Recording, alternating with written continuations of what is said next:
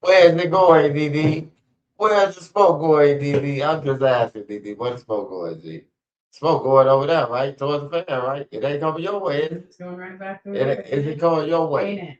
No, it ain't going nowhere. It's going inside the fan. Look. It's going inside the fan. Noon's low. Look. Okay. Look, Nene. Someone get him. Nene. What is smoke? Is the smoke coming out? Is the smoke coming behind? It's still gonna go. Look, It's not Nene. gonna go anywhere. It's Newton's law, man. Once emotion, always emotion. The fan is blowing it this way, and it's gonna break How up are you because just gonna stir it when you can suck it out? It don't make no sense. You just stirring it around. you right, DD. You right.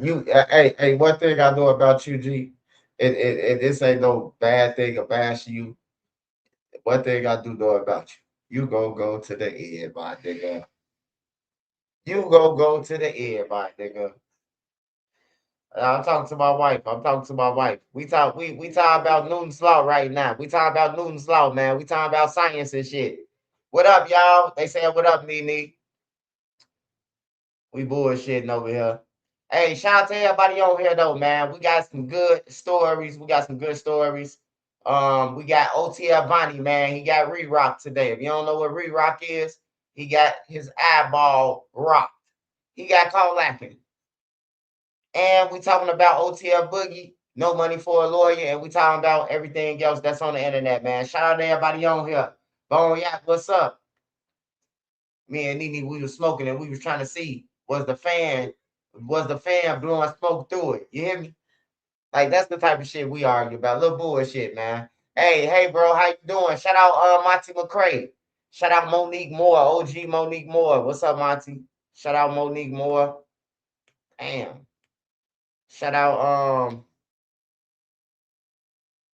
Never Lacking, 1900. Shout out testimonies. Shout out Bone Yak, man. Shout out the Mo's and the Mo Wets. Hey, use a GZ2 SCOVO 2E. Don't never tell me don't push nothing back, nigga. Now you in the background listening to me. Shout out Testimony again. Shout out Space Cloud. Shout out Adia. Shout out Adia. Appreciate your support, Adia. Shout out Matthew Liggins. Shout out B-Rural. All right. Shout out Nardo from up north. Shout out KTP, OTF Monk 9707. Shout out Bone Yak again. Fun and name is. Appreciate your support, bro. Shout out to the whole 303. Chelsea Davis again. Shout out Chelsea. Ramadan Boy 35. Shout out to you, brother. Josh Y9G5. Damn, y'all got some long names, brother. Shout out Josh. Shout out Ray Cernez, man. Ray Cernez been with me for a long time. Shout out Dro the mother and Ma. All right. Shout out Lawrence Jackson. Shout out Tony O. Shout out City Streets TV. Shout out Dro the Mob again. Shout out Cheesy. Damn, this thing keep on getting fucking stuck, man. Shout out Antonio Anthony and shout out Momo. Harvey Real 147. Shout out to you too. All right, y'all, we're gonna get into it first, man. First, we gonna kick it off with OTF Vonnie, man. I finally got justice when I heard what happened, man. You know, because he making me spend some lawyer money. So I feel like I got justice. And how did you get justice, Trenches News? Well, I got the mail that he got re-rocked. His eye is leaning, and he got a knot on his head like Tommy Hearns. You hear me? Hey, I just want to tell people, man, it ain't safe in jail at all, bro. It ain't safe in jail. You can get touched. You can get touched in PC, all that shit, bro. Like a person to check in PC. If somebody killed their family, I done seen somebody check in PC. And then one of the guards end up slipping. He let a motherfucker out. And then he tell a motherfucker, you go over there and sit on the table while I let them out. And then the motherfucker rush both of them and the guard and flood them. You hear me?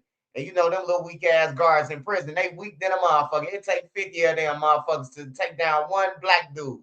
You hear me? But when they take you down, the last thing I heard a black motherfucker say was, "Mama." We ain't never see him no more. We like, what happened to bro? Oh man, they killed him last night. You hear me? Like they be killing people in the joints, bro. And you don't never know, bro. And then they don't even notify the family. The family will call up there and talk to my son in a month. Oh, he's in segregation. He under investigation. You hear me? They tell you he under investigation so long that you be like, fuck that. I ain't called no more down here until you get out. Whole time he dead, bro. So yeah, Vonnie, he got beat up, man. Now, the person who ended up getting him, ain't this some shit? Is the cousin who sold the guns to them. So the cousin put two and two together. Only way they could come and get me if Vonnie told him, because I only sold his ass some guns. You know, so the cousin seen him in the county jail, and he found opportunity to swell up his eye. See, he would have got a bonus if he would have closed both of his eyes. You hear me? I give up noodle. No, I don't give up shit. I'm just playing, man. I'm just playing. I'm just playing, man. Cairo said it.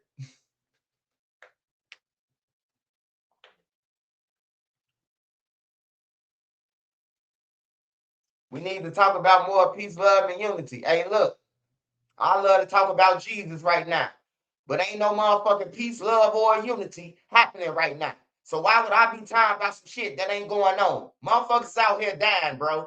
Hey, look, my technique of talking about shit is way different than what you thinking.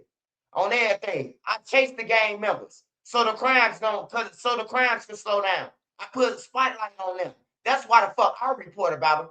I don't know why ain't nobody else report about them, but that's my technique. They don't like Trenches News reporting about them. So if I stay on their ass, the blocks don't like me reporting about them. They inbox me all the time. Hey, bro, I appreciate you. Not, you know what I'm talking about? I be getting on the block's ass, bro. Ain't no unity where we from. I don't know where you from. It might be unity, but ain't no unity. Motherfuckers is dying. The 12-year-olds, 13-year-olds, they killing motherfuckers. They got all the hats. So that's what we gonna be talking about, brother. I don't know what you got going on, brother, or where you live at. Somebody just got bent up. Two ladies just got shot the other day. What are we talking about? Two women just got robbed yesterday in the West Loop for their shit. What are we talking about? We ain't talking about nothing positive. Ain't shit positive going on everything. And if it is something positive going on, hey, look, the shit that they doing is outshining it. I hate to tell you, old fella, but I get personal about this shit when people say talk about something positive. I love to talk about Jesus. Or if I talk about anything, I love to talk about the Bible. Hey, but look though, this is my mission right now. I gotta stir up shit so the gang members can get the fuck on. Either they gonna crash out or they gonna go to jail. Or they gonna go to jail, crash out, or they gonna leave the earth by getting killed. Either way, we gotta make a way for these kids to play, and these women and these older people to be able to get on the bus, the civilians. Other than that, I ain't got nothing positive to talk about on everything. Last thing I seen motherfucker positive was when the gang members used to motherfucker bow the ice cream trucks and barbecue for the kids. You know what I'm talking about? That shit over with now, brother. On everything. This shit about survival now. Ain't nothing positive about that. What you want me to work on? What? The astronauts went to the moon? On everything. That's all I'm saying, brother. Hey, no. Hey, no. Hey, look, just let me tell you this. Shout out 78 for Kingston. This all I'm saying, brother. You know what I'm talking about? Hey, J Dog said, let's clean up the block. J Dog from Kingston.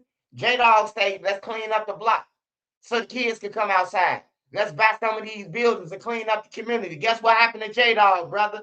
He got killed 2 days later by his homies now in the alley of Kingston. I have nothing. I'm on top of the game members' ass. They killed one of your people's inbox trenches news. You'll see me report about it. But anyways, man, Vonnie got what he deserves. He got what he deserved. And yeah, ain't no getting away in jail, man. Ain't no getting away. And then Lil Durk or none of them ain't even gotta be involved with the shit. A fan will strike you. A fan will see you and be like, man, you the reason why we can't listen to Lil Durk. You know what I'm talking about? And punch you in your forehead. So it's gonna keep on happening, man.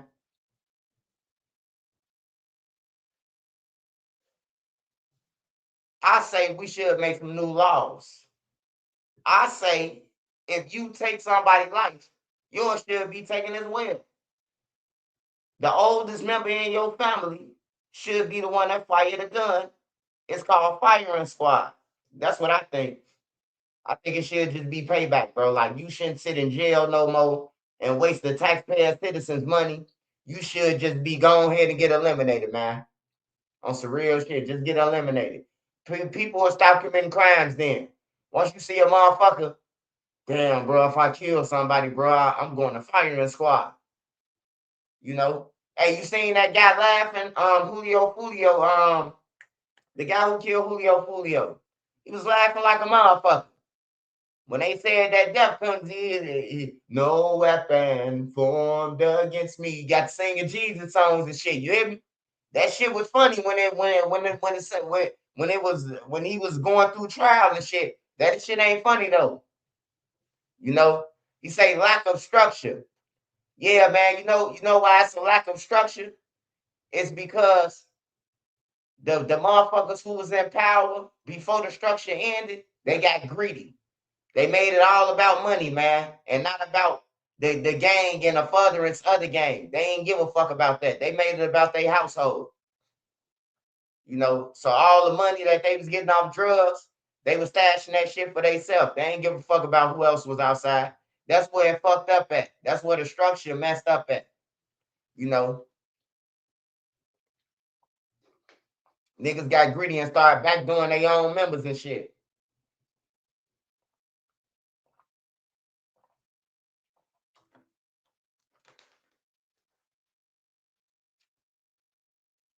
Hey, but I want to say this, man, because there's people study hitting me up talking about some.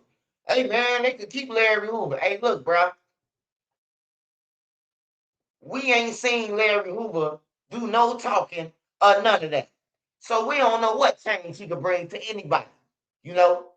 But I know one thing: we been seeing what the fuck been going on since he been gone, and right now he in jail right now, and it's the same old bullshit. So if Larry Hoover could come home and tell these lame ass GDs or whatever the fuck they want to be to pipe the fuck down, if I guarantee, if he told King Yellow to shut the King Yellow won't even be on YouTube no more. Hey, delete your YouTube channel. We don't get down like that. You hear me? We need that, man. Larry Hoover don't even know these GDs, these dudes. Don't none of them know they lit. Only thing they get on the only thing they get on the interview and say is number 9. No, bullshit. Bullshit. They don't know no literature, man. No lit. I studied this shit on everything, bro. Hey, my homie was a king. My homie used to be like, hey man, hey, teach me your literature. I'm gonna teach you mine, right? So look, we were smart back then. I learned the Stones lit. Well, my daddy a general, so I ain't really have to learn the Stones lit. That shit was just coming out because my daddy, y'all gonna learn this shit. But I learned the Kings lit. You know what I'm talking about? That's the Pee Wee mode. The Kings got Pee Wees. If you know, you know. So I learned the Kings literature. I learned the Stones literature. I learned some of the Vice Lord literature. So look, if it came down to 100 niggas standing on the corner like, let's get them. You know what I'm talking about? I can hear the fight to y'all. I can hear anything that's coming.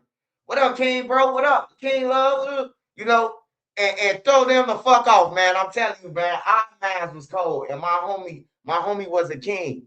He said, man, the Kings be on bullshit with y'all, bro. So just in case you ever get out of Cook County and they try to play, I say, yeah, you smart, brother. You smart. Teach me. Come on. Let's go to study hour and teach me. I don't know if y'all know what study hour is in school. It used to be like a class where, it was like an hour free. It was a free hour of class, like where you catch up on your homework or do whatever, get on the computers. Yeah, it was like study hall, but it was study hour, and that's what we used to be doing in that motherfucker. Yeah, Chicago, man. Hey, look, you will stay alive a long time. Cause back then, I'm talking about my cousin them. They seen the motherfucker getting off the bus on the state, and they damn near paralyzed dude over a starter jacket. That's when I knew the gang banging was real, bro. Like, damn, you can't wear a starter jacket. Man, you can't. You gotta take that jacket off. It was an Indiana Hoosier, or it was no, it wasn't an Indiana Hoosier. It was a Blackhawks, and you know, on the Blackhawks, you got to be a real game banker to know this shit. But to be into some shit like this, they said take off your Blackhawks jersey, bro. He like, man, it's my favorite team. They like take that shit off. It's dropping the force. I ain't taking nothing off. They 100 niggas crushed him. You hear me? Like for a starter jacket, bro. I couldn't believe it. It was a Black Hawk starter jacket. And I'm like, damn, bro, dude, stressed out. Can't move or nothing. First and 117 decides the secrecy. The young dudes out here don't know what us 80s babies went through just to survive. Yeah. Yeah. Jesus, hey, Big Sanders is the biggest gangster I know. He the biggest gangster to me on everything. Cause he be, hey, I don't even have to do nothing, man. On everything, Big Sam slide for me. I ain't gotta come at nobody, bro. Big Sam just slide. And he just come to me and be like, it's done, son. Keep on with your mission. Like, damn, Big Sam, you just took him out like that. You know? Um, he say, damn, a starter jacket. Oh, yeah. The starter jackets, man. Hey, we ain't shit like California though. I can tell you that. A lot bigger than him. Hey, look, brother. Hey, look, we ain't gonna get into who bigger than who. That's disrespectful than a motherfucker though. For you to say a lot bigger than now, what if they was the same motherfuckers? You would be feeling like a goddamn dummy. What if they come out and say, ha ha ha, you dumb motherfuckers been down there arguing, and we the same motherfucker on everything. You would be a dumb motherfucker because we all going off what somebody else said, nigga. Don't tell me no Allah bigger than no Jesus, nigga. If anything, they even on everything. Don't say that to me. I don't disrespect y'all shit. Don't come on my page disrespecting my guy, bro. On everything, bro. Or I'ma go there. I don't play that shit, bro. Don't tell me your God bigger than mine, nigga. Why are y'all dying then?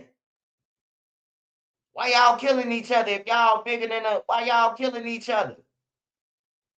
Everybody who died, they killer was Muslim, man. Islam, man. What's going on, brother? Bezu, Money Duke, want me to keep on going? Lil Mike, want me to keep going? Real. All the brothers is Muslims who killing each other. What's going on, brother?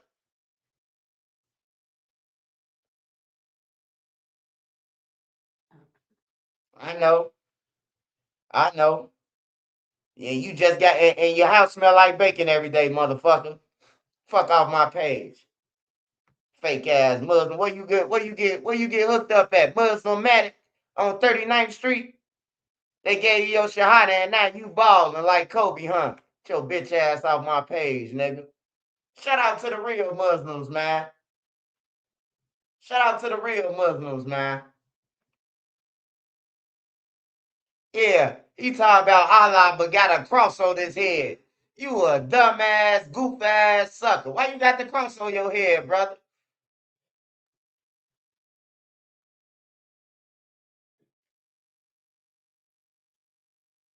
Hey, I appreciate you, refugee. Oh, that thing, man. Hey, I let everybody believe whatever they want to believe in, bro. Don't discourage no other motherfucker and tell them, oh, my person is bigger than yours. Like, nah, bro. On everything. We ain't gonna go there. Yeah, that nigga look like a fake ass Fredo Santana, man. Fuck off my page. Shout out Brother Hassan too, man. Brother Hassan, I could call him right now, and he in the temple right now. He in the temple doing prayer. That's a real Islam, bro. On everything. Don't come at me about that shit.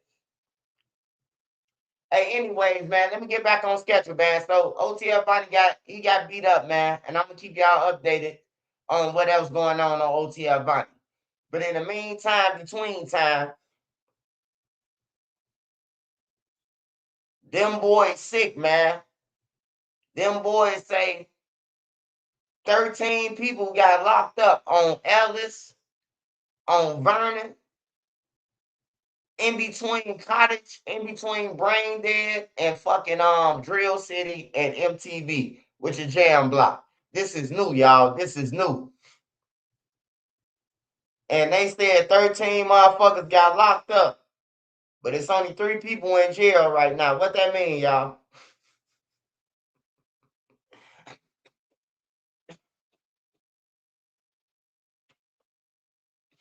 What that mean, y'all? The feds locked up 13 people on 79th. They said only 3 in jail right now.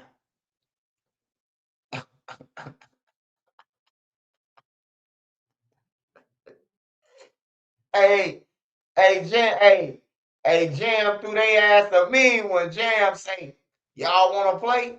Nigga, didn't I knock off a half a kilo for you when you came home? The feds was like, a kilo? This guy just got out for 3 kilos. And they got to investigating his ass.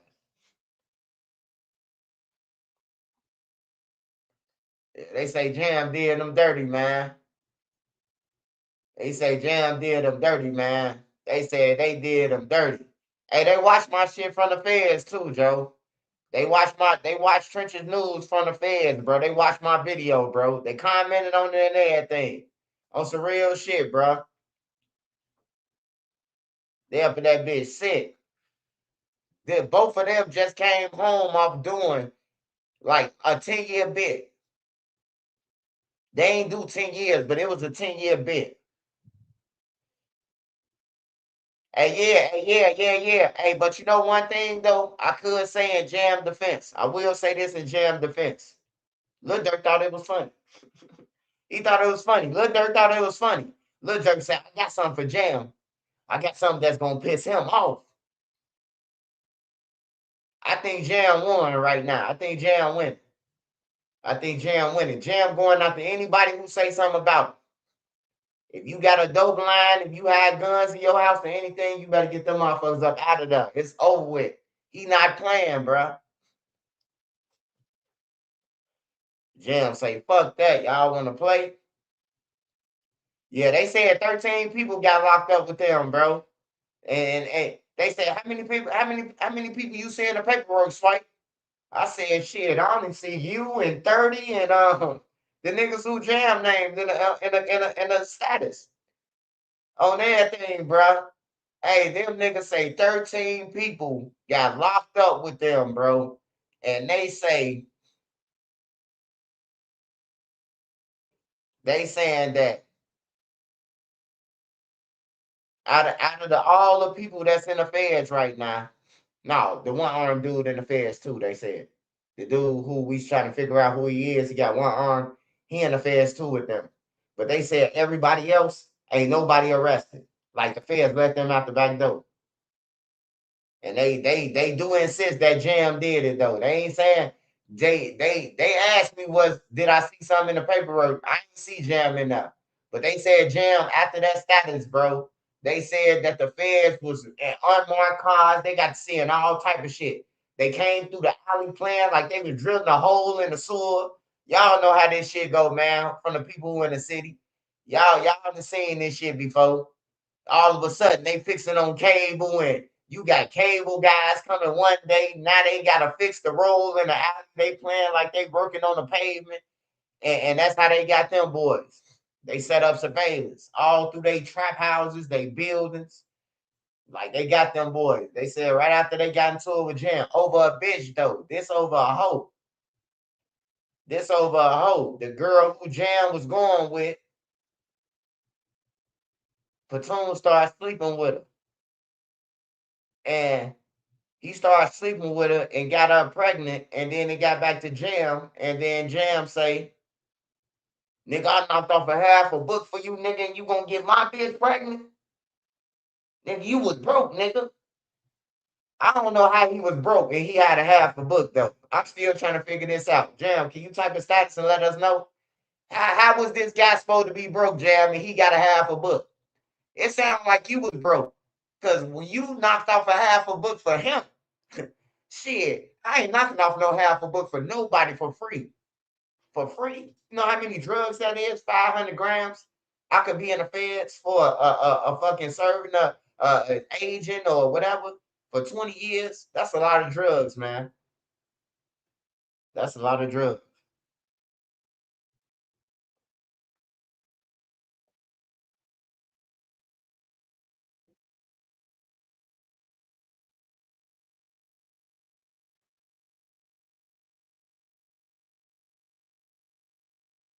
Shout out Hanley Beachman.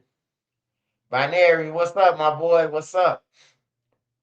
Shout out DD, man. B7U. Man, shout out to all the real OGs out there, man. There's a lot of real OGs out there still, man. A lot of real older niggas still out there.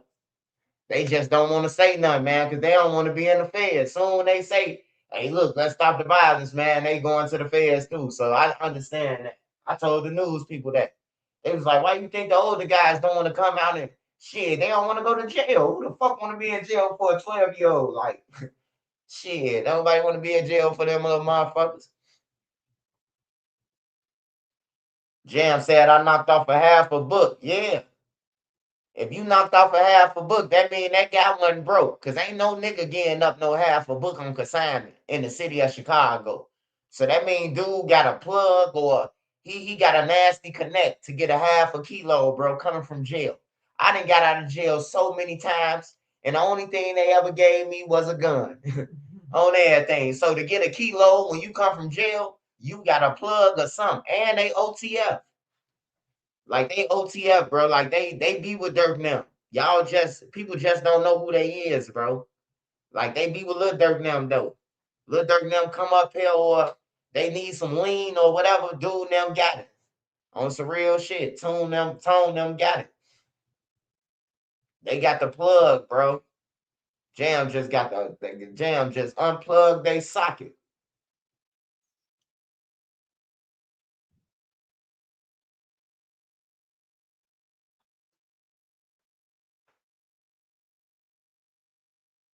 That's crazy, man. Cause the girl who they tied about, she finna go with somebody else. Now that Tone in jail.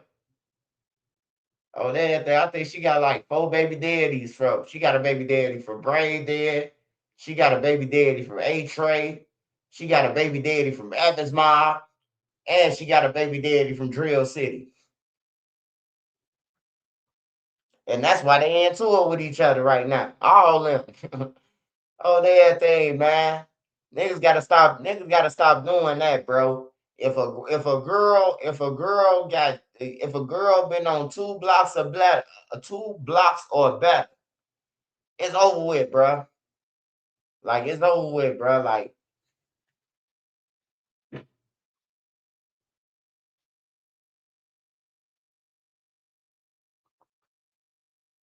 I remember it hurt my heart, man. My homie, rest in peace, Clip.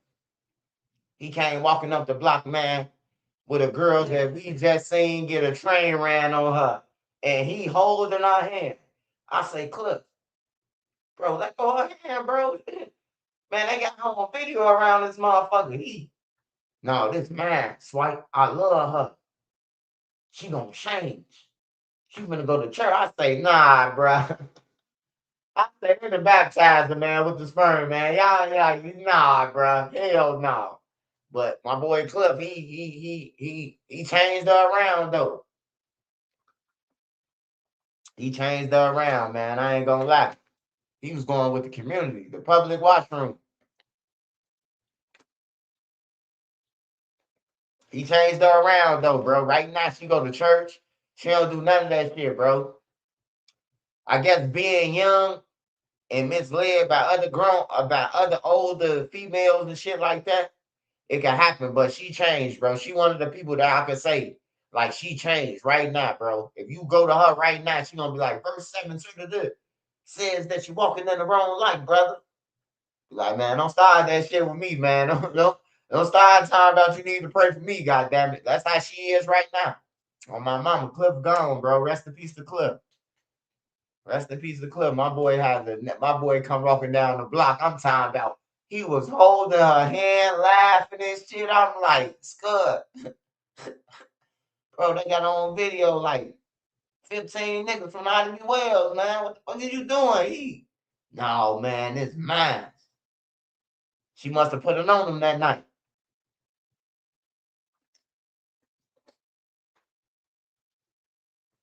But hey, shit happens, man. Yeah, he had the S on his chest. I swear to God, bro. It was like a light came out the sky, man, and it was reflecting off his S on his chest. Cause my boy said, hey, he stood on it too, bro. He stood on it. He like, no, this mine.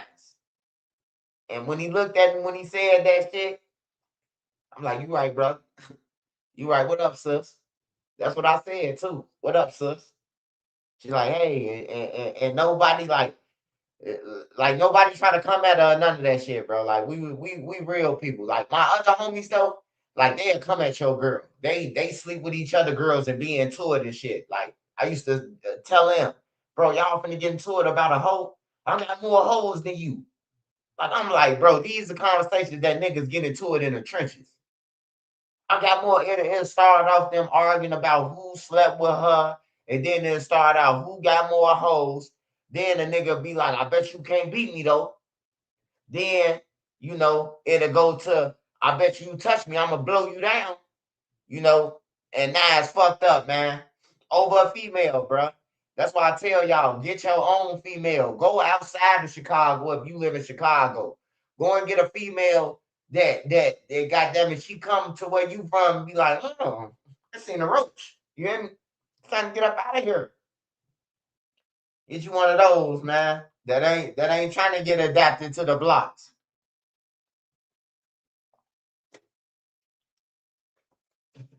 What you think about Chicago Content Day in June? Think it might get active? Hey, I don't know. Hey, look, I don't know about no content day, but you know, hey, everybody, anybody can do content, man. Content is every day. Content is every day, man. I seen a motherfucker go downtown and take a picture of the Sears Tower, man. He got 13 million views on his YouTube page. He recorded the building for 13, 14 minutes. And he got a million motherfucking views for recording the Sears Tower. So if you tell me that hey, God ain't make a way for motherfuckers to get this paper, I don't know what it is, man. I'm telling you, bro. Like this shit, like for real, bro. Like this shit so sweet. Like anybody could do it, bro. The kids just making an excuse. If I was 12 years old right now or 13 and I ain't go to school, I'd be on my motherfucking phone right now. Doing TikTok or doing the dances and all type of shit, bro. I mean, you ain't doing shit anyway. Your mama don't give a fuck. Cause I don't see how you can be not in school at 12 years old and then don't nobody notice. That's why I'm glad Trump taking them link cards too. I ain't gonna lie. At first, I was like, damn, Trump, that's some harsh shit, bro, to take them link cards. But no, you can't keep on feeding the killers, man. You gotta let them bitches starve on their thing. Like for real. That's what the parents doing with the money, bro. They either selling the link or they feeding the killers.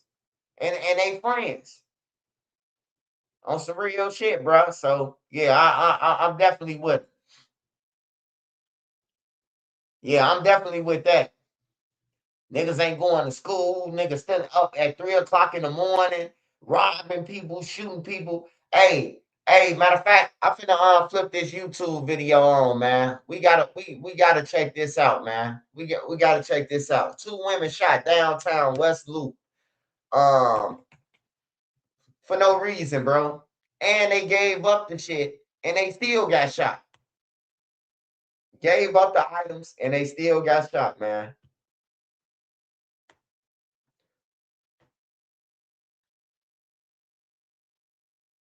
I don't understand these niggas. What's the link card? EBT. EBT, the blue card. It might be white in California though. But yeah, that EBT, yeah.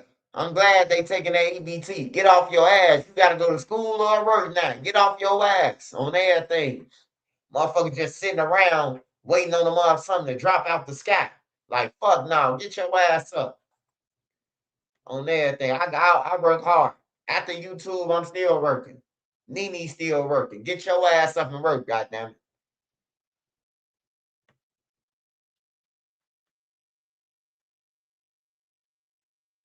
Smash that like button for me. Can you talk about the baby? What baby?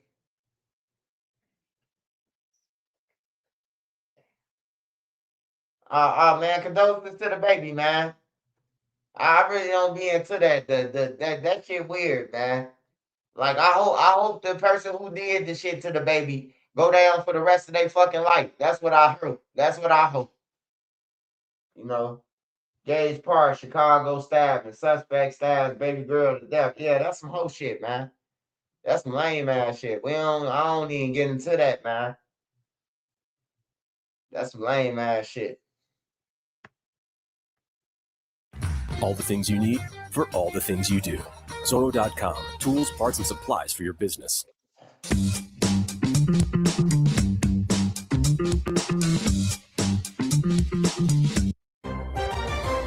Following breaking news, 2 women recovering this morning after police say an armed robbery turned into a shooting in the West Loop overnight.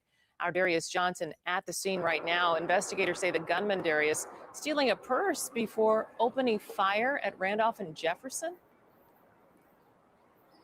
That's exactly right, Suzanne. Taking a purse from one of the 2 women, yet both of those women were shot, and that gunfire sent people running right here through this West Loop area at Randolph and Jefferson. Now, we know there was a large police presence here for hours, including officers that were searching this area with a K-9 unit while marking evidence or putting evidence markers right here in the street. This morning, investigators are still trying to sort through some of the surveillance video in this area and accounts from several witnesses. We're getting a call of shots fired.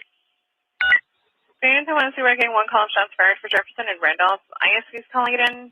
There is a male Hispanic in a white Kia Sorrento.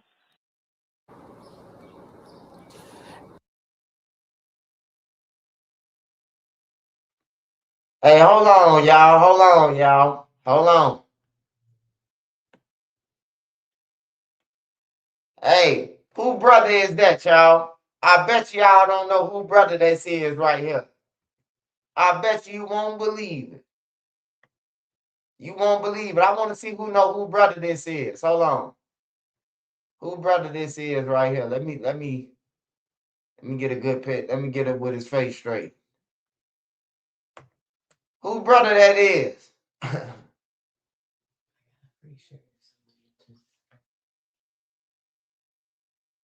I got a free shirt.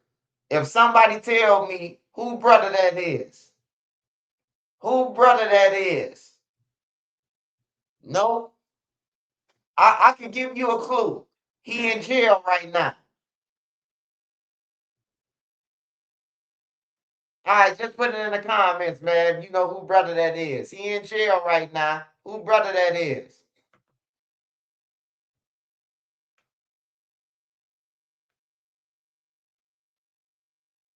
And accounts from several witnesses.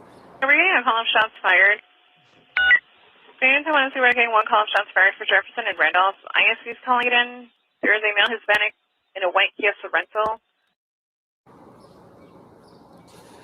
It was just before 1 o'clock this morning when the call came in for 2 women shot in the West Loop. Chicago police say the 2 women, ages 21 and 33, were standing on the sidewalk when a man got out of a white SUV, demanded property, and took a purse from one of the women and then opened fire. Witnesses tell CBS News Chicago there was a white Kia that appeared to be chasing a man before those shots rang out.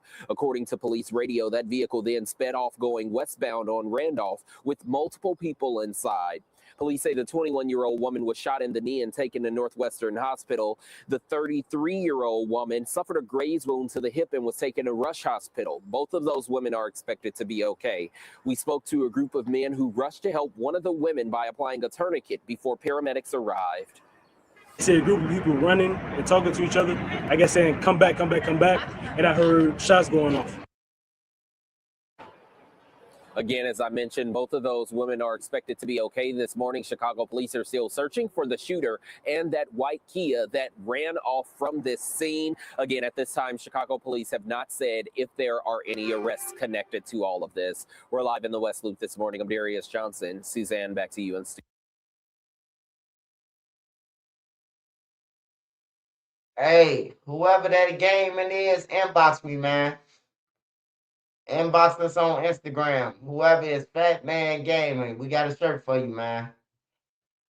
We got a shirt for you. Vonnie did his shirt. That's Vonnie brother, man. Vonnie got some more brothers that's from where AJ and them from. Where AJ and Marley, well, not where Marley from. Well, Marley family live over there too. But where AJ from, that's where his kids at. That's Vonnie. That's Vonnie, what's the name? On my mama, bro. That's Vonnie brother, bro. Vonnie got some old brothers too. Vonnie got some old brothers, bro. He got some more. He got a brotherhood transformer. They from Morgan, 86 in Morgan. And then he got another brother, bro.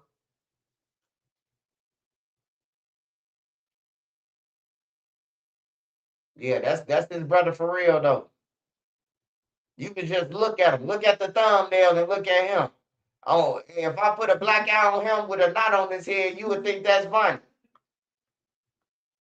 For real though. Damn, bro. 4 people shot at the zoo in Atlanta. Legacy is a beautiful Bro, I thing, remember Atlanta but was only if sweet, it man. survives. We don't want to begin with breaking news. This is in the historic Grant Park area where the home of Zoo Atlanta lives. That's where a bomb threat was called in, causing the zoo to be evacuated. Thanks so much for joining us for Fox 5 News at 6. I'm Eric Perry. All of this happening about an hour ago. After a thorough check, Atlanta police say it was a false call. But the chaos still there. Fox 5's Annie Mapp is live at the zoo. And Annie, you spent some time talking there with those who were evacuated, a lot of families out on such a gorgeous day. Walk us through what you're seeing.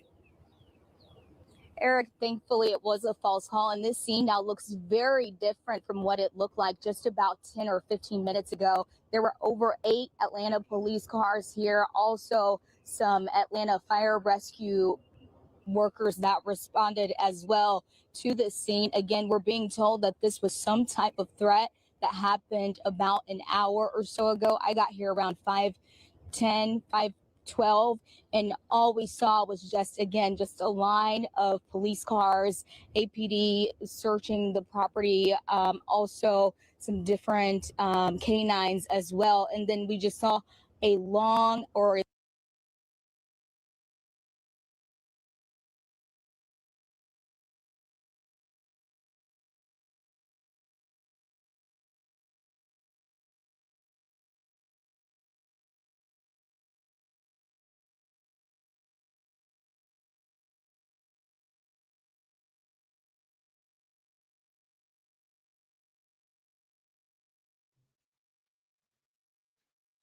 Oh, that's the evacuation at the fucking zoo.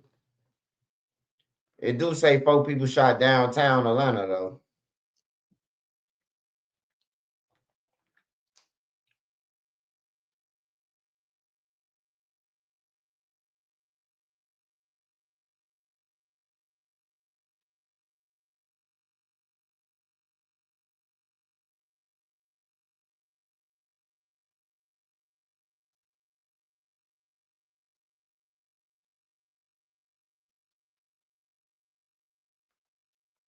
As the weather gets warmer and Chicago streets become busier, communities are on alert for so-called teen takeovers. Now, an effort in D.C. to hold parents responsible for incidents like this could impact how they are handled here. Our Victor Jacobo is live at North Avenue Beach, where Chicago Public Schools say one takeover was planned for this weekend. Yeah, Erica, CPS and CPD have informed parents that those planned takeover activities are expected to happen here at North Avenue Beach. It comes as this issue continues to prompt concern in Chicago as well as other cities across the country. Parents, do your jobs or we will do ours. In Washington, D.C., U.S. Attorney for the District of Columbia, Janine Pirro, says her office plans to take more legal action to address teen takeovers she says has impacted the nation's capital. Starting today, my office will aggressively prosecute parents under D.C.'s curfew law. It highlights how the issue has sparked reaction around the country and here in Chicago. In a message from CPD and CPS to parents, they say they've been notified of 2 teen-related trends being planned for Saturday and Monday at North Avenue Beach. We have a perimeter that we've established around North Avenue Beach for Saturday. We're going to be doing cooler checks, enforcing the alcohol ban. Second Ward Alderman Brian Hopkins told me steps are being taken to prepare. Yeah, we have extra staff both on duty Saturday night and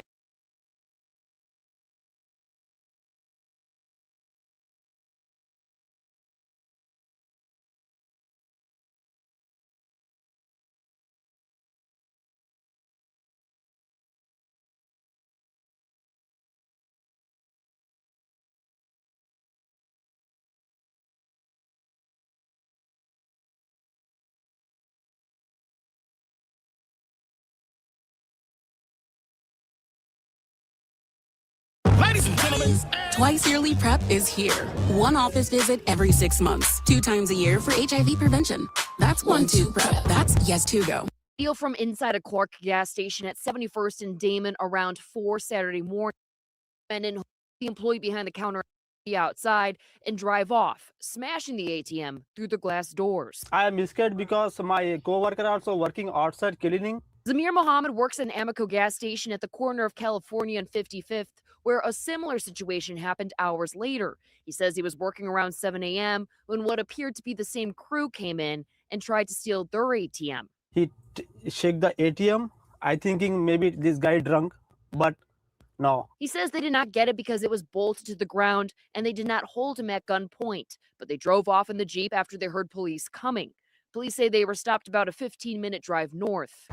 The Cook County Sheriff's Office says the 4 people inside the Jeep crashed into a car near this intersection at 31st in California. They say a sheriff's deputy near the jail heard the crash, came over and saw the 4 suspects run away. They say that's when one of the suspects got into a squad car and drove off. All right, all I got is eastbound on foot.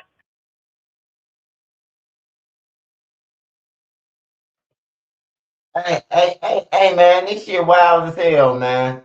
This some wild shit, bruh. These little motherfuckers just hijacked the ATM. While motherfuckers in the store buying shit, they come start tying up their ropes and force the motherfucker to stay behind the counter. Then after that, they crash. The police get out to help them and they rob him. This shit can't be. This shit is a movie, bro. Like, this shit is a real fucking movie, man. They done got the sheriff. Now they in the sheriff car riding around. This shit is crazy, man. You can't even make this shit up, man. And drove off. All right, all I got is eastbound on foot. Over and saw the 4 suspects 31st in California. They say a sheriff people inside the Jeep crashed into a car near this intersection at 31st in California. They say a sheriff's deputy near the jail heard the crash, came over and saw the 4 suspects run away. They say that's when one of the suspects got into a squad car and drove off. All right, all I got is eastbound on foot. Oh, they just stole a sheriff's squad car, you guys. Police say 3 of the men were arrested, but the 4th used the squad car and hit the sheriff's deputy before speeding away. There's an ambulance over here for the Cook County Sheriff. He's trying to get in the way. It looks like he was struck by his own car. All right, he might be getting back on the Ryan. Police say the 4th man was arrested on the Dan Ryan after sources say they used spike strips to stop the stolen squad car, popping its tire. Marissa Sulek, CBS News, Chicago. The Cook County Sheriff's Office says the deputy was treated and released for non-life-threatening injuries. Chicago police detectives are investigating. Go, go, go. The client's waiting. Wait. This is last year's deck. Oops. So many files to make sense of.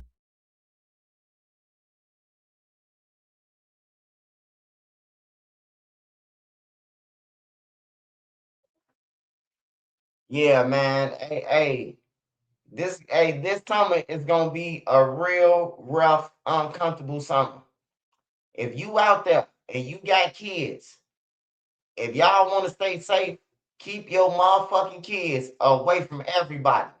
I just hate to say it, bro. I hate to be, you to box your kids in and be around people, bro. But you only got one life at the end of the day, man. It's either you want your life or you don't, or you want to take a chance on your life. You know, because most of these events that the black people going to, bro, they getting shot up. The police can't do nothing. We can't even go to the Taste of Chicago without gunfire. I ain't never seen nobody shoot at the Taste of Chicago, bro. Like, for real. And to now, to these young YNs, to these motherfuckers. Man, we used to go to the Taste since I was a kid, bro, and eat. You know what I'm talking about? And then when I got grown, we was going, me and my friends, to smoke, watch the music, the free concerts, and shit like that, bro. Now motherfuckers at the Taste of Chicago, bro, everybody looking up over their shoulder, bro. They doubling to see if they seen somebody they robbed or something. Like, you could just sit back and look. Is that dude them or crowds walking past? Hey, that's dude them over there. We finna get on his ass. You hear me? Like, come on, man. You can't even chill, bro. So, hey, look, make sure you be careful outside everywhere. Not just Chicago, bro. Everywhere. Everybody trying to make a name, man, in them young niggas age groups. They trying to make a name. They be doing the stupidest shit too, and then get caught right away. Right after they finish doing the dumbest shit on earth. All right, so where we going next?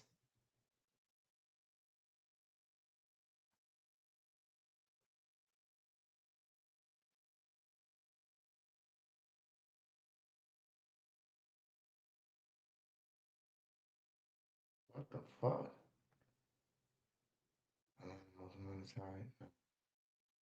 Man, I just seen some shit. Hold on.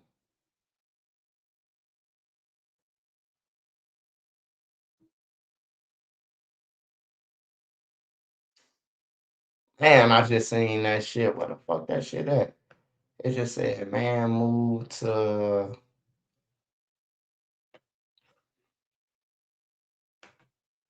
Four men were arrested after an attempted ATM.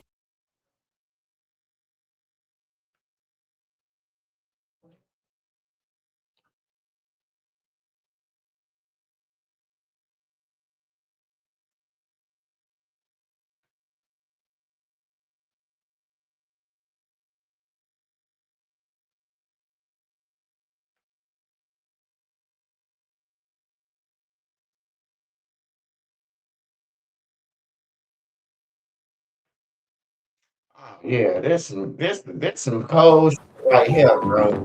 You can't hide on a motorcycle. No roof, no doors, just freedom. Behind the visor, we're not strangers.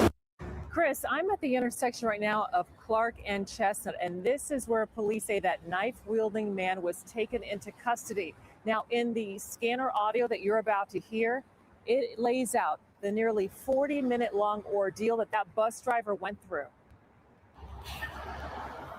It all started here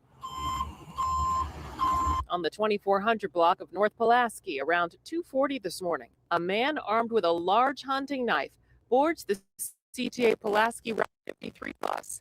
Police receive information a panic alarm has been activated, and there's an assault on a bus operator. The bus is unable to stop, has passengers. The Pulaski bus headed southbound. It sounds like this bus is going rogue right now.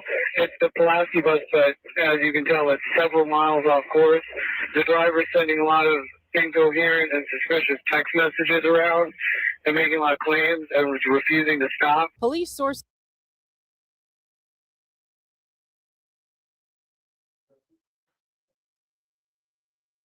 Man, this nigga done hijacked the bus, trying to kidnap the bus driver, bro. Hey, man. Now this shit Grand Theft Auto right here, bro. What the fuck do you think you finna go with that big ass bus? Like what? Where you finna go? Where you gonna hide it at? Where you gonna park it at? What garage big enough that you know that's gonna hide that big ass bus? Everybody know the bus got a track on that motherfucker, man. Like, come on, man. That's why I'm saying niggas just throwing their lives away, bro. Where you gonna go with the bus driver after you pull over? Like, come on, man. This some To say stupid before shit. the ordeal began, the bus driver was able to get passengers off the bus. Then she was held at knife point for 7 miles, finally making it here to Clark and Delaware. Male wearing all black, pulled out a knife a few miles ago and was holding the bus operator pretty much hostage with a knife, forcing her to drive this way. The supervisor also stated when he arrived on scene here at the bus, he witnessed the individual holding the knife at the bus operator's neck. At that moment, the man armed with the large knife climbed out a bus window, making his way across Washington Square Park. Police would then get a call to go to 100 West Chestnut for a man matching the description of the person that had climbed out the bus window. 5'6", heavy set, black jacket, blue jeans, black shoes, outside of the building waving a knife. I'm not sure if that might be the guy. And following a positive ID from the bus driver, it was their guy. Chestnut and Clark, we got him. Now, police are telling us no one was injured in this incident. Meantime, in a statement, the CTA is praising this. Man, that nigga, man, he ain't even had to do all that, man. He could have just waited till a sheriff come out the sheriff thing and then just steal on him if he wanted a bed or hide in the cop. He didn't hijack the lady, man. Your ass finna go down, bro. You kidnapped a public official, bro, for 7 blocks. Your ass ain't getting up out of there. They finna get his ass 50 years, watch. Hell no, man. And then the lady, she told everybody to get off the bus. Let everybody off the bus. Take me. Like, fuck no. Fuck no. Hey, shout out Powder, man. Shout out Powder.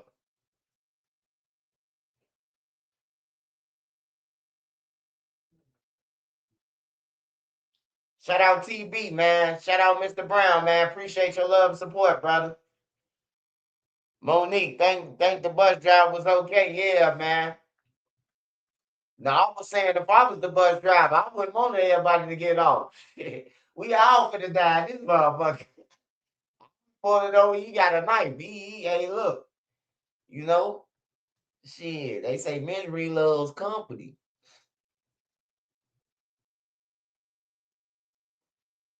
Yeah, that's crazy, though.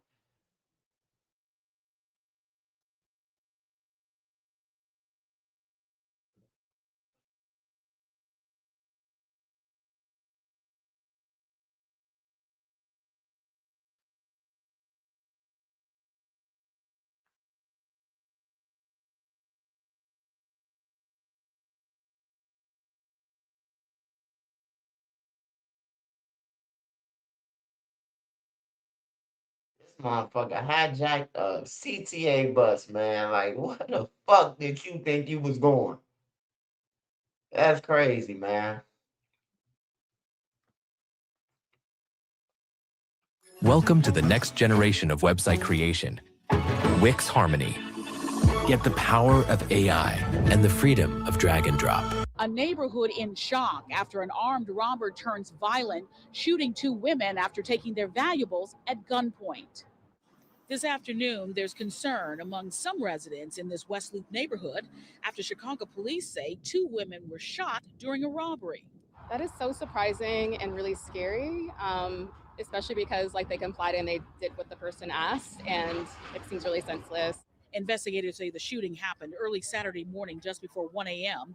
in the 600 block of West Randolph Street. Police say it was as 2 women stood on the street's sidewalk between Clinton and Jefferson Streets that a man got out of a white SUV and approached them before demanding their valuables. Authorities say the suspect stole a purse from one of the women before firing at them multiple times. A witness who did not want to be on camera describes what he saw and heard. Like maybe 6 or 7 shots. And I thought, well, that sounds like it's kind of close. And then started hearing sirens coming into the area. So I looked out the window and saw all the police cars up and down the street. The gunman then got back into the vehicle and sped away. The attack left a 21-year-old woman with a bullet wound to the knee and a 33-year-old woman with a graze wound to the hip. Both women were rushed to area hospitals where they are recovering. As expected, the violence has left some on edge. It's scary because it can literally happen anywhere. It can happen in the safe parts, it can happen in the other parts. No arrests have been made and no one is in custody. The attack is still under investigation.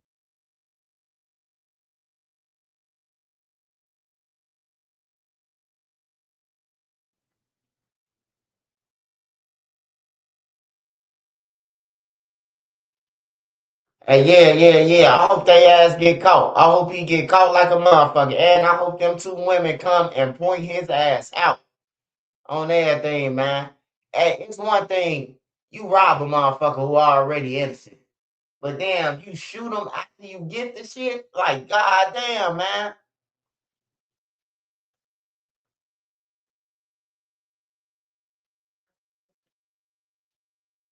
Nigga, motherfucker, give you the shit and then you do it. All new tonight, Orlando police busted what they describe as an organized fraud group involved in a scheme using stolen EBT card information. Well, those fake cards were used at multiple stores, wasting thousands of dollars in EBT funds. West 2's Patrick Perez dug through the lengthy arrest reports. He's joining us live from the Orange County Jail tonight. And Patrick, this alleged scheme goes as far back as October of last year. And Luana, I actually spoke with one of the victims. She told me she could not believe it when she checked her balance and saw that it was $0, and she was not the only one. 5 people faced more than 100 charges combined for their alleged roles in what Orlando police say was an elaborate fraud scheme involving EBT.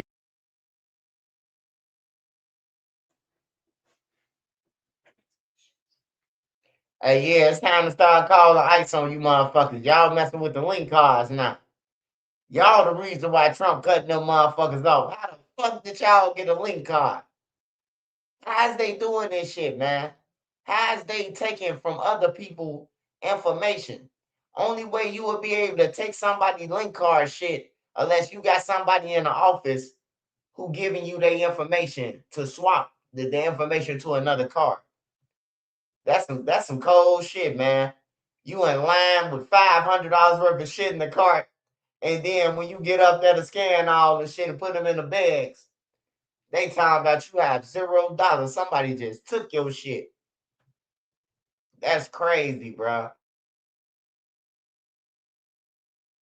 Cards. According to an arrest report, police say the suspects used fake cards with stolen information from real EBT cards believed to have been skimmed to make small purchases at places like this Wawa on South Goldenrod Road. The receipts would then show how much money was available in each account. Police say the suspects bought cases of energy drinks and coffee from multiple stores in Orlando, including this Walmart also on South Goldenrod Road, draining the victims' accounts. The report says victims reported discovering their accounts depleted or declined when attempting to purchase groceries for themselves or their households. Police allege the group stashed the products at several storage units before taking them to a food and beverage warehouse where they were sold for a profit. Detectives investigated a total of 37 incidents within the city of Orlando, all between October 2025 and April of this year. They ended up identifying at least 29 victims. Overall, police say the group stole more than $5,000 in EBT funds. I was devastated because it's like, okay, I've been waiting all month to purchase what little items I got.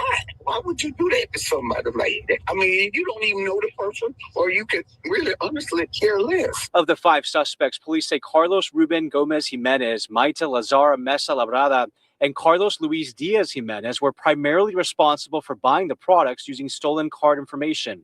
They face multiple charges, including racketeering, criminal use of personal identification information, and public assistance fraud. And those 3 suspects you saw there still remain here at the Orange County Jail tonight. I did reach out to the Orlando Police Department to find out the whereabouts of the other 2 suspects. Covering Orange County, live in Orlando tonight, I'm Patrick Perez, Watch 2 News.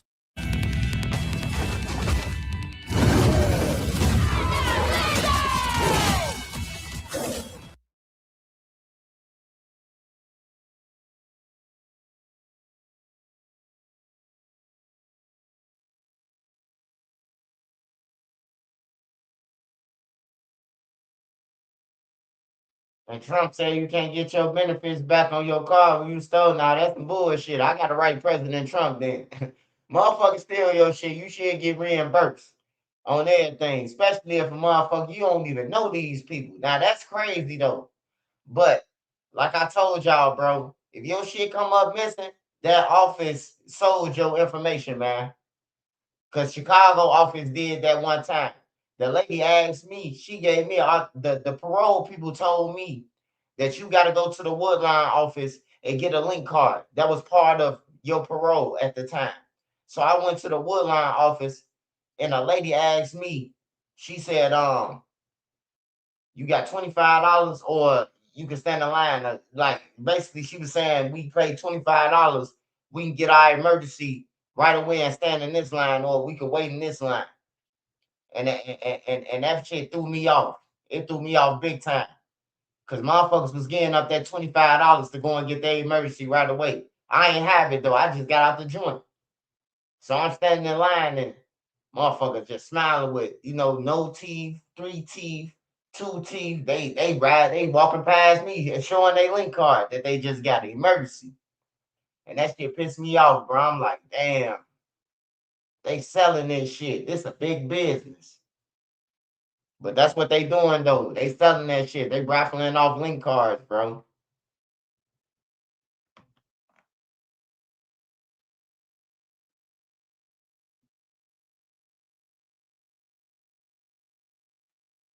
What was that thing with the Chicago, baby?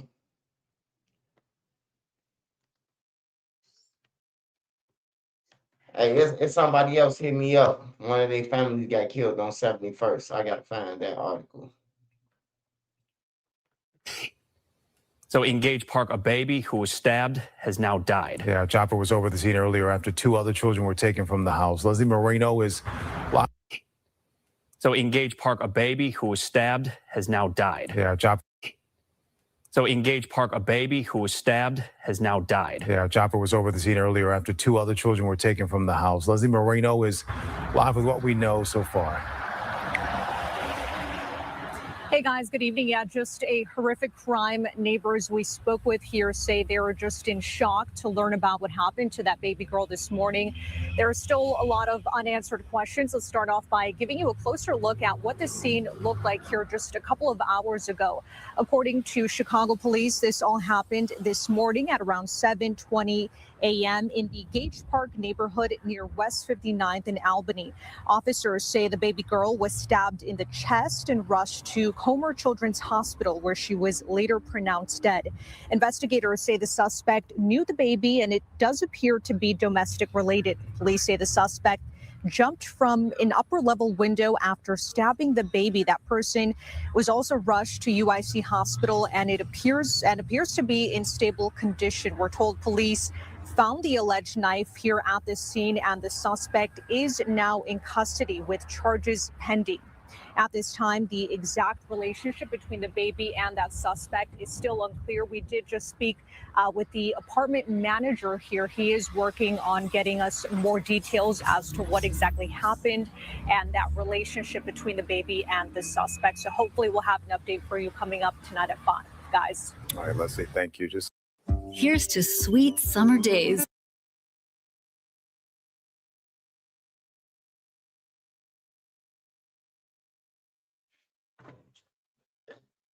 Hey, Dee got a motherfucking job out this world right now. It's called Flicker, but she got to flick some shit. Hey, it's funny as hell. It's funny as hell, bro, because he just flicking. Hey, man. Hey, look, condolences to that baby and everything, man. Hey, it's a lot of shit going on, bro. Like, for real, man. A lot of wild shit going on, bro. That shit unacceptable, bro. And that's why I say everybody don't need kids, bro. It was one point, bro, when I first had my son and I was shot, I wasn't used to nobody yelling and shit. I ain't know what to do. So I called my baby mom, was like, hey, look, I can't deal with it. Why would you tell me to bring the baby? Hey, look, I didn't know that he was gonna start whining for 4 hours. I'm shocked. I can't deal with this shit. And then, give him a bottle or whatever. It's a repeat. So I wasn't used to it as a fresh parent. Kids don't come with no motherfucking manual book or none of that. You want to be grown, you got to learn, everything. But it's something wrong if a baby crying. I know that now. But then I didn't know. So, hey, look, come get the baby, So people be fucked up, bro. Like a lot of people don't need kids. Some people, I seen people that they ain't had no weed. They treating their kids. They get mad at their kids, pinching their kids and shit, whooping them for no reason. Get the fuck out of my face, because you ain't got no drugs. And that shit unacceptable, man. It's unacceptable. But I was a new parent, bro, and I didn't know what the fuck to do. I ain't gonna lie, bro. I can't sit here and lie and say, oh, yeah, I was the perfect. Hell no, I wasn't. I wasn't the perfect shit. I didn't know nothing about, I figure like, all right, that's common sense that if a baby crying, he either hungry or wet. But that wasn't the case. That motherfucker kept on crying. I'm like, damn, Yeah, I'm like, God damn, man. I just can't help him. I felt bad too. Baby mama, hey, that motherfucker, I ain't never bringing them all the way over there. I'm like, hey, look, I'm sorry, man. But yeah, man, you gotta monitor people with kids. If these your peoples and you know they're a little off or something, like keep your eyes on the kids, on their kids, bro. You know they off. These your family members. Everybody got some family members that you be like, nah, they shouldn't have had no kids, bro. Like they ain't responsible. You hear me? Shit like that end up happening. Or you got a tender dick Tony who obsessed over the girl. Tell the girl to leave him. Hey, this is my son. I'm telling you to leave before you get killed. You know, like a lot of people can help people save somebody, bro. Nobody just don't want to say nothing because it's called snitching. You should never say nothing, but you really helping somebody save their motherfucking life. All right, we're gonna go to this. It is the plane survivor, man. They said he got arrested after he survived the plane crash. That's some shit. See what they talking about with him.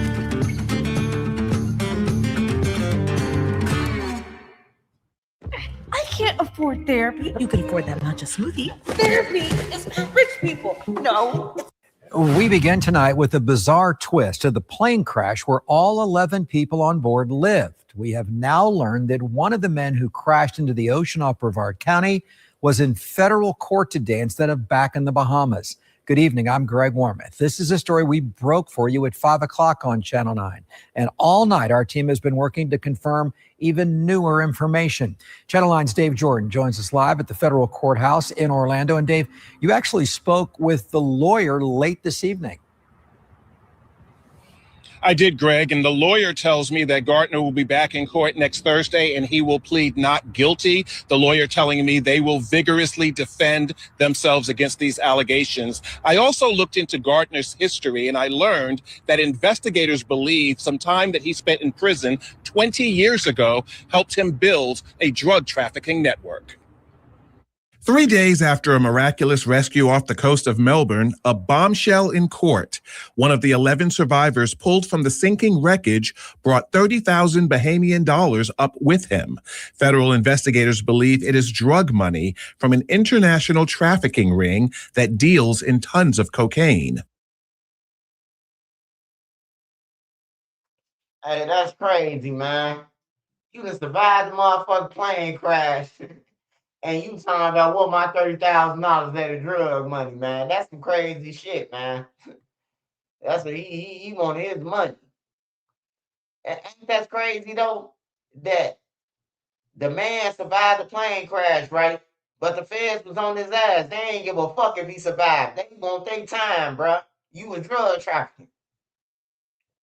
He gonna wish he would have died in that crash now, huh? Get in the comments. Court records first obtained by Channel 9 detail how investigators believe he joined that ring. Jonathan Eric Gardner was convicted in August of 2006 on drug trafficking charges and sent to a federal prison in Florida. That's where he met a man identified in court records as CC2. It was through that connection, authorities say, Gardner was able to expand his drug trafficking network even after he was deported back to the Bahamas in 2014. The DEA agent in court records laid out a very elaborate and detailed plan Gardner and his cohorts developed to move drugs from the Caribbean and Latin America into the U.S. Most of the drug trafficking discussions between Gardner and his alleged cohorts was captured through federal wiretaps, and the men's alleged activity began in February of 2023 and ended in July of that year.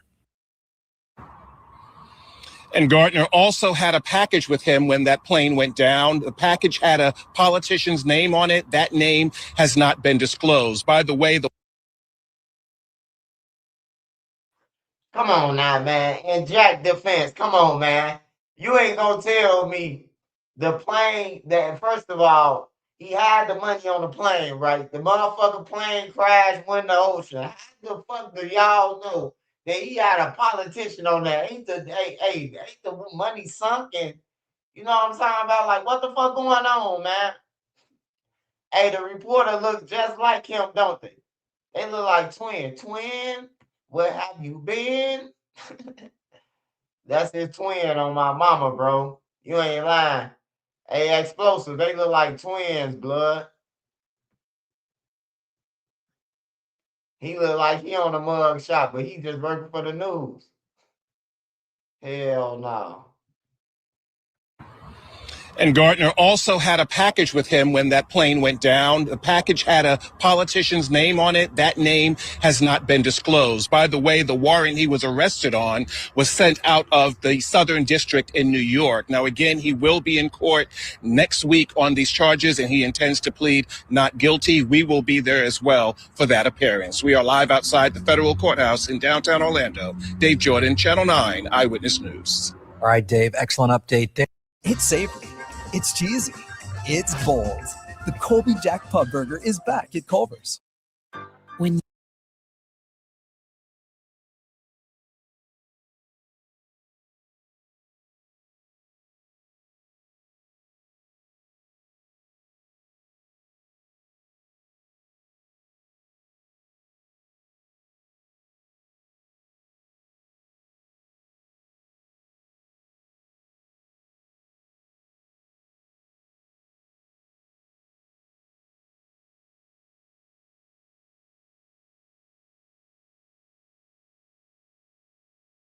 you switch off, turn down, upgrade, unplug.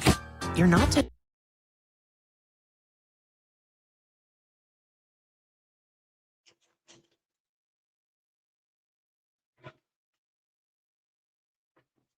Say he look like our mayor. Hell no.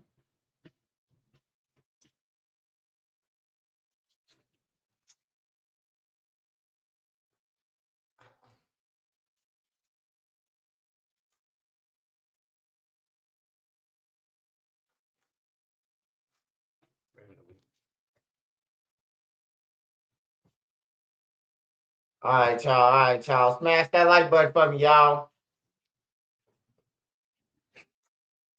Shout out Bone Yak. Shout out Explosive, man. Got Sparks in the building. Savage Black. Where's Savage Black at? Where my nephew at, man? Where my nephew at, man? You doing reactions, man. Sparks doing this thing too on the game, man. If you game, man, make sure you follow them.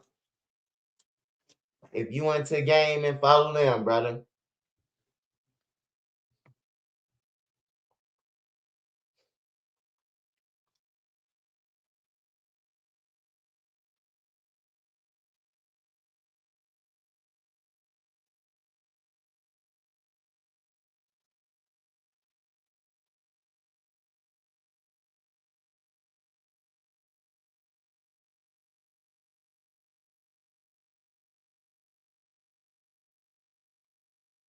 Yeah. Glenn Bernie, man.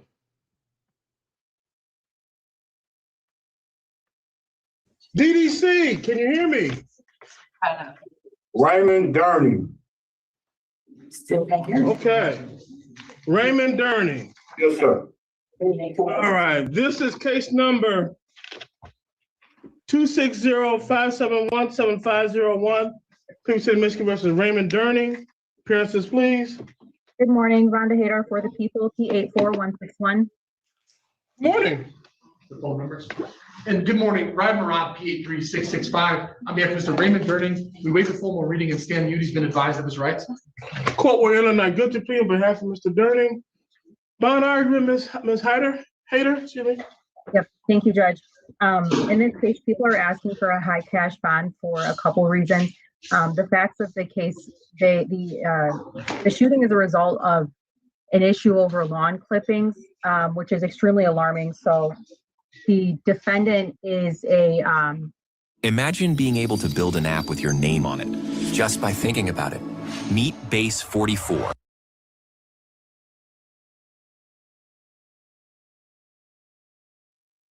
Man, that old man shot a 17-year-old over some motherfucking grass clippings, bro. That's crazy, bro. A motherfucker got shot up. What the fuck is grass clippings? Tenant of the victim is the victim's father. So the victim is a 17-year-old boy who's over mowing the lawn at one of the houses that they own that's right next to the defendant's home. Hold on one moment. Hold on one moment. Mr. Durning's counsel stepped out for a moment.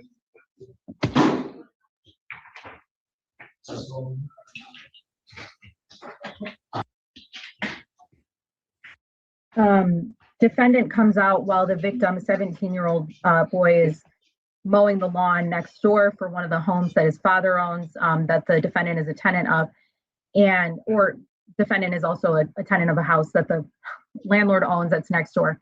Nonetheless, the defendant comes out while victim is mowing the lawn and confronts him about some lawn clippings. An argument ensues. The argument concludes, and the alarming part here is the defendant then goes inside of his home, retrieves a firearm, comes outside, and shoots the victim 4 times, striking him in the groin, the shoulder, and the hand.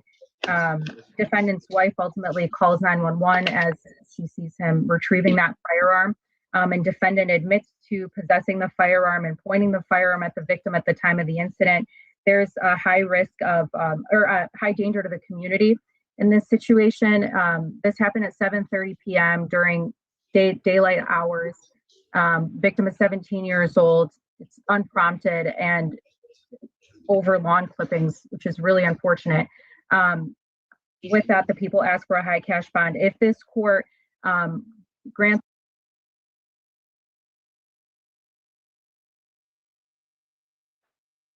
Man, he shot Shorty over some grass clippings, bro. You telling me a 17-year-old, he want to cut some grass and you shoot him? Man, take your old miserable ass to jail, man. On everything, they need to get his ass life, bro. You old motherfucker, man. That's the first. I don't see too many 17-year-olds cutting grass or doing shit for money, want to hustle. So when you got a 17-year-old wanna hustle and not kill people and want to make some money, man, let him hustle, man. This nigga tripping over some grass clippings like he in slavery or something. Like, that shit crazy, man. I don't even want to watch that shit no more.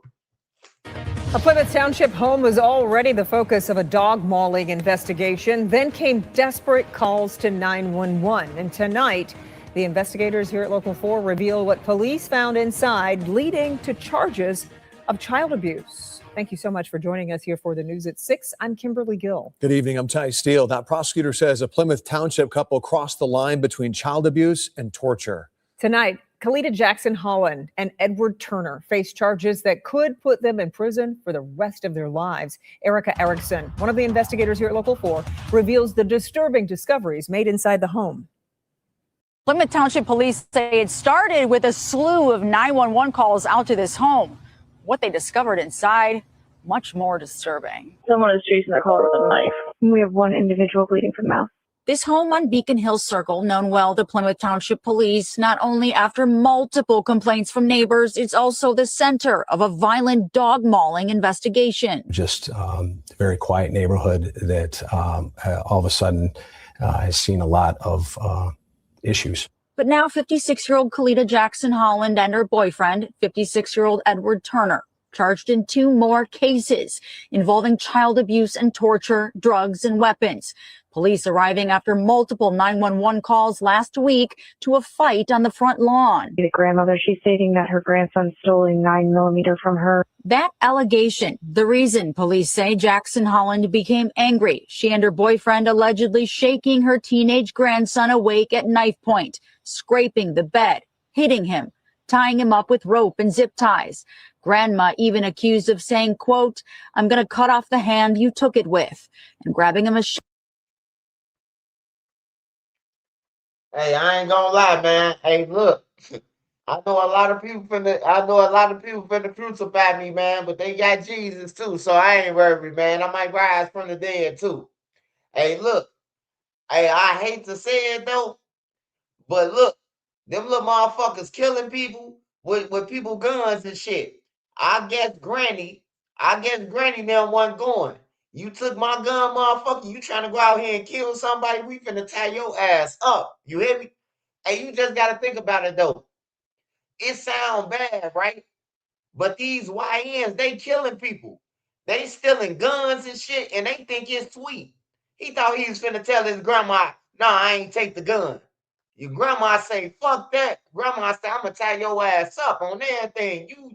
I'm gonna cut the hand off you stole it with, motherfucker."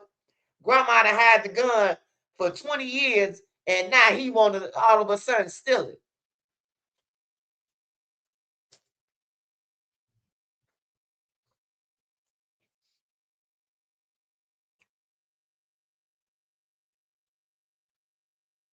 Machete to cut off his hair. The machete was too dull. What did they do next, allegedly? Yeah, allegedly there was another knife that was used to cut the braids. And we're talking about kids here. Yeah. According to the report, police say when they were interviewing that teen, he was crying uncontrollably. And he said, quote, "She cut it off. She cut it off." Reports obtained by local are revealing even more. Police, with the help of the Western Wayne Special Ops team, finding several guns, including semi-automatics hidden under mattresses inside the home, along with drugs like cocaine and psychedelic mushrooms in drawers, and digital scales and dime bags. We presented all of that information to the Wayne County Prosecutor's Office, and they issued a 4-count warrant. Police also finding those zip ties, red rope, and slash marks on the bed frame, matching the teen's story, along with what they describe as a dagger and chunks of that teen's hair. Having children is a blessing, and having children in your family is a blessing. And Hey, it sounds like Shorty stole the murder weapon. He stole the wrong gun, goddamn. Granny never had that motherfucker buried in the ground. They come, it's a hole digged up. Hey, I hate to be harsh on some of the kids, man, but hey, look. If he go out there and kill somebody, guess who going to jail? Grandma going to jail. But grandma and them stupid. Grandma and them did all that shit and got all that shit in the crib, and they tripping about a gun. They should have just let that little motherfucker hide that. They got a drug case now. They got motherfucking more gun charges. They done got more than they can bear for now.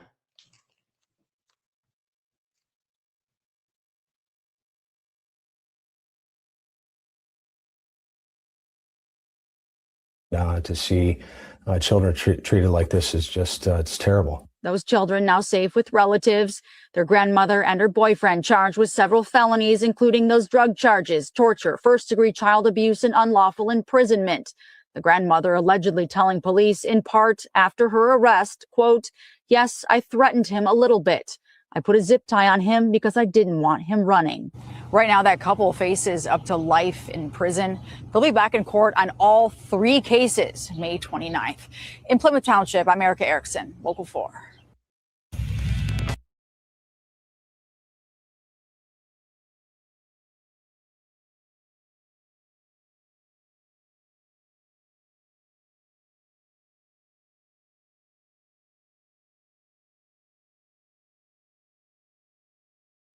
Smash that like button, man.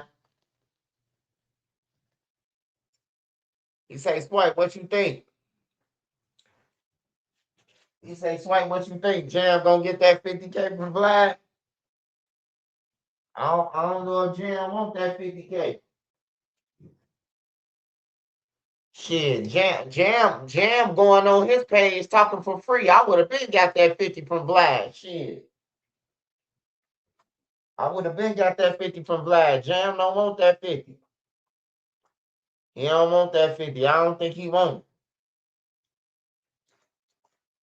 Because he steady comment on bullshit. And I would have went on Vlad already and got that 50,000 just to talk. And I would have told Vlad, I'm only talking for 20 minutes, man, for that 50K.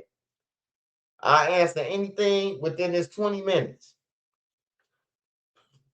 That'll be the first time a nigga ever got $50,000 in 20 minutes.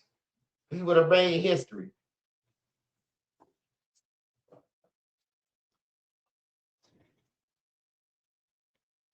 Say when I'm going back on Vlad, I'll be back on that motherfucker soon. Vlad, hey, every time y'all ask me, hey, Vlad called me. Vlad ended up calling me and asked me when I'm be available. Yeah, I fuck with Vlad, man. He ain't bad at all. What people be trying to make him out to be. He ain't bad at all, bro. You can inbox Vlad and ask some shit and he'll answer you. Ain't no other motherfuckers gonna answer you.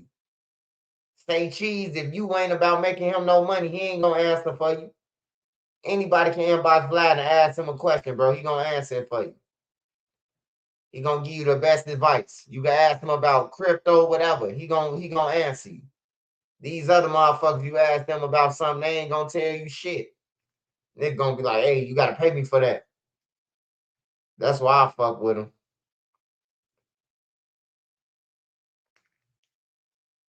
And if you look at him as a culture vulture, shit, everybody a culture vulture around this motherfucker. We don't even love our own culture. You hear me?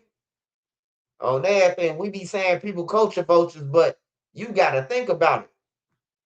I've been telling O Block them for 5 years to make a podcast over there. Y'all will be rich.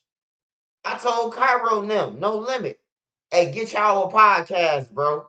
And bring everybody from y'all hood on that motherfucker. Bring G Herbo on there. Bring Bibby on there. Bring everybody from No Limit over there. You know what I'm talking about? All the allies. Bring Lil Jeff and them on there. Man, they could have made millions of dollars by now, bro. If they would have listened. If Cairo and them would have listened to me, they could have had millions of dollars right now. For real. They thought I was playing when I tell them this bag on this motherfucker. You know?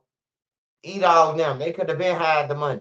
You know how many superstars that came to O Block since then? In fact, in the last 5 years, you know how many people pulled up over there? Speed that came up over there. They could have got some footage with Speed recording his ass. Instead, they was fanned out. If I see Speed, bro, I'm gonna record him just like they record me. You hear me? And be talking to him. That's content. They let the man pull up to O Block, do a backwards flip, and leave, man. For real, bro. That was crazy. The man Speed did it.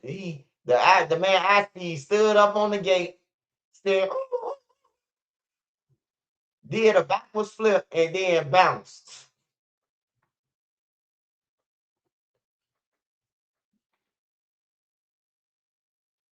Yeah, I be telling them, man, how much it costs to start a podcast. Shit. Your app, your phone, if you got a phone already, and a computer. That's all you need, bro. A phone and a computer, bro. That's all you need. Push come to shove, you don't really need your phone. Push come to shove. But you need a computer. But push come to shove, all you got to do is record. Hit that red button and start talking.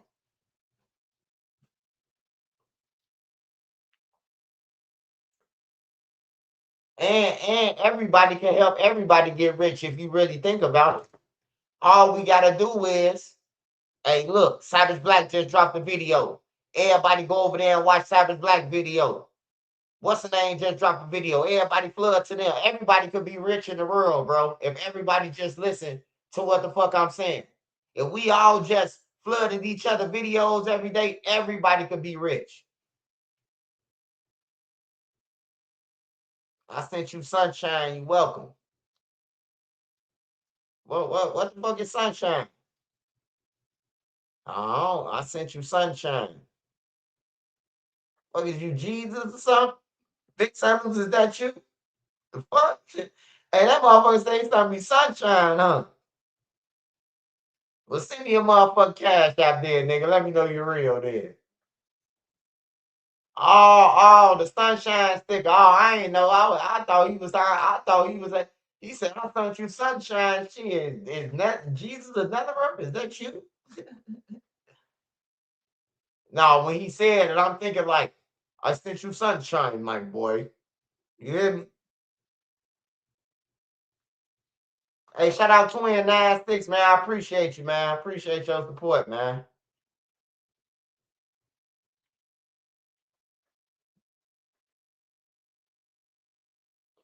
And yeah, though, everybody could be on, though, bro. We make this shit hard, bro.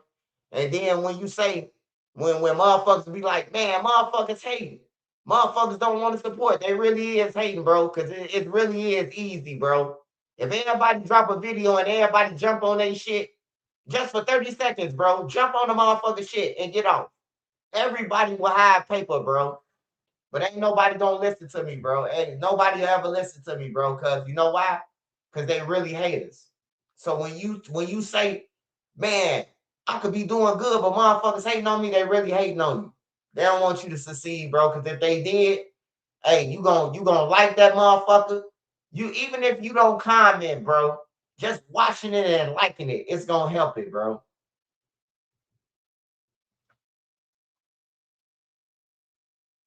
One day we'll grow out that hating shit, bro, and everybody will be on one day. It's easy though. It's very simple. Everybody can have 30,000 views a day. Everybody. If we just put our pride to the side and be like, everybody can win, bro. We all help each other. And then eventually you will start helping other people. You know what I'm talking about? You'll help other people on your own. Because you will see enough money that you will be like, all right, bro, I'm going to feed the homeless. I'm going to do this. I'm going to do that. You hear me? You can start doing shit like that, bro. It's going to happen, though. When you start making money, bro, you're going to start figuring out how you can help somebody else. Because ain't no being greedy in this internet shit. You can't have it all, man. You can't have all the money. You can't have all the views, bro. You might as well pass that shit on, bro. And if you ain't got the right content, you ain't going to be the man for long.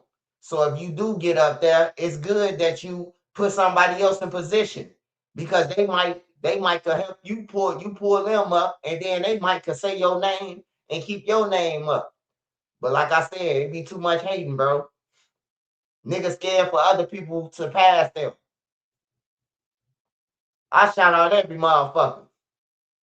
Cause it won't affect me, man. What I talk about and what you talk about, it might be the same thing, but it's different. You know? That's how I look at it. So I can shout out any motherfucker. Go and follow Savage. Go and follow Powder Beezy. Go and follow Nene. Go and follow Trap God. Whatever they got going on. I ain't no hater. You know what I'm talking about? Go and follow Zell the Reaper. Go and follow all them. Big Vonnie, Ike Mana, Shoebox. Go and follow FBG Young. It won't affect me, bro. It won't affect me. It can help them, but it won't affect me, bro, by saying that shit. And that's what we need to start doing, bro. If we start helping each other, bro, the violence will go down, bro. Shout out your op, man, one time. You know, give them their props. He said, we act like we on parole from the plantation. Hey, speaking of plantation, man, me and Nene rode past so many motherfucking plantations coming back from Florida, man. I was disappointed, bro. I just want to know why the fuck is the plantation still up? Like, what good is it doing to say slave quarters or a plantation while we driving past? Like, what type of shit is that? Like, what type of shit is that? Atlanta and Georgia? I mean, Georgia and Florida. I just want to know that. Why is the plantations still up? Why is them houses still up?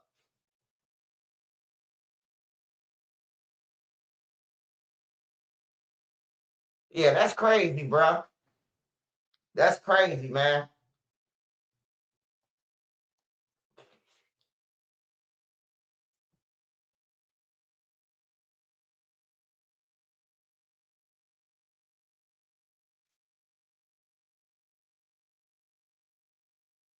Hey, Florida got a city called Plantation, Florida. Yeah. I seen that too. But I was trying to figure out why them plantation houses still up. Like it's 2026. Somebody said that the inmates working out of them. We was picking cotton at Mount Vernon. They ain't let us take it. Oh, you talking about it? George and Martha Washington plantation? I remember we went there. I think that is in Mount Vernon. I think I am right, Savage. I ain't been to school. I wasn't in 8th grade in a long time, man. It's been some years, brother. But I think Mount Vernon is Martha and George Washington, they house, right? They land property.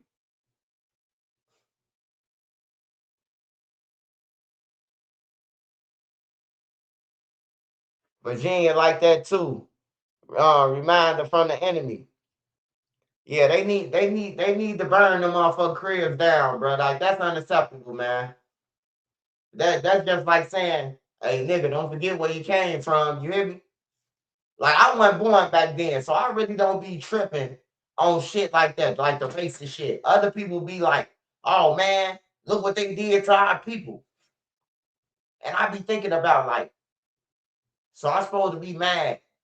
I'm supposed to be mad at my wife for something that she don't even know about. You hear me? Like that's crazy, man.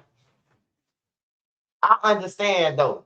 I understand that shit happened, but who the fuck are we supposed to be in tour with over this shit?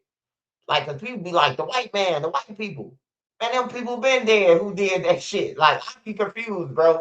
But I understand, but I just be confused. I just live in reality, man. Like, who are we supposed to go with? Like, cause all these motherfuckers doing slavery gone. They been gone.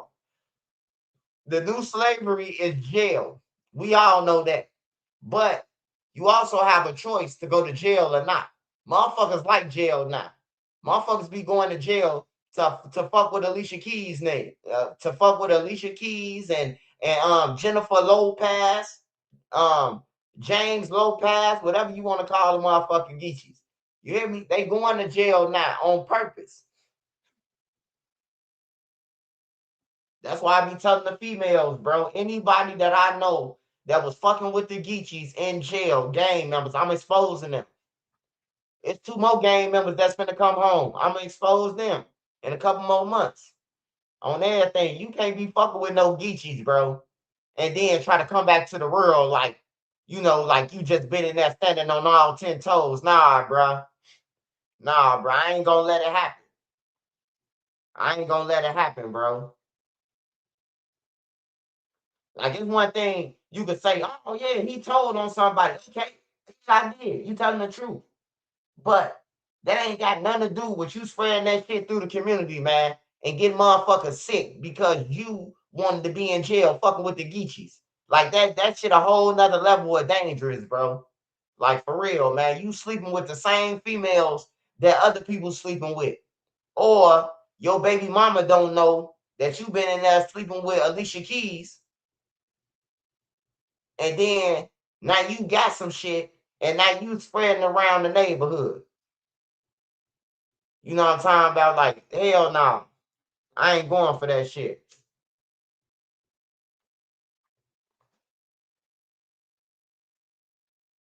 It's 2 people coming home that, yeah.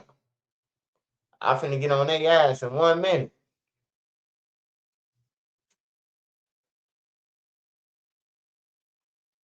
And I inboxed their baby mamas and told them that I seen it with my own eyes. So don't let that nigga try to tell you that I'm lying, I'm capping on his name or none of that. I even told her to when he called your phone, 3-way me. She said he said he don't want to talk to you. Yeah, he don't want to talk to me because he know I'm gonna put his ass out there. He don't want to talk to me, bro. Talking about he ain't do it. Nigga, you got into a fight in a child hall over the punk, bro.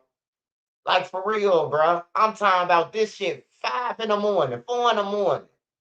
These niggas fighting and sent up the child hall. And it was the nigga from 4-6. Well, I don't know if he from 4-6 no more. They said he wasn't from 4-6. He from Joliet, but he was THF up in there. And he got into a fight with the other motherfucker over Alicia. Alicia Keys brought a dude a TV and he flipped about it. Man, you cutting into my business. That's what type of shit the game members be on. But one of them from THF though. Zeus say he ain't from THF. Zeus say his ass the goofy, his ass from Joliet.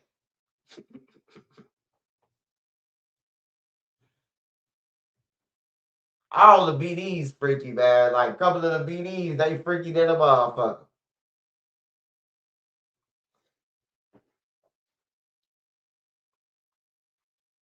He should just come out and say what he is by now. No, Lil J ain't coming out. Lil J ain't coming out. Lil J still denying that shit. Lil J still denying that shit, bro.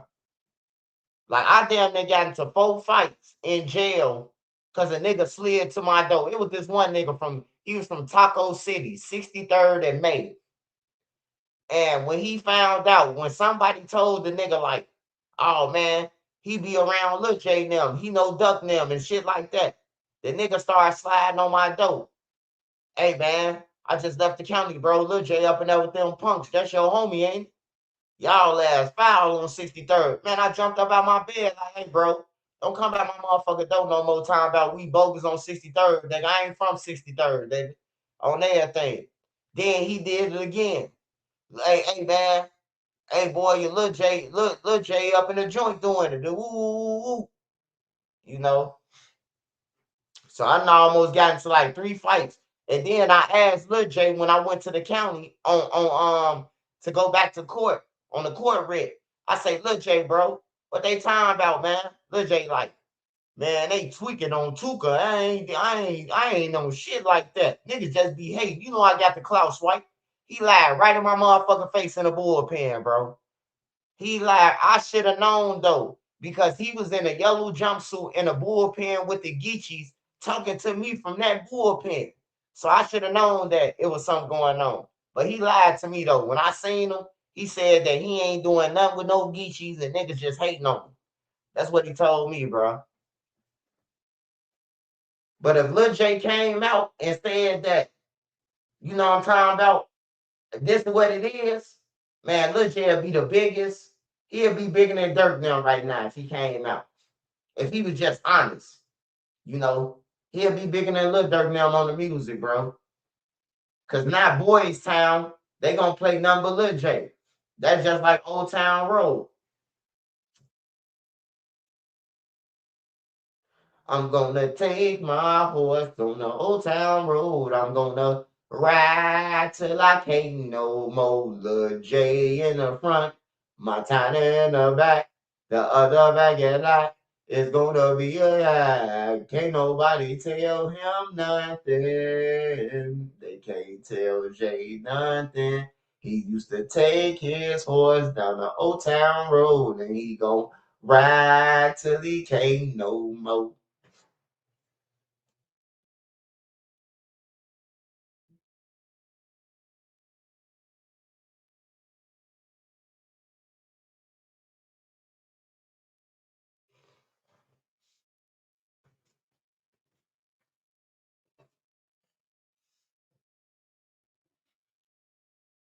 Smash that like button for me, y'all. Smash that like button. Smash that like button for me.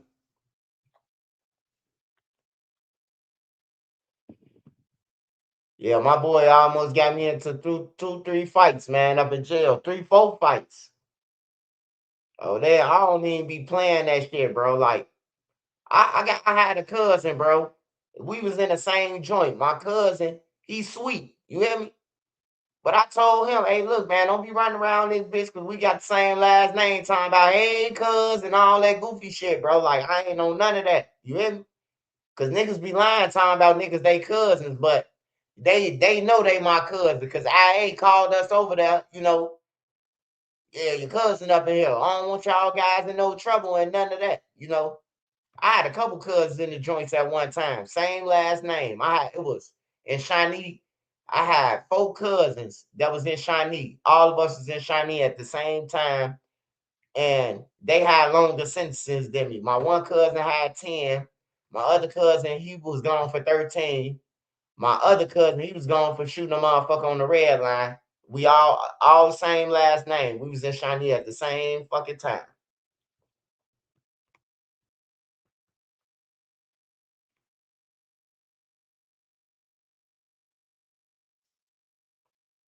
And then my sweet cousin was up in there. And my sweet cousin, you know, they got a habit of, hey, cuz, hey, don't be doing that shit, nigga. Don't like, hey, look, don't do that.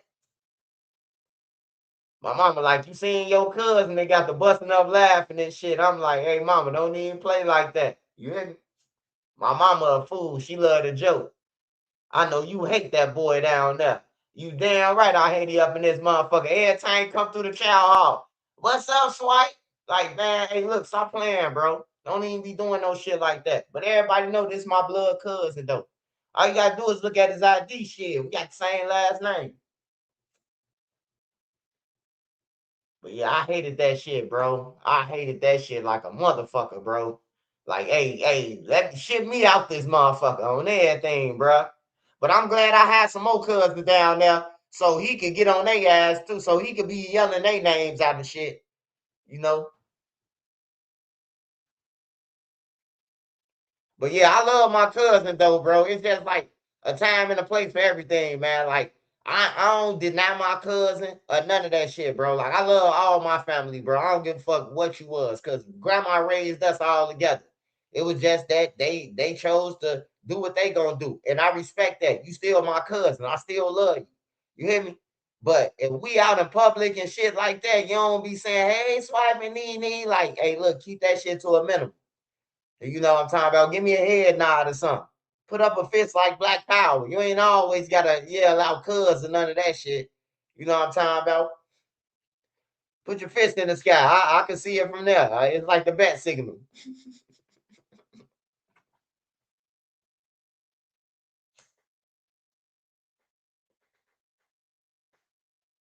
Hey, shout out Lawrence got 2381, man. Definitely appreciate you. Got my boy Powder on here. Smash that like button, y'all. Smash that like button. Hey, look, y'all. Hey, I need everybody to do this tomorrow, man.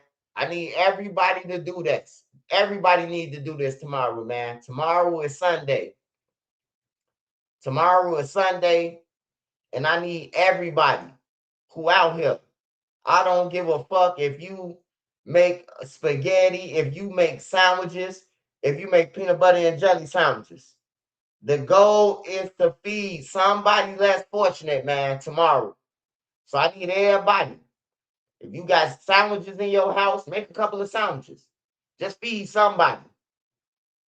Just feed somebody. If you got an extra shorts or an extra outfit or something, give it to TT, man.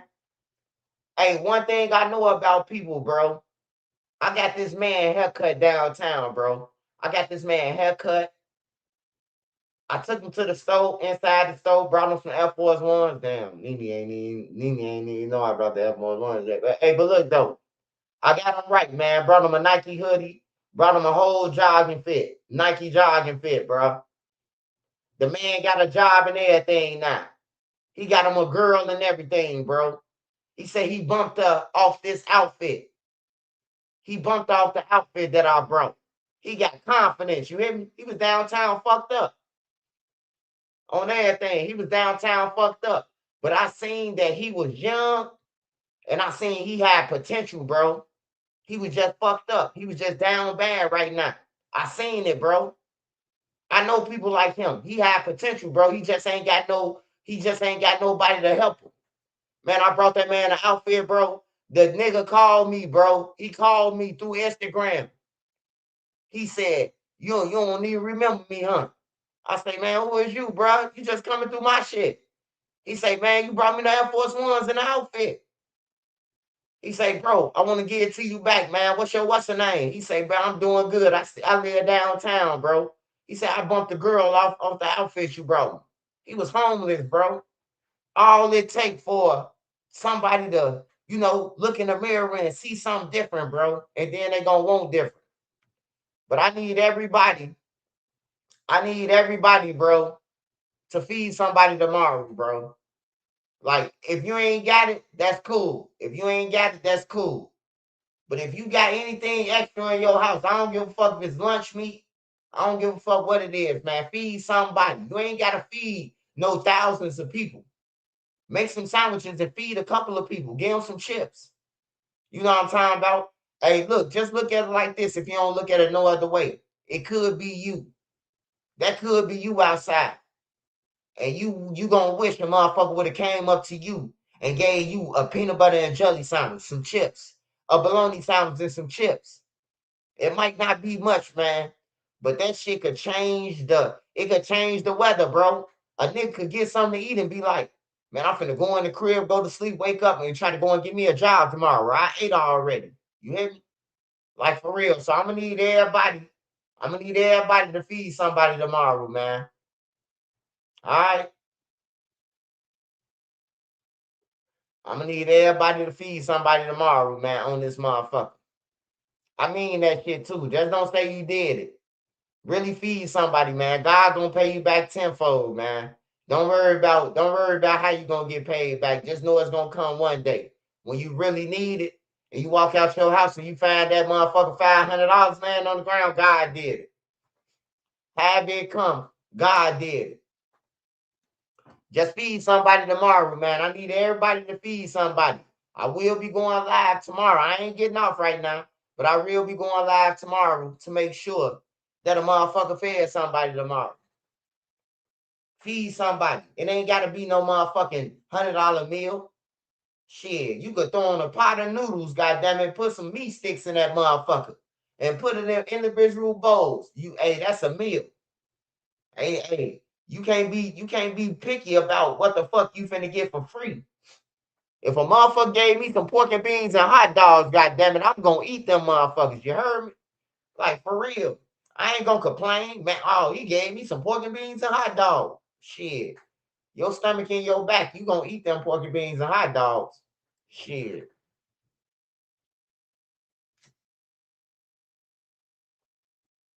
So shout out to y'all, man. That's the goal for tomorrow. All right, let me go ahead and finish flipping through this shit. It's 10:25. Hey, Didi. Damn, Saturday Night Live. I done missed it then. Can you record it? I'm watching that shit tonight. Will Ferrell, that's my boy, man.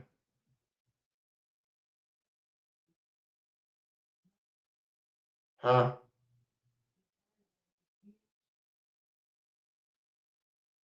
They Ronda Rousey fight yet?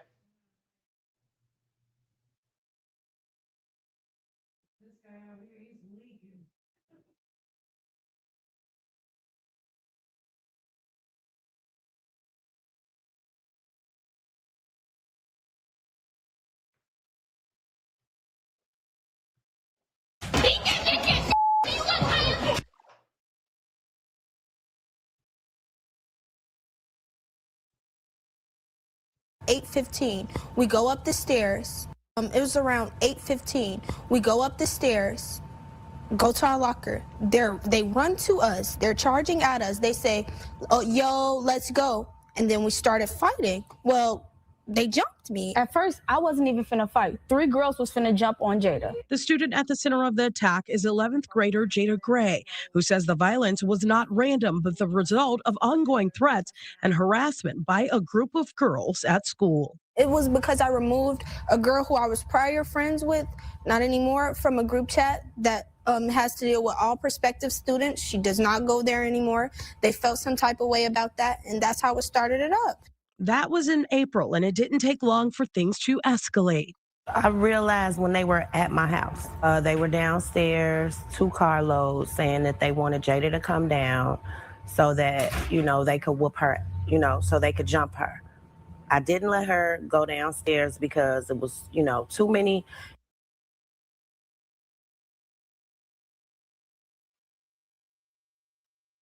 Hey, man, that's crazy, bro. That's crazy, bro. Like y'all pulling up to people's cribs, and then when y'all get killed, somebody come out with a firearm and kill one of y'all. Then they be talking about some. They killed my baby. They innocent. And y'all pulling up to the girl crib over goddamn it a group chat that you got removed from.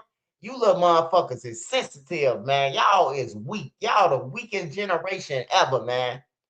Y'all let music dictate y'all pace, get your life in prison or killed on everything, bro. Like y'all just asshole backwards. This generation fucked up, man.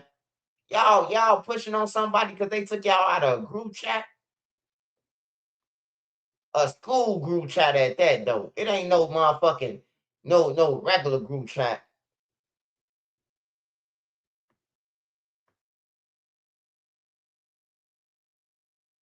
I just didn't want anything to happen to my child. So I was, afraid.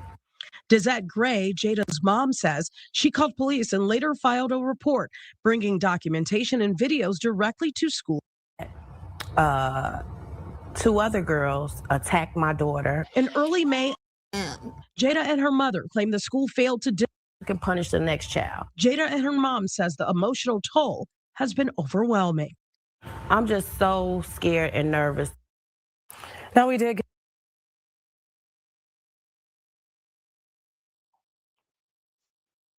Yeah, y'all better protect y'all kids, man. Man, I'm glad, man. My kids ain't gotta go through that shit, man. Like for real, man. Chicago is just hit different, bro. All them damn fights that happen between the students and all that shit. And nobody got involved. The lady gotta go to the fucking news, bro, in order to get some attention about this fight with the girls, bro. Like, it's crazy, man.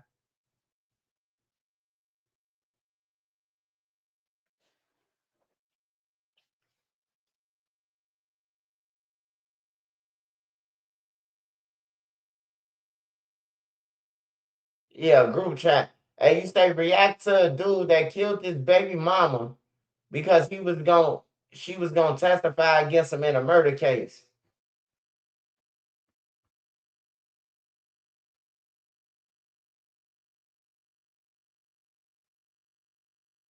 Zegrid releases immediately and blocks acid that causes heartburn for 24 hours. Hey, who said that? Hey, let me go back up. Somebody said it gotta be something positive going on in Chicago. Hey, well, look, let me tell you about this story then. Not by the hairs of my chinny chin, man. Hey, look, listen to this. Some kids was going on prom, right? That's a good thing, right? They paid their money for their prom dresses, right? But some Grinch came and stole all the Christmas, man, and ran off with their shit. You hear me?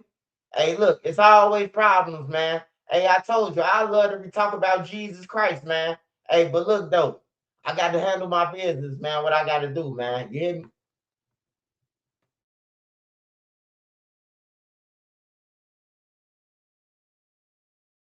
Feel the difference.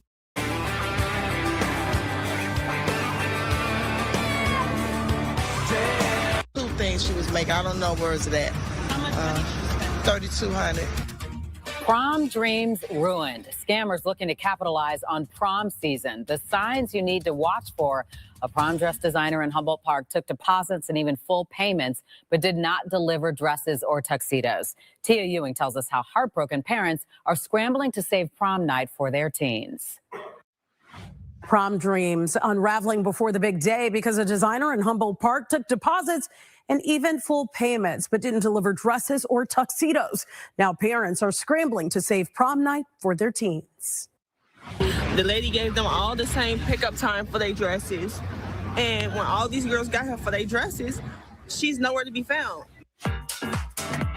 Prom is supposed to be a grand entrance, camera flashes and memories, but the lights left blinking outside of Makita Designs in Humboldt Park. This is on Pulaski and North Avenue. Are coming from Chicago police. Parents say they paid thousands for custom looks that they never received. Dress or suit. I have two things she was making. I don't know words of that. How much money did you spend? 3,200. Leslie Cooper isn't the only parent left trying to put the pieces together. She came here to the boutique in the 1500 block of North Pulaski Road looking for this box. As frustration swelled Wednesday night, someone broke the window. People went inside and took property. Caught gowns everywhere, and a lot of parents standing on the side. We was hoping maybe the box that was out here was still. And I see a green dress they said was in the box. That probably was your dress, and now it's gone. Now it's gone. Cooper says for 13 years, she trusted the designer behind the brand. That's 13 years I've been. Well, I created a friendship, family. I just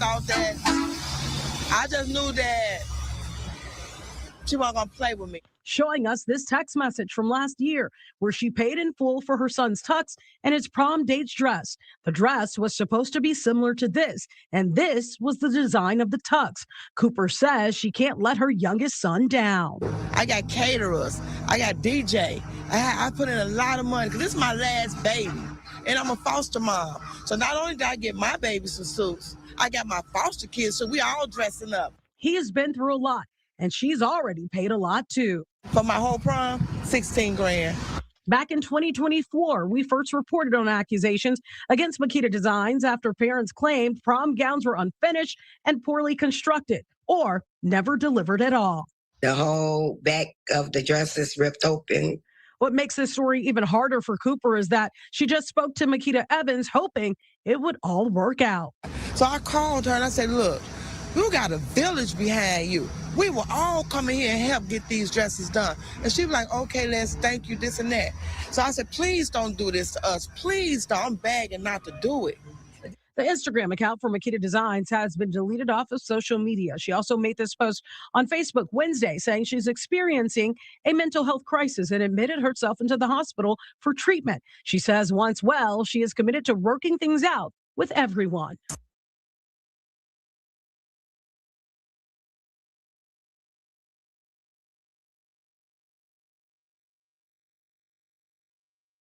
Hey, ain't that about a bitch? Hey, that remind me of what Duck them said to T Grizzly, man. Shout out to Detroit though. He say, you must have been off meds and now you playing slow. Whatever Duck told T Grizzly, man, this bitch playing slow now. She trying to blame it on the meds, man. She took $3,200 just from that one lady. Just imagine how many people, 100 people who she done robbed. Yeah, she bogus as hell, bro. She bogus as hell, bro. She took all them people money right before prom, bro, and got their ass, man. Like, that's crazy, bro. And now she gone. They said she in Jamaica. That's crazy, bro. Hey, see, when you ask me about positive shit, hey, I was into the positive shit, like them going on prom. You know, a lot of kids don't make it to prom to even live to see prom. So I was happy for these kids until I seen them running into her store because she ran off with their motherfucking money, man. That's crazy. Hey, but there's some good people out here that's helping though. Here go the story.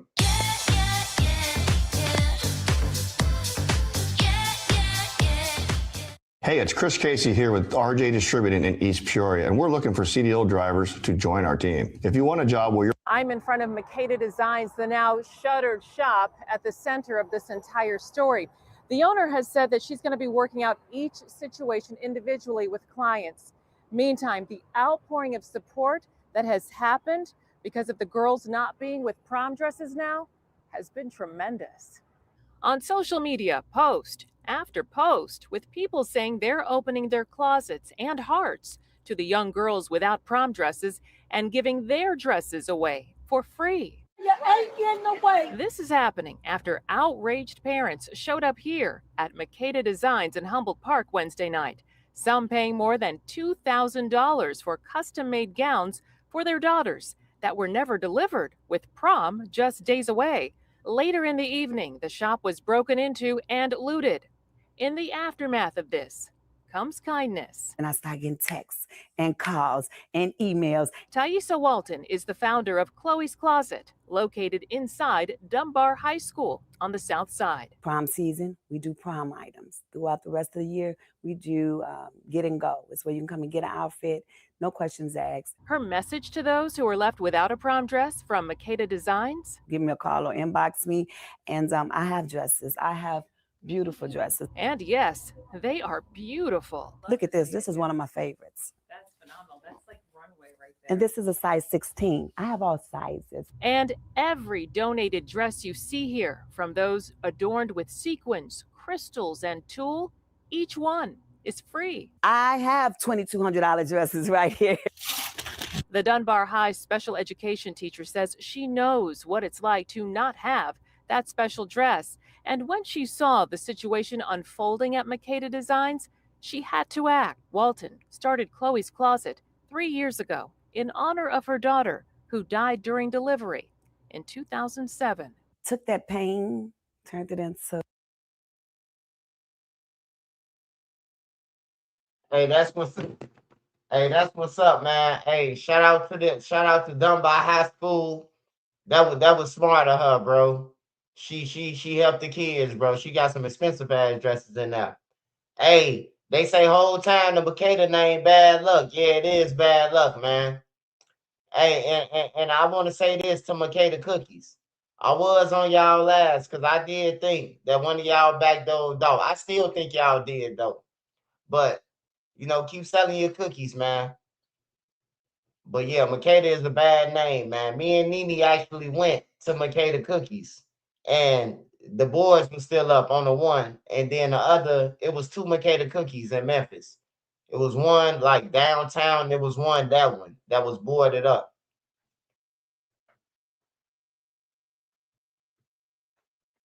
But I don't think Makeda Cookies is that motherfucking good to die for. Like I love Garrett's popcorn, but I ain't gonna. I don't love it that much to die for. I don't think no cookies worth that shit to even be going. And like Dolph, I don't know, man, but you can't stop nobody movement. You can't stop life. You can't say, I'm talking about like, oh, he should have moved this way because he went to go and get some cookies. But what I'm saying is, like when it's up, it's up. I'm not stopping at no restaurant unless I got it on me and some more motherfuckers is out there. I'm talking about security and everything. Like I'm not just stopping at no fucking restaurant for nobody thrill. That's a beautiful thing done by those dresses. Yeah. Yeah, done by that's smart, man. I'm glad that lady did that, man. The other lady, she a piece of shit though. She done ran off with them girls shit and then talking about some she off meds.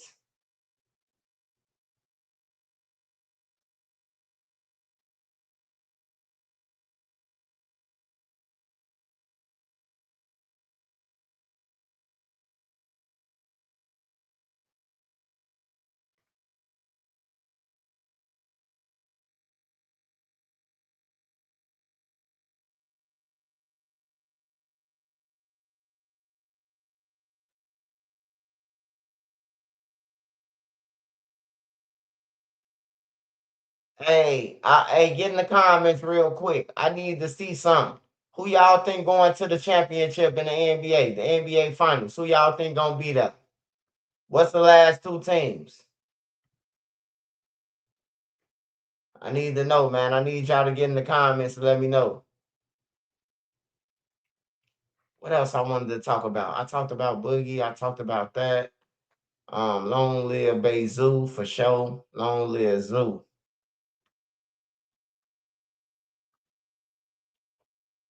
And yeah, you motherfuckers who killed Zoo, man, go ahead and eat your last Italian Fiesta pizza, motherfucker. Hey, look, go ahead and eat your last supper on everything. Eat your last meals. You better go and get you some Heroes. You better go and get you some Uncle Remy's. You better go to Chloe's Soul Food and all that. You need to go and fill up your belly right now. You need to smoke all the Mary Jane. You need to drink all the liquor. Pop all the pills. Because where you going for the rest of your life, you ain't gonna want to be so. You gonna hate being sober, goddammit. You, huh? Better run, goddammit. I'm telling you, this shit is real. San Antonio, yeah, I do got I got San Antonio winning the whole thing, bro.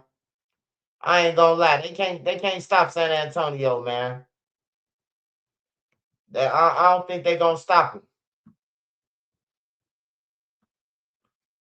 Like nobody can't stop that tall motherfucker, man. He too tall, bro. He blocking. He really goaltending, but they don't call that shit, bro. Like you can't be up under the rim, bro, and stick your arm up there and then hit the ball, bro. That's goaltending.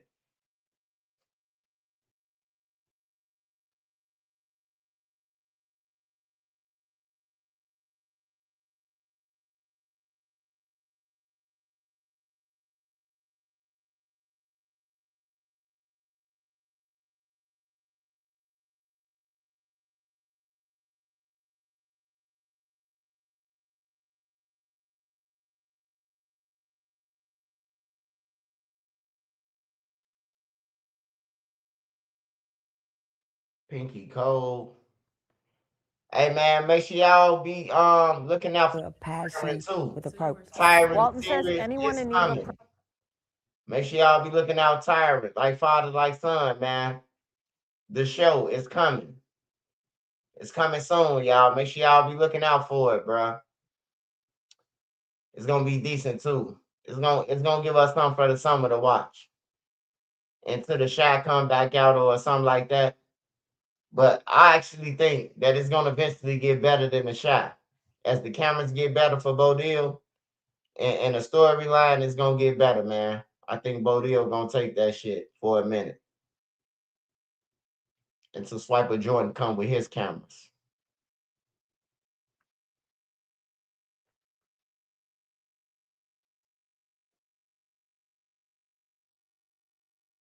It's real in Lebanon. Swipe, did you see the cripple man shoot a guy in a zebra truck in Cabrini Green row houses? You say somebody shot somebody. What that said? Hey, somebody tell me what he talking about the baby mama. I really don't want to watch that shit, man. You know, he probably put his baby mama in a position that she had to tell on him. Ain't no woman finna just tell on no nigga, man. On some real shit. A woman to stay down with you, bro, for as long as you treat her like shit. Hey, she might tell on you. Or if you been using her car, anything, she got the right to tell on you. If the police running here in my house and whatever they find, it's mine. You ain't gotta worry. Nene ain't gotta worry about me talking about some, oh man, hey, that's hers. That's my shit. On some real shit. It don't take all us to go to jail. Who the fuck gonna send me some money if we both in jail? Like niggas don't be thinking, man. They rather everybody to go to jail and now we all in jail broke. Talking about what we was doing when King Von was alive and shit.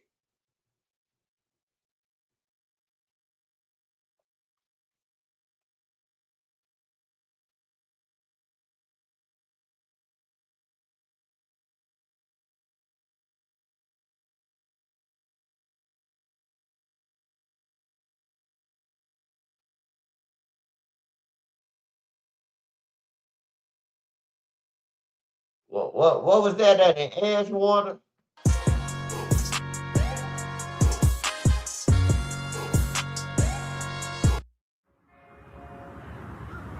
The golf season is in full swing at Ironwood Golf Course. Play one of the top courses in Central Illinois all season long for one low price with an Ironwood Season Pass. Eric Rum is following our top story and joins us live with what he's learned so far. Eric? Good morning. The shooting happened between 7 and 7:30 here this morning and very close to two schools. On the east end of Thome here is the Northside Catholic Academy, and then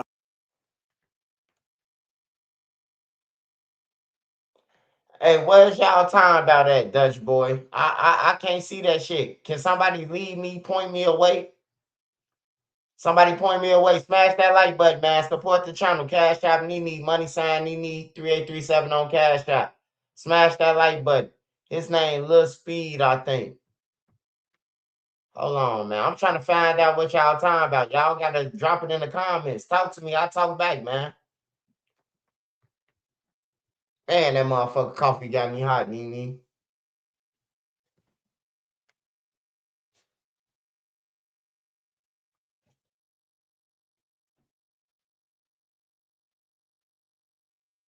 I found me a new addiction, y'all. Coffee. I'm addicted to Folgers, y'all. All right, WGN News got it. All right.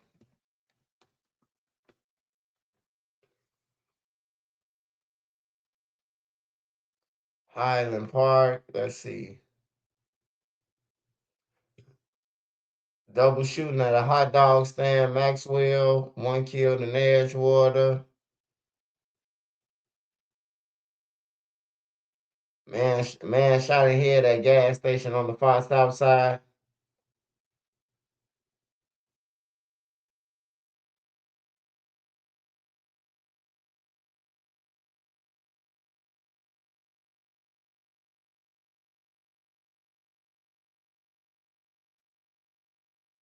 Hold on, let me look at the comments. Hey, Trap God. Hey, what's the name of it? Hey, I need the name. Chicago Watcher has it. I'm talking about on YouTube. What do I type in?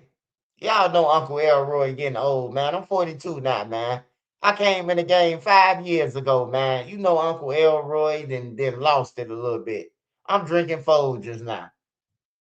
I'm in competition with Nene. She like Dunkin' Donuts, so when she wake up, I let the house smell like Folgers.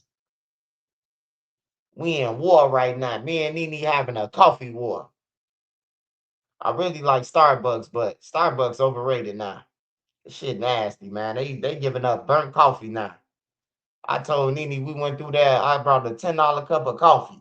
Probably cost more than that for a large. And that shit was nasty, man. I said I could make that shit at home, bro. I'm wasting money. I like Detroit over everything. I ain't gonna lie, man. If Detroit motherfucker playing with Cleveland like that, man, Detroit ain't got no chance against New York or against San Antonio Spurs, bro. They ain't got no chance, bro. I ain't gonna even lie to you. Oh, the Chicago Watcher got it. Okay. Hey, talk to me. I talk back, y'all.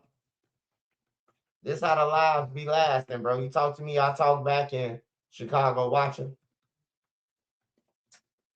Oh, my typing coming back a little bit. My typing from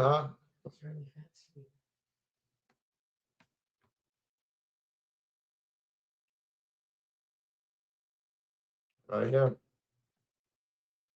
All right, I gotta slow it down first, man. I gotta see what's coming, bro.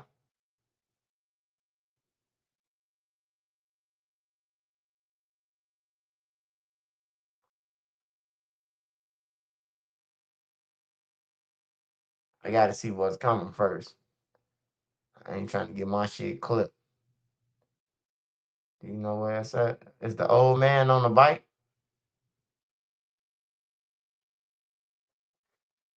Can you forward it in?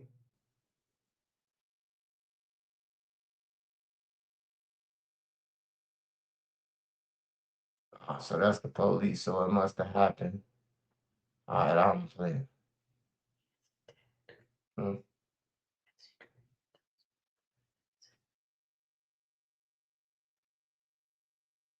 you mean?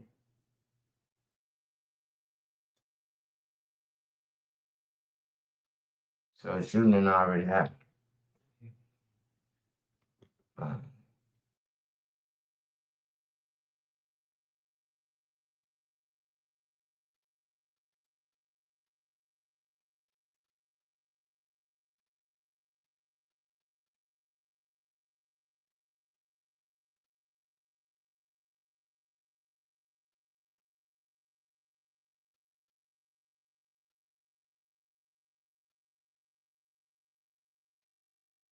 It's the dude right here, right?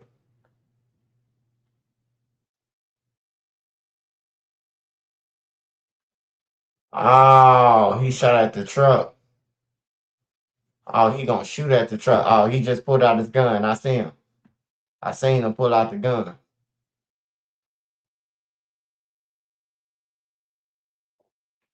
Damn. Ooh. Bro, he just crashed out like that. Man, now anybody who from Cabrini Green over there. Oh, I gotta let my wife sit down. Hey, I know anybody. Hey, Nene, can you give me one more cup? Oh. Hmm?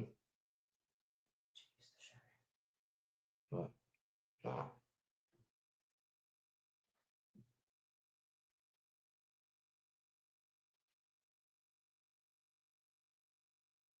I know he know his cameras right there, bro. That's some dumbass shit right there, bro. That's some crashed out ass shit, bro. And he on camera, raw face and everything, bro. Old man wasn't fucking around. Hold on.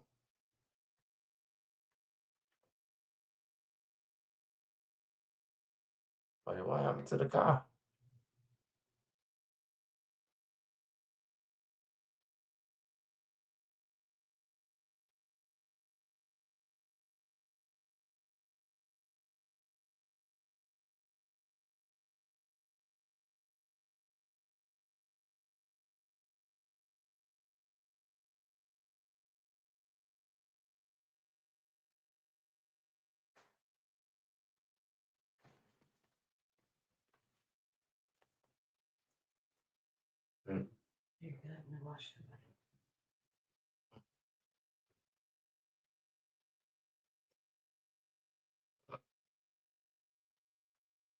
You say he 48 or 46? That damn leg look like he motherfucking 60.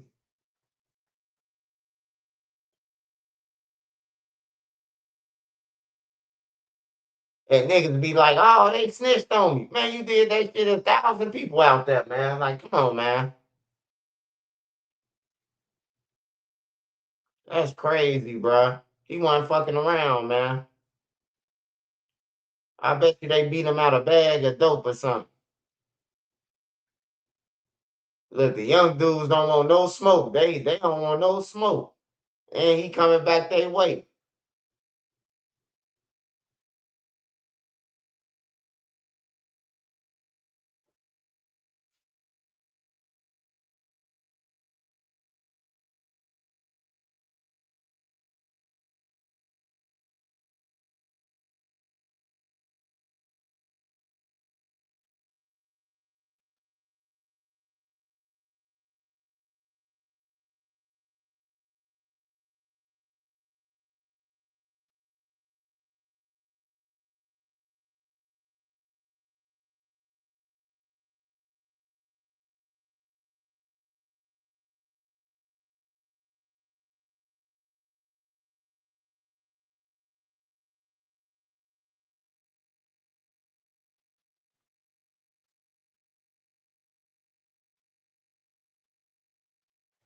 School mean bitch. Hey, look, I ain't gonna need a lot of y'all, man. If I was the mayor, I'd tear down all that shit, man. That's the problem, bro. You stuck they with hey, look, a lot of people don't hate gentrification. A lot of people hate that shit, bro. But a lot of people will be alive, bro. Cause one thing I know about black people, they don't fuck with white people. They don't fuck with Chinese people that's in their neighborhood. They don't fuck with the Mexicans. They don't rob them. We rob each other. So if you got some motherfuckers mixed in a neighborhood, you ain't gonna do the same shit because motherfuckers, you ain't gonna know who calling the police on you. You know, like it ain't no good idea to study high projects, bro. I hate to say that shit, but because I came from the projects and shit, so I hate to say it, bro. But this is 2026. There should be no projects no more. There should be no stacked up on top of each other, bro. Like this ain't New York City, man. New York City got a reason why they got buildings. They got nowhere for a motherfucker to go. But nah, man, it shouldn't be no more of that shit, bro. Like it should be, if it's gonna be housing, get somebody a house somewhere. You know, move that shit to the suburb part of Illinois or something. You know, and then shuffle the people up. Don't send no motherfuckers who from here together with something. That's how the crime happening. Y'all come from Cabrini Green, y'all grandma and everything, and then y'all bringing this shit into 2026 in some project buildings. Like, come on, man. And these people know this shit, bro. If I'm saying this shit, I know they know this shit. But they, like I said, when people tell me, like, my brother always say, hey, man, this shit is made for, like, this shit is a big business. Yeah, it is a big business, man. That's why they keep doing this shit. They talking about we need more lower income. That's what the mayor study saying. Mayor Brandon Johnson. We need more lower income apartments. We don't need no more lower income, man. That's what's harboring people, bro. Hey, look, a link card is made. A link card is made for survival, like a stepping stone. You ain't got no food right now. You get a link card. It ain't made for you to just to say, well, shit, I got a link card. I ain't gotta work. I ain't got to do nothing else for income. It ain't made for that. A apartment, a free apartment, or $13 to $26 for an apartment. That's a stepping stone. You save all your work money and all the shit so you can get you and your kids up out of here. Not just no shit. We only pay $13. I finna stay in Parkway till the paint fall off this motherfucker. Like, nah, man. Like, nah, man. Like, it shouldn't be like this, bro. And we gonna keep going through this shit until somebody stand up. Hey, Sonny. Hey, what's up, Runway Sonny? Shout out Runway Sunday. Shout out Runway Sunday. Appreciate your love support. Hey, shout out my boy Truck, man. Shout out my boy Truck. He probably somewhere crying right now. No, he at work. He know what I mean when I say he crying. He ain't crying for real. Well, he is crying. His job require him to cry, but he get paid good.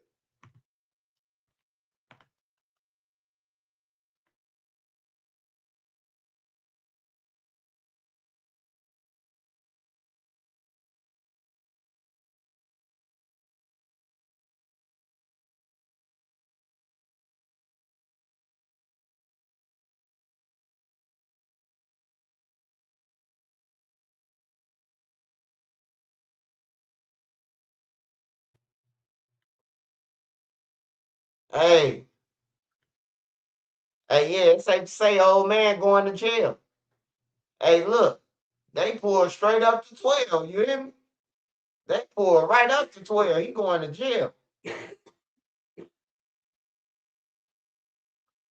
Hey, he stay.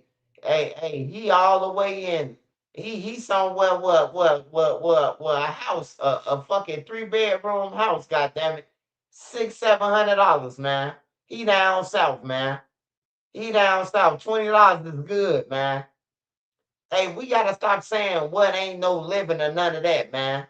Hey, you want to get $20 or you want to be broke? Cause you could be making $13 an hour, busting your motherfucker back at a warehouse. You know, motherfuckers just gotta be grateful, bro.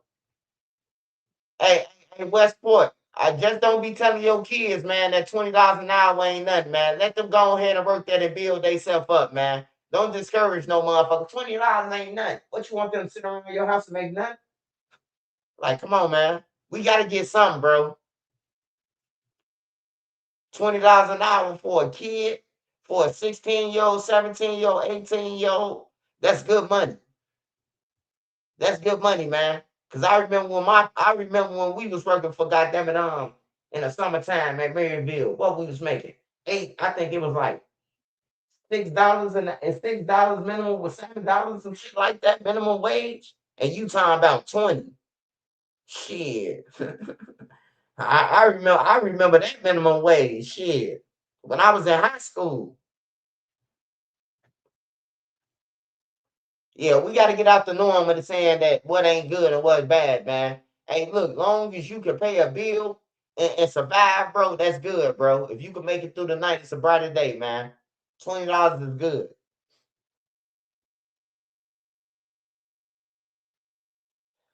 Hey, even if you rent, you just heard what I said. What he at he can get a 3-bedroom rent for $500-600, $650 for a 3-bedroom, a mini mansion. Goddamn it, where he at? He down there like Augusta and man, he down there where poverty at, man. Ain't nobody, man, they for the low. I remember when I was in Atlanta, we had a motherfucking 4-bedroom house. We was only paying $800 for it. $800 a month. 4-bedroom house, big ass yard. A big ass yard. I'm talking about a big ass yard. It was only 3 houses in our cul-de-sac. $800 rent a month.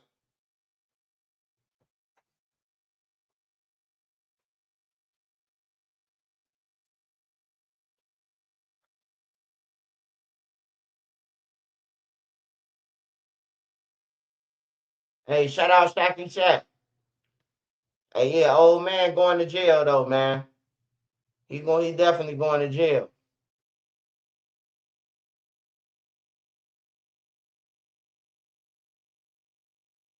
He shot that man for shit.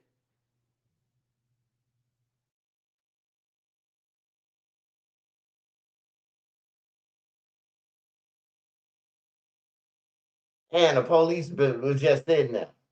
So they watched the whole thing go down. Because the police didn't look like he was sitting there. Look, they riding past. They trying to see what he talking about.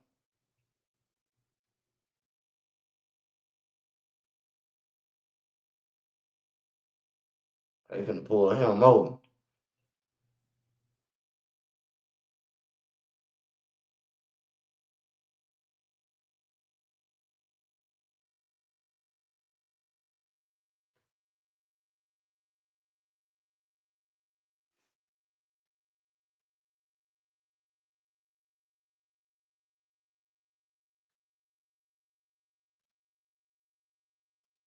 Hold on. Alabama. Hold on. Hey, yeah, we done watching this shit, man. Old man crashed out, man. I don't know what he crashed out about, but you know, the young drug dealers think they can take the people money and just run off with their shit. It be all type of shit, man. Hey, you said um mother kill Alabama.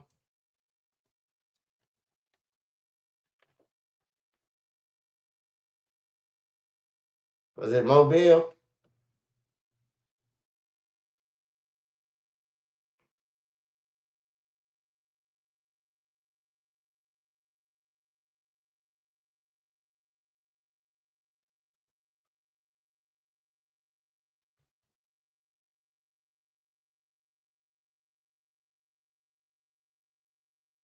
I think we watched that one with the dude, the military. Shout out Ramadan boy 3-5, man. Appreciate your love support, brother. They said Montgomery. Okay, Montgomery.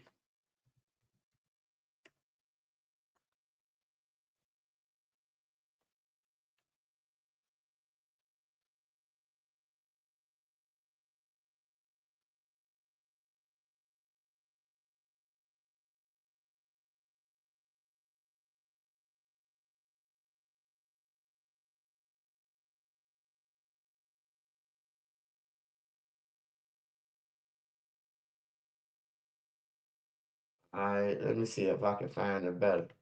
Montgomery.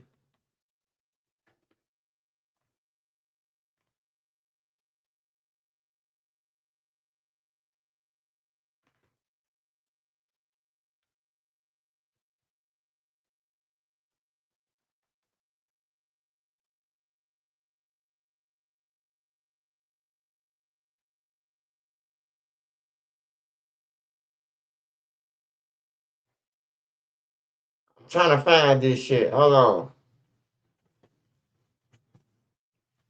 Hey, Ronnie. Hey, Swipe, did you already talk about the Chud the Builder? 750 billion of our own parliament, perhaps make a deal with the U.S. Mutual Security Aid, but we need a land, tools, and resources before this place collapse. What's your name, man? I don't think you know me. 809. Hey, you smart, man. You a smart dude. Motherfucking you don't know me. You smart, brother. I think the family covered this. Oh, okay, Ronnie. Hey, shout out, Rama the boy. Appreciate your love, support, brother. Hey, shout out Explosives, man. 11 months, Explosives.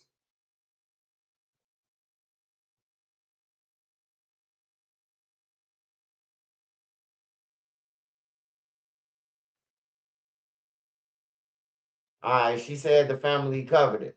I wanted to watch something else on the family too about these kids in DC.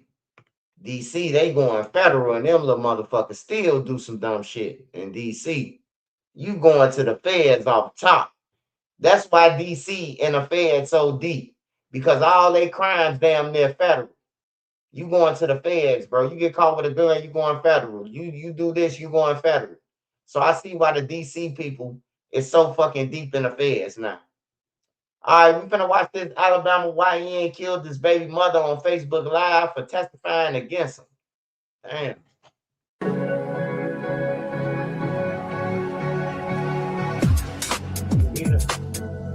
Nueva York.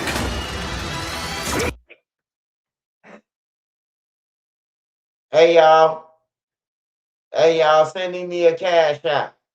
She just went to go and watch the Ronda Rousey fight, and it was over in 17 seconds, man. Ronda Rousey has won the fight, man. It's over with. I thought I was gonna be able to watch it. I don't even want to see the shit. I guess it's just a clip. We can't even get no money off the clip. The people who sharing clips. That's crazy, bro. 17 seconds, bro.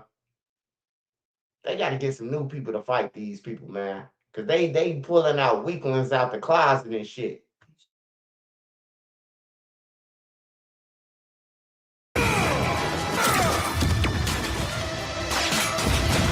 On top of that, still got a lot of shit I never see.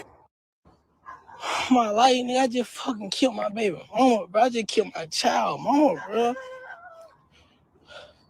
Nigga don't understand. Get up. Please get up, bro. Please get up, bro. I need my cut. I need my cousin. Get up, bro. Fam, it's those inner demons that be eating you alive. We all probably put our trust in somebody we know good as well shouldn't have had our trust. Not everybody know how to handle that.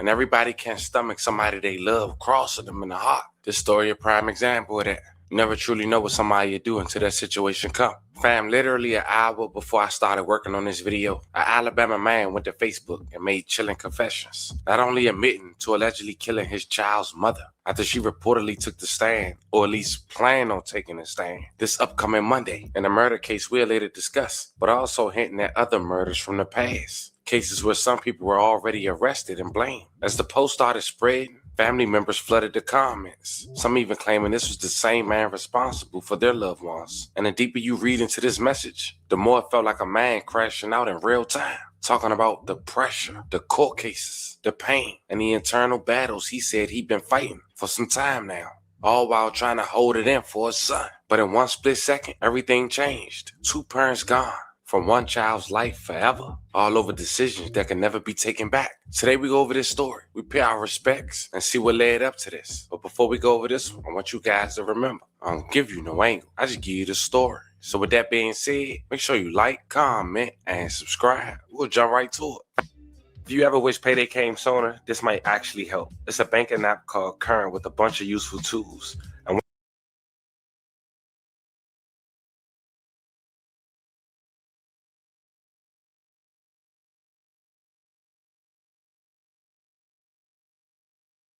we're going to Montgomery, Alabama. And then we want to shift our focus on a young man identified as Jay Khalid Spill, also known as Lil Spin. And like anything else in life, you get away once, you're going to keep doing it. Lil Spin was getting away with murders. The first one happened back in August of 2022. He was just 20 years old at the time. He, along with a 16-year-old accomplice, was charged with murder in connection with the fatal shooting of 23-year-old Gabriel Guapo Willis. The incident took place early on Sunday, August 21st, 2022, in a 400 block of South Lawrence Street in Montgomery, Alabama. Spill was booked into the Montgomery County Detention Facility following his arrest. One thing led to another. He ended up coming home. And we have an update just in from the Montgomery Police Department confirming 2 arrests in connection with a deadly shooting that happened over the weekend. 16-year-old Quindarius Streeter and 20-year-old Jakelb Spell are now charged with the murder of Gabriel Willis. Their bonds were set at $1.5 million.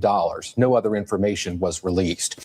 But then just 2 years later, now 22 years old, Lil Spin will be charged with murder following a fatal shooting on September 14, 2024 on the 3200 block of Virginia Pines Lane in Montgomery, Alabama. The victim was later identified as Terrell Fuller, just 25 years old. May he rest in peace and level condolences to his family. He died on the scene. And Lil Spin brought up this murder in a live you'll later check out less than an hour of me doing this video. He mentioned his baby mother was supposed to testify against him in this murder.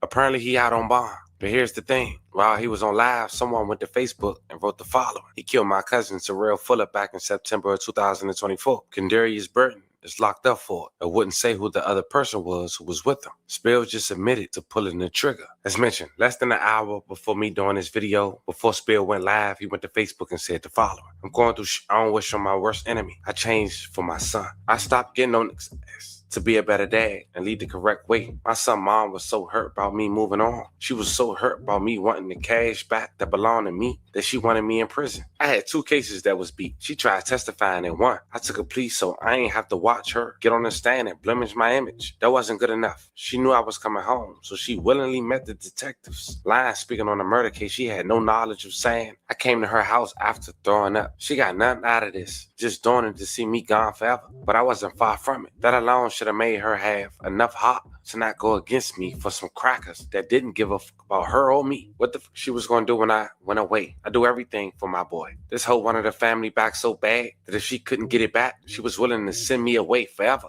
Knowing my son was my soft spot. It's even crazy she tried testifying on me after setting up like 20 in the city for me. I ain't be a low down ass nigga. I took my plea and still continue to be a great dad. I ain't mistreat her about the situation or none. I'm so hurt because she wasn't forced to go give no statement. She didn't have to. She did it out of hurt. She ain't think about how my baby would need me. She was ready to send me away and try to force a stepdad to play a role only a biological father could play. If you in them streets or acting like you is, get out, because everything fun till betrayal come with it. All them years the judge get to talking. I made a mistake that I can't come back from. And sometimes when you're in the streets, you make mistakes that can't be fixed. Take this as your warning before destruction if you win them. Then he also wrote, I was so close to clocking out when CJ died. I was tied in. Money, drugs, nothing was numbing the pain. I met somebody that gave me a purpose to live. I started healing my own. Family fell out with me because they didn't understand why the female I needed was so important to me. They was worried more about why I was spending my money reckless, not wondering what was going on with me mentally. Want me to deal with females because they had one child or none. Not knowing I would have chose her if she had 6 kids came with her. I was in a dark space when my brother died, and she brought light to it. She showed me it was more than shooting a gun. She seemed like the only person who didn't give a fuck about money. If I did for her, I did from the big to the small. Her and her kids was grateful for it. Because of the people I love, the most turned their back on me. Ain't coming to my trial. Nobody but my dad. My sister not coming ain't bothering me. But Mom Dukes, it hurt. You couldn't put your pride to the side, reach out. You knew I was going through it the most. You seen me abusing drugs. I don't even do drugs. Yet you still faded on me. I hope you find peace with your other kids and love on them. I don't hate you, baby. Just hurt. I needed you. And to my brothers, this go for the members. The streets. Let these niggas kill and be killed. Cause God gonna handle everybody who doing wrong or did wrong. I'm a prime example. I changed, but karma started hitting hard. Changed now, so y'all ain't gotta wish it was a restart button. This coming from Spell. Y'all should listen, cause before today, I would never say no shit like this. I love who love me. I found God, but it was too late. I repent for my sins. So now we said all that and got you guys caught up. Moments after those posts was made on Facebook, he went live and said the following as he broke down in a cemetery after allegedly shooting his baby mother, who we'll later identify after this live.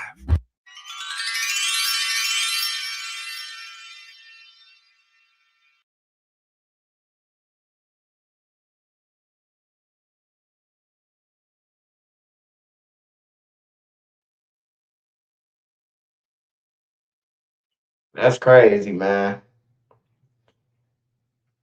Hey, I got one question though. I got one question. All right. Even though his baby mama was testifying on him, right? Just hear me out. How would she know that he killed dude now? He had to tell her, right? Well, that's his motherfucking fault. He should have shut his motherfucking mouth. I'm pretty sure. Or was she on the head with him? He bogus either way. If he went back and told her and there was only 2 people on the head, he bogus. And if he killed her because she drove them over there, or she was with it, he bogus too. For even having her in the business. For real. I don't get it, bro. I don't get it, man. Like, if you wouldn't have told her, she wouldn't have known. So you told on yourself.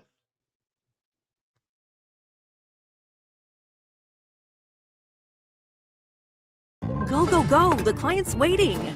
Wait, this is last year's deck. Oops. TB. Worst thing I could deal with killed her. This girl want me to get life. I'm talking about life, nigga. Life. This hoe ain't give a fuck about my child, nigga. I just tripped down, nigga. I've been fighting through depression for so long, nigga.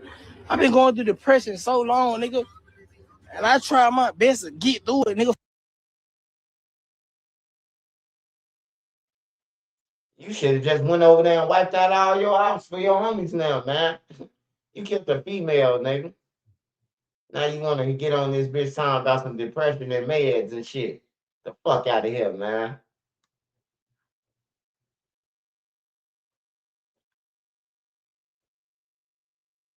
Supposedly, she told the feds he came home throwing up the night of the unalive. Yeah, he wasn't supposed to do nothing. See, that's what I'm saying. He acting like a character.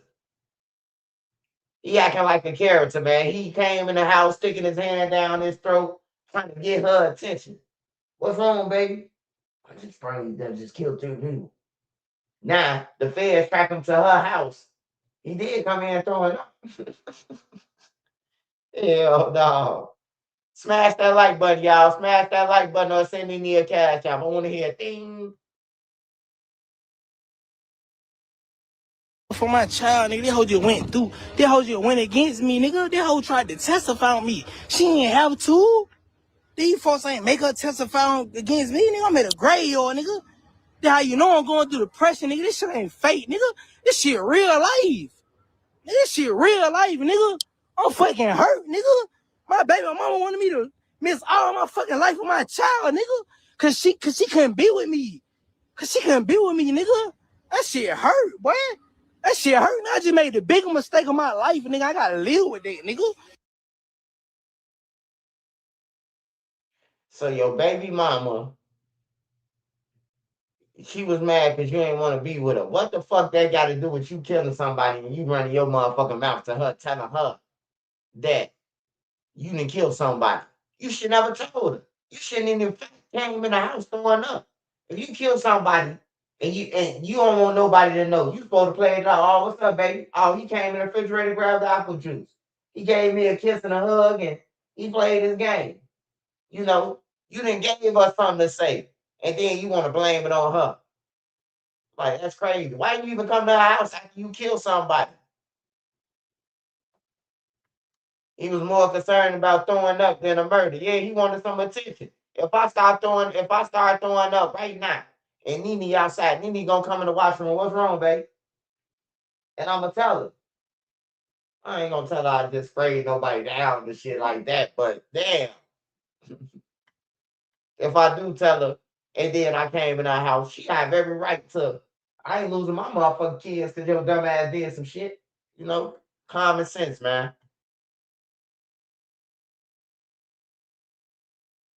My baby mama was mad because she pulled up like we finna fuck, nigga. I confronted her about finna testify against me in trial Monday, nigga.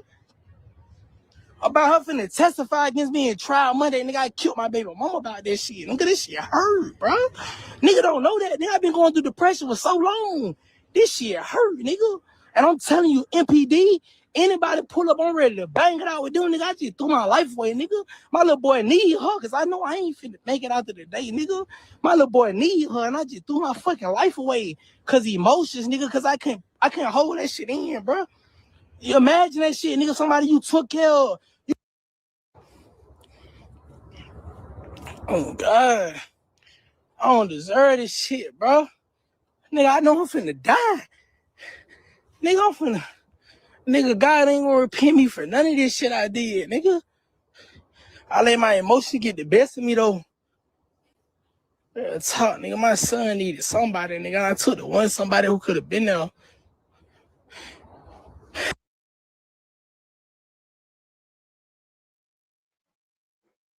I took that one person that was gonna be there.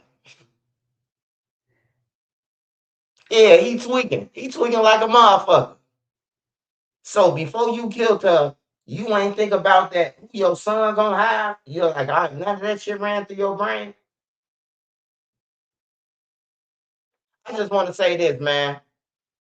If your girl got to testify against you and you did some shit, just ask yourself this: how the fuck she even get involved with your shit? How the fuck she even know? If you went on a hit and killed somebody and then came back to her house just to chill, how the fuck did she get involved? Because that nigga ran his mouth, man.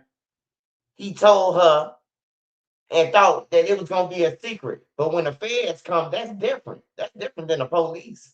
The feds coming like, hey, look, we know he came back over your house. Look at this video. Is this him coming through your door? Is this you picking him up? What else you gonna tell him? No. Was she supposed to go and fight the feds and go to all the way to trial because you a gangster? I don't understand, motherfuckers, man. But I always tell y'all, people love company, bro. People want everybody to go through that shit. That's what happened to Queso and Blue. They called Blue over there to go and pick them up. Blue thinking they chilling with some hoes. The whole time they got a white lady tied up in the crib. They didn't tell Blue that. So therefore, Hey, look, take your weight. Get your daddy up out of there. You finna go to jail anyway, Queso. But he rather, oh, my daddy a wreck. Bro, you called your daddy and told him to go and pick up your homies, bro. Like, don't nobody see no problem with that. Imagine your son call you and he ain't tell you that he just killed somebody. Hey, dad, man. Hey, come get me, man. This bitch tripping. You come and get him. Whole time he done kill somebody. He ain't tell you that.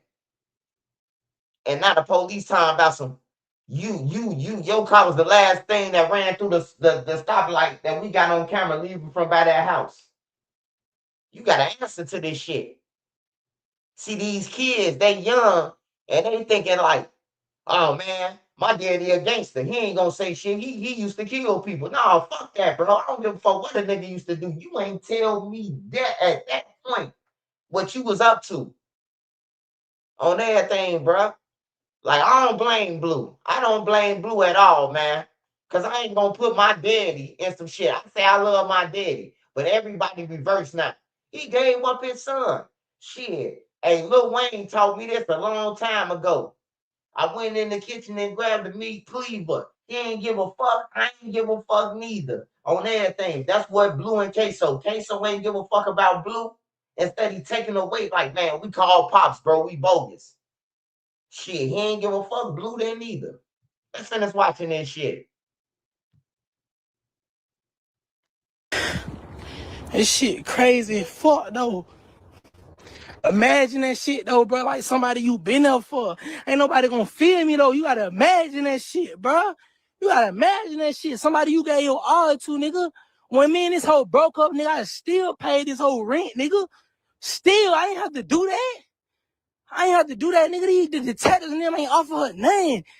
Just because me and her couldn't be together, this hoe willingly went down to the CID room and told them I came to her house and I throwed up and I was the one who killed. Like, come on, bro. You ain't supposed to did that, bro. I ain't saying you probably took off for me on no murder case, but you ain't have to do that, bro. You know what I'm saying? Like, accountability, nigga.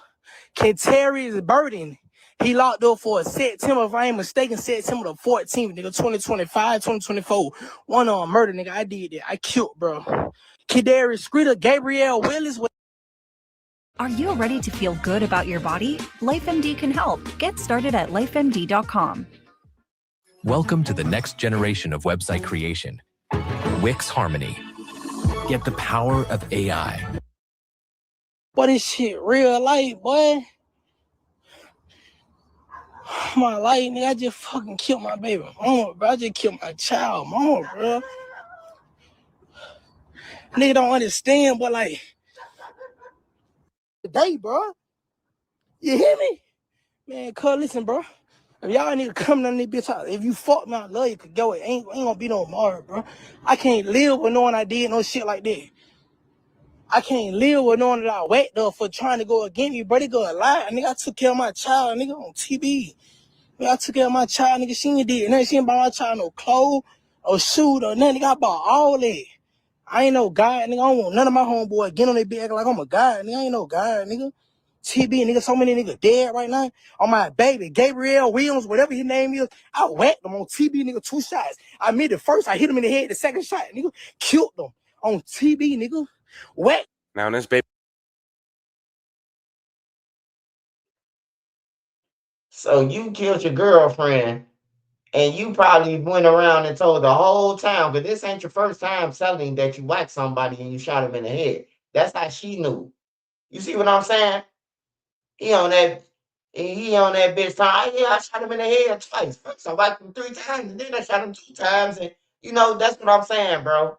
Like, he told the girl, look, Bonnie and Clyde my ass, man. I love my wife. But I ain't gonna hide Nene in none of my bullshit. On everything. I ain't gonna have her in none of my bullshit.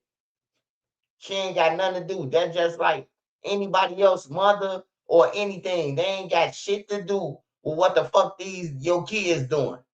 They should get a pass, bro. Like, for real, the mothers and everything. If I see somebody mama who, I don't give a fuck if they kill my brother and I seen the person mama who killed my brother. I'm still gonna, if she walk into me, I'm still gonna speak to her. She ain't got shit to do with that. She love her son and she gonna protect her son. I know this shit just off the chessboard. So I ain't even gotta worry about fake kicking it with her about that. But I know in my heart that she ain't got nothing to do with it. Now, as far as me catching up with her son, that's another thing. You hear me? If that's my choice. But I ain't gonna touch his mama or his sisters or nobody who ain't got shit to do with it. That's where shit go left at. And that's why it's tit for tat in the streets right now. Cause nigga, you killed my sister. Now I'm finna kill your mama, your grandma. I'm finna make you hurt. You hear me? A person's sister is like, I gotta go beyond that. Now he took my sibling. I gotta kill his mama, his grandma. You know, and then that's when it goes tit for tat and it just get out of hand, bro. When in reality it shouldn't even went that far, bro. Like for real, man. That's why I say a lot of people need to go from this earth to make this world better for the kids, bro. Because them the ones who want to grow up and be something in life that we should want to grow up and be something in life. We ain't gonna have no fucking black doctors. We ain't gonna have no black lawyers. And then y'all complain about the white man. You gonna have to get a white man your money if ain't no black people here to fight the cases. You gonna have to go and see a white doctor if ain't no black doctors because we wiping each other out over bullshit, over females, bro. I seen so many people die in the drill scene over a female. Them niggas ain't gonna get on that couch and say that though, because that's embarrassing. It's embarrassing like a motherfucker to know that all your homies died because y'all was having sex with the same girls. And these same girls is continuing to multiply and populate the community with the STDs and everything because they still out there having sex with the other groups. Whichever group hot, that's who they going with. It's just that the gang members from Tuckerville and Old Block and all the rest of them blocks couldn't see it. Hey, look, these hoes for everybody. I make a song, I'm hot. They over here with Duck them. Keep come out and say bang bang. Now all the hoes in Old Block. Like y'all ain't paying attention. If they was paying attention, then they wouldn't even got into it with each other. Man, them hoes for everybody, man. Fuck them hoes. You know? But they got in their feelings. That's my hoe. You know, going with the same female. Like it's crazy, man. I'm glad I went to school in the suburbs with all the whites. I'm the king of the whites. Baby mother was identified as Ari on social media, a young mom of two. And according to the post, unfortunately, she lost her life. Like he said, may she rest in peace and love and condolences to her family. And after going back to his page, it was alleged that he lost his life as well. Now their child and her having two kids is left without their parents. It's an unfortunate situation. Fam, go seek help if you're going through it, man. We all had them days. It don't make you less of a man or woman. I'm sending prayers to everyone who need them. I'm definitely sending prayers to the victim of this family. And once again to the victim, Ari, may you rest in peace and love and condolences to her family. Fam, this was the story of a man from Alabama who went to Facebook in his cemetery to vent on Facebook Live about his recent struggles, his mental space, which led to him allegedly killing his baby mother because she was set to testify on him on Monday for a murder in which he claims was not true before ending his own. Let me know how you guys feel about this one in the comments. Don't forget to like and subscribe. And today, I'll catch you guys on the next one.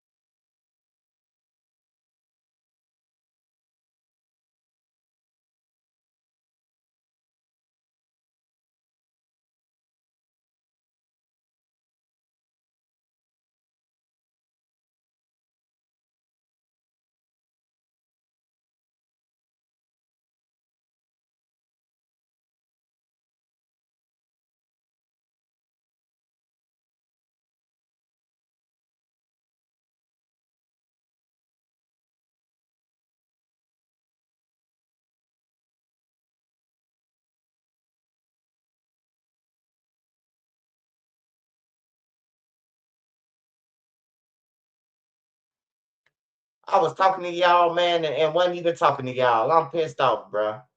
Hey, but one thing I want to say, man, is these females, like, man, y'all got to choose y'all kids over y'all. You got to choose your kids.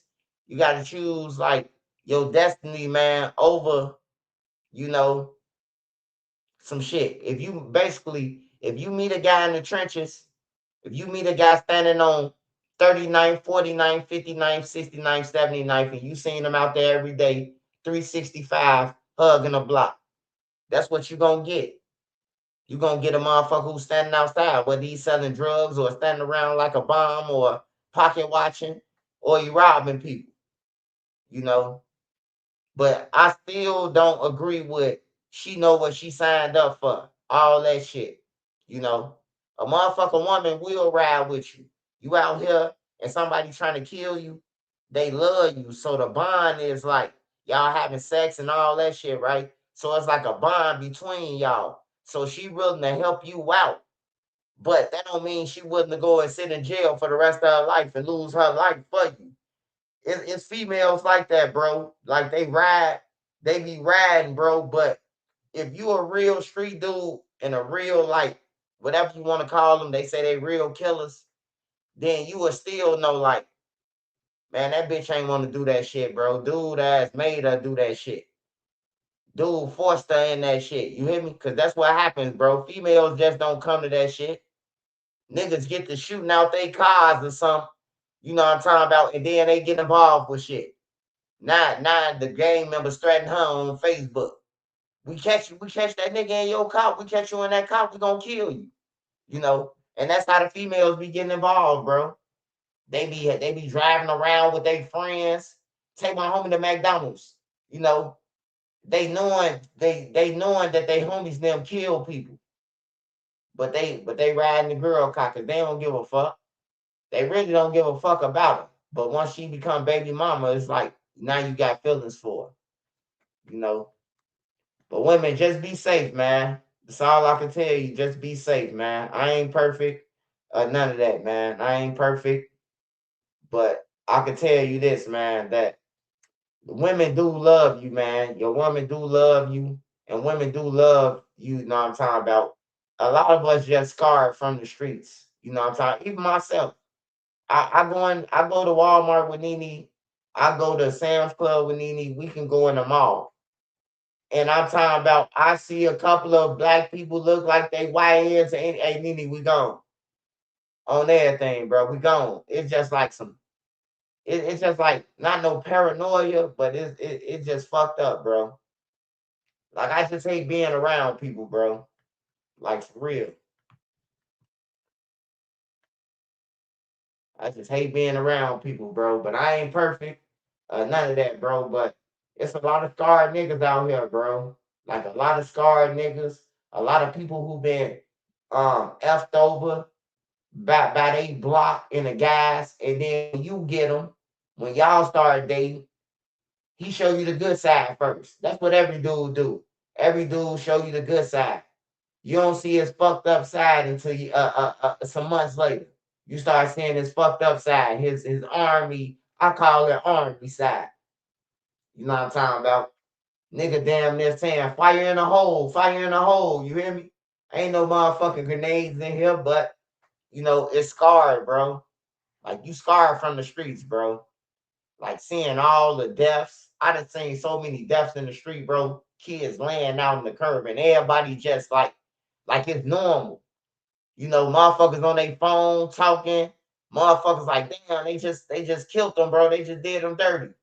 You know, it's different crowds out there doing the crime scene. You got some people crying. You got some people like, damn, they just fucked them up. Some people don't know the person, you know, but they out there, bro. That shit affects you, bro.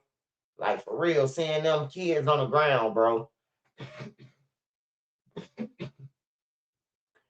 I remember when I seen OD on the ground in the middle of King Drive, and it was a bike flipped up, and the wheel was still spinning. The wheel to the bike was still spinning when I got over there. The bike was flipped over. The bike was flipped over, bro, as if the bike landed on the handlebars itself. No bullshit. And he was in the middle of the street, like in between Sammy's and AutoZone. Like he was right there in between Sammy's and AutoZone on everything, bro. I remember that day like a motherfucker, bro. They rolled through there like, be careful. They just killed OD. And me and T Roy, auntie, she like, what the fuck they just say? I said, no, they ain't just say they killed OD. Now we on the porch.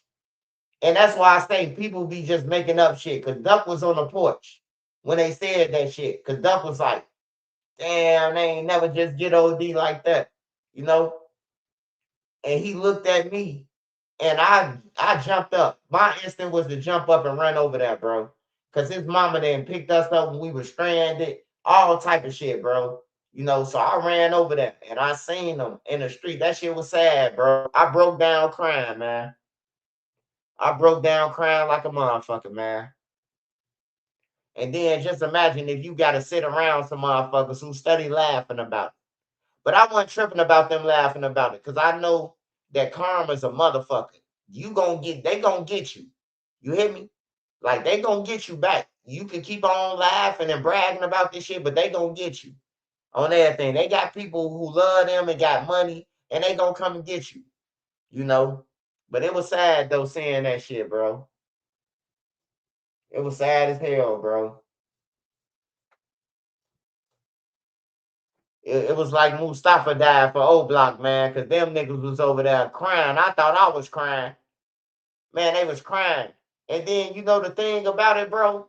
I went over there to sign OD. It was like, you know, in a black community, they put up boards like project boards in school, the white boards and shit. So it was like they put like 20 boards together against an O Block gate. And they taped it, bro. I forgot to tell y'all this story. I probably told this story, but I forgot. Right? So I'm at the gate with the marker signing my name on that and saying, I love you, OD. Ooh, rest up. And I turned the corner of my eye and I seen a nigga look like a ninja wrapped up with a gun coming my way, right? Whole time I ain't knowing that it's somebody from Gyro City across the street, right? He across the street looking into the crowd. So when the dude came, the crowd scattered. Man, I'm talking about that's the fastest I ever ran, bro. I got on 63rd, goddamn it, and meet. Whole time they were chasing somebody from Gyro. But everybody scattered out of nowhere. I'm signing the board and I see 50 people scattered. And I'm still signing it like woo doo doo doo doo. I seen him out the corner of my eye. I got low.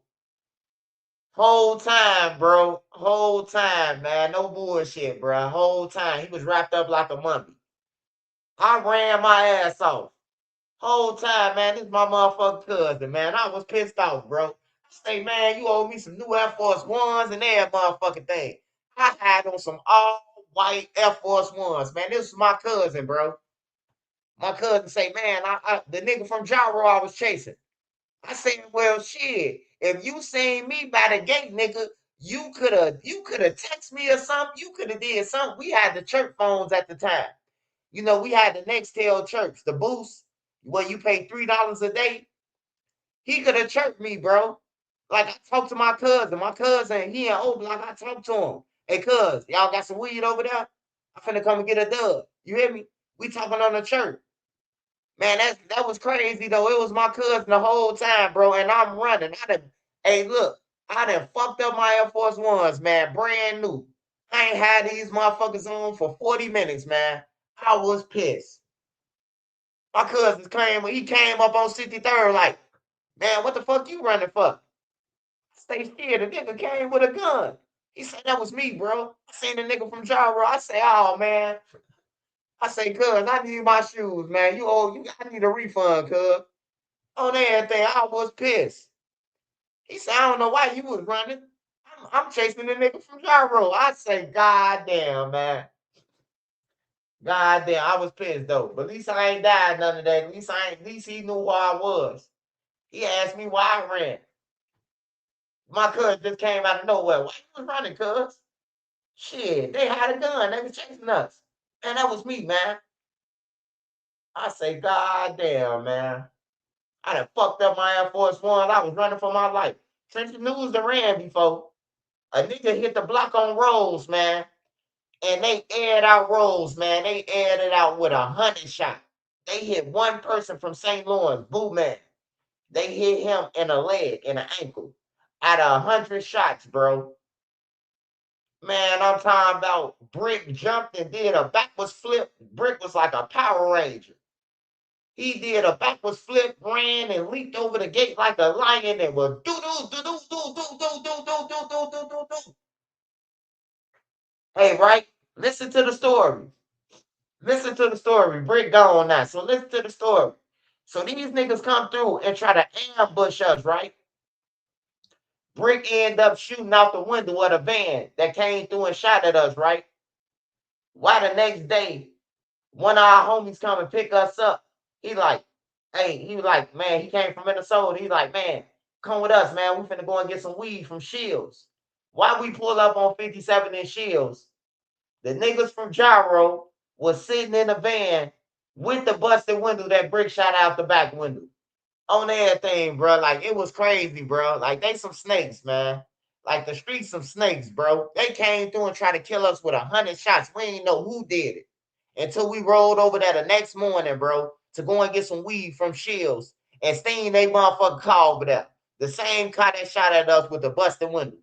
We knew it was the car. I'm like, these niggas is crazy. I told Duck now, man, I'm Duck and Brick now, bro. Like, we from the low end, bro. Like, y'all would be better off going and hang on the low end. Brick was like the prince of the low end. I didn't even see no reason for Brick to be on 63rd. Brick had clout way before Duck now.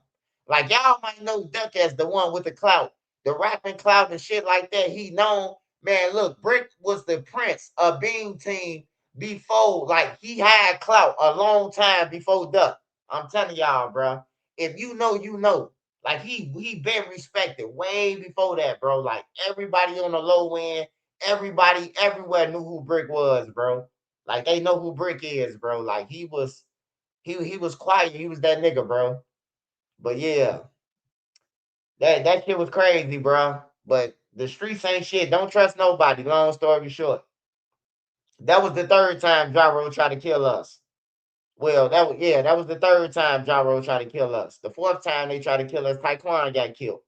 On their thing. They some sneaky motherfuckers. They some sneaky, dirty motherfuckers. That's all I can tell you about that, man. That's all I can tell you about that, man. They dirty the motherfucker. And they on the same blocks hanging with each other, smiling in each other's face. That's the dangerous part about the streets. When you got different blocks, that's really one block, but it's split off into different groups of people. You know, that shit dangerous, man. I'm talking about niggas in your face laughing and then they walk off and then y'all get shot at. Like, ain't no need to be in the streets, bro. If you gotta go against the ops, you gotta go against your neighborhood. You gotta watch out for the cops. You gotta watch out for trenches news, the stick up kid. Like, you gotta watch out for every too much shit. When you could just go to work, go home with your girl, you know, smoke some weed, watch Mr. Beast or watch Fear Factor and just chill. That's what I do. I watch Mr. Beast, Fear Factor. You know, when I ain't doing YouTube and I ain't in school or, you know, doing something with the business, hey, or interviews, I'm watching motherfucking Fear Factor and shit. I'm not trying to get into no trouble. I ain't trying to commit no crimes for nobody or none of that shit on there. Cause I know when you go to jail, you ain't gonna have nobody there for you. All the niggas who you was jumping out the cars with, they just magically disappear. You ain't useless no. You can't do nothing for them no more. So they don't give a fuck about you no more. Same as when you get paralyzed. Ask anybody when they get paralyzed. They guys ain't the same, bro. Nigga never come see you in the hospital or none of that. Niggas ain't real, bro. It gotta be a real friend who you was in the street with that's like, man, he was that nigga when he was in the street. I'm gonna keep fucking with him. Or he helped me out when he was in the streets. Other than that, niggas don't give a fuck about you. I done heard the nigga tell a person in a wheelchair, man, keep talking. I'm gonna push you, I'm gonna flip you out that wheelchair. He would have never told him that 10 years ago, but he told him that today. He told him that in 2025.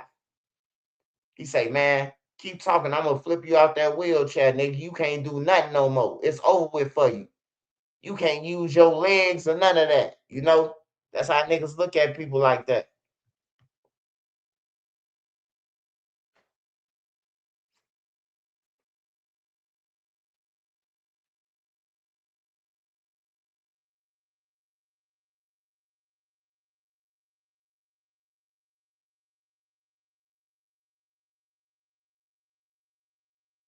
There's a lot of teddy dicks out here.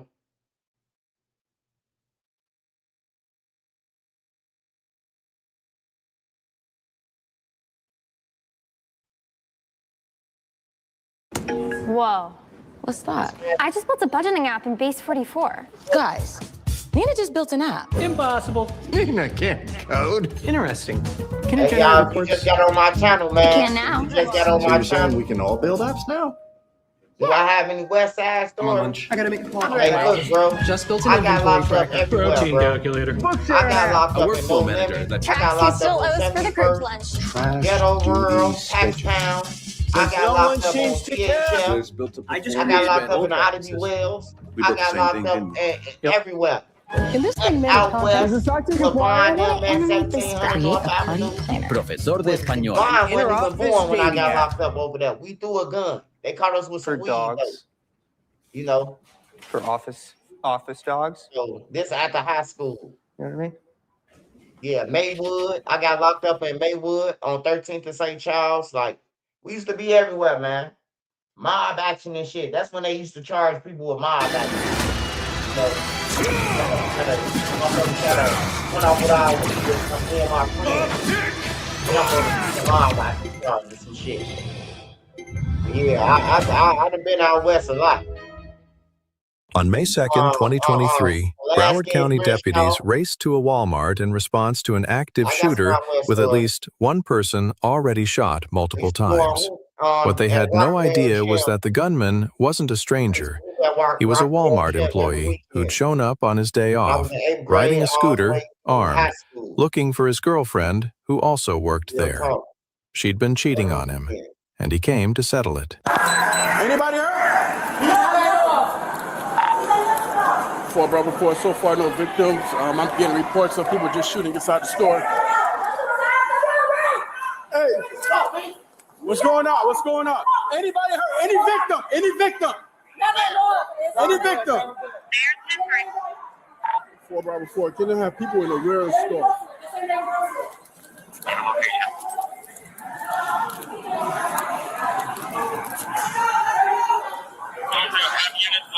Hey,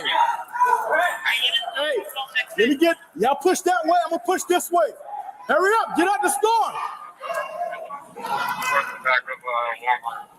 Boss man, exit the store now.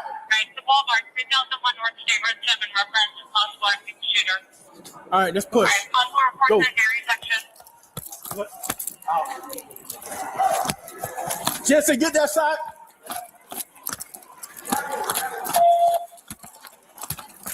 Anybody hurt? Somebody in the back?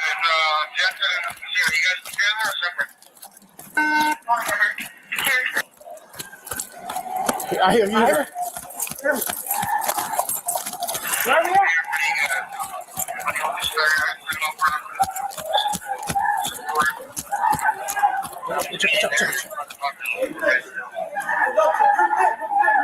Where's the big guy? No idea where the shot came from. I'm the store manager. I can see anything you need. I got a victim. Chow. No idea. Who shot him? You know what they did? She went out. The girl. Where's she have on?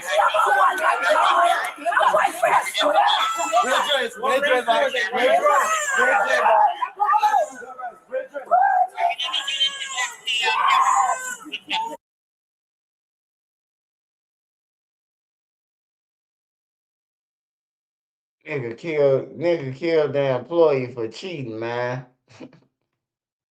Niggas working with their girls and shit.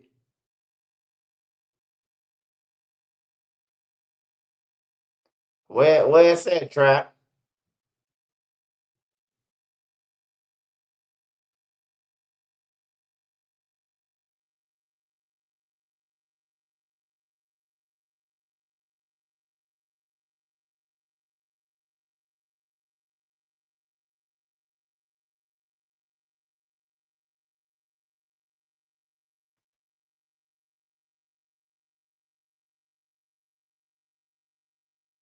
Shout out at LWW931. I appreciate you, brother. Hey, you guys.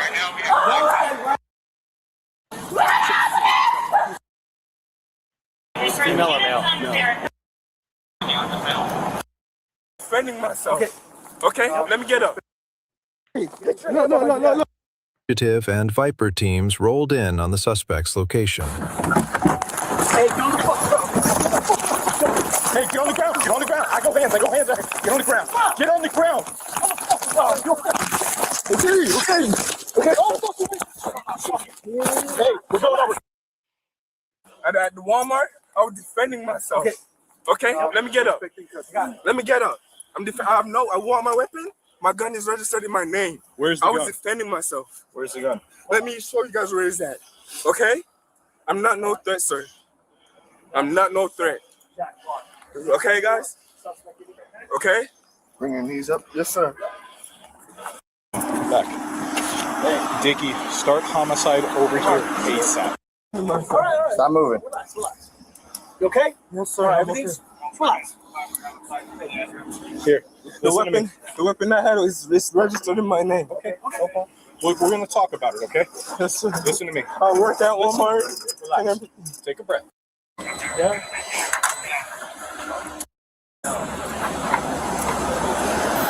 Floor.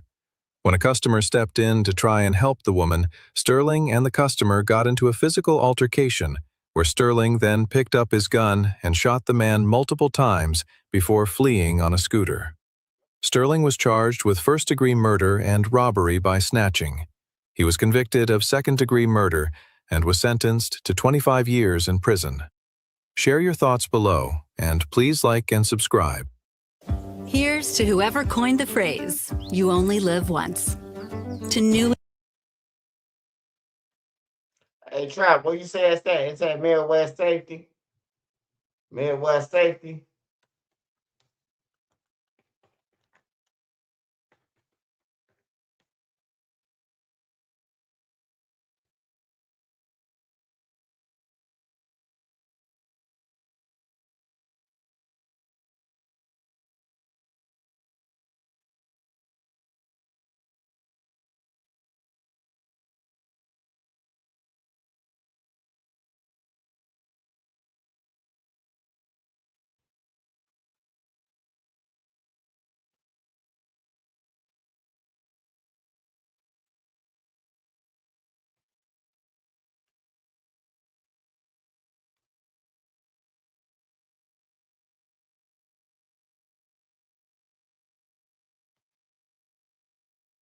Hey, Trap, is it this one?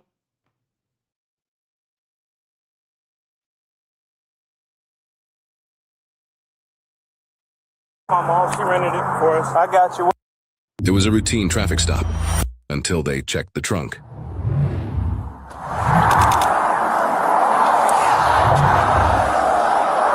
that like button.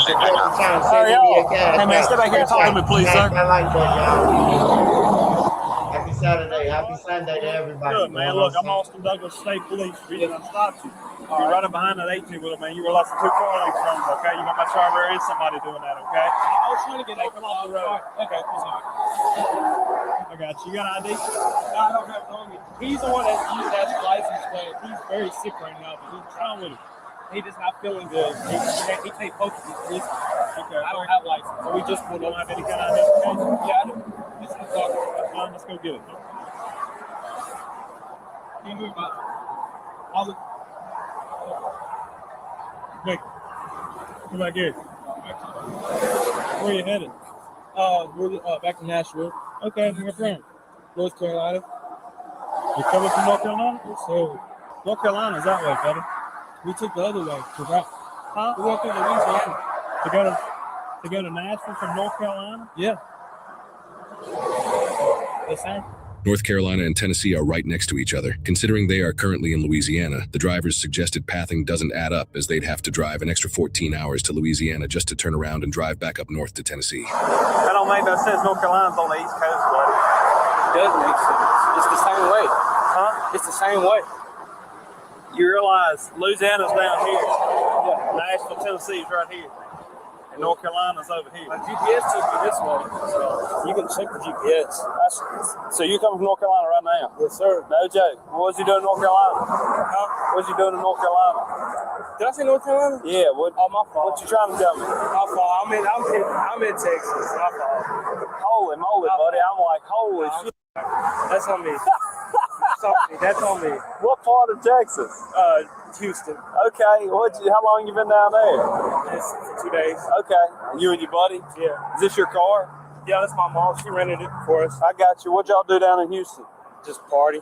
I got you. All right. Let me go holler at him. Give me just a minute. Make sure you're not coming from North Carolina. Yes, hang out right there. You good? You good? Hang out back there. Hey, any weapons in here? Don't buy any guns or anything else? Okay. How are you, buddy? What's going on, man? You all right? Yeah, I'm just tired, man. Tired? Party? Oh, man. I got you. Where y'all headed, buddy? Nashville. Huh? We headed to Nashville. I got you. Where y'all coming from? How long y'all down there? Party down there? Okay. The rental agreement in here? Y'all both from Nashville? Yes. Where'd y'all stay when you were down there? You stayed in Pearland? Huh? Pearland. Okay. With who? Somebody you knew or what? Yeah, I got family down there. Oh, for real? Yeah. Okay. I got you. Give me just a second, okay? Where'd y'all stay at down there? At a friend's house. Okay. All right. Where at? In Houston or what? Yeah, just in Houston on the border side. I got you. Okay. Give me just a second. Where's that odor coming from? All due respect, your garbage disposal stinks. Who are you? Your kitchen godfather.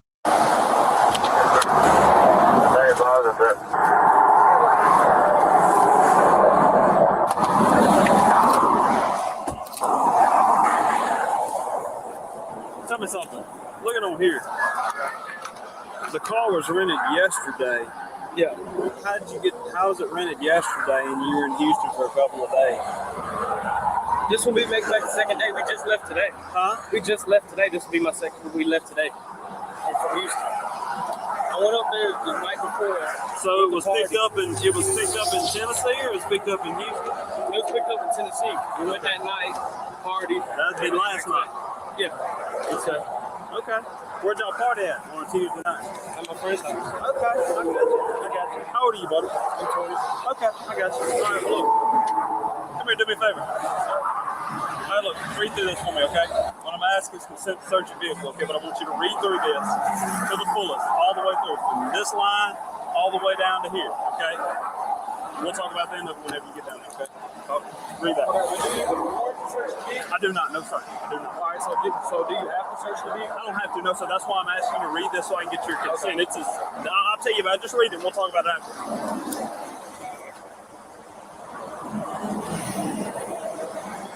All right.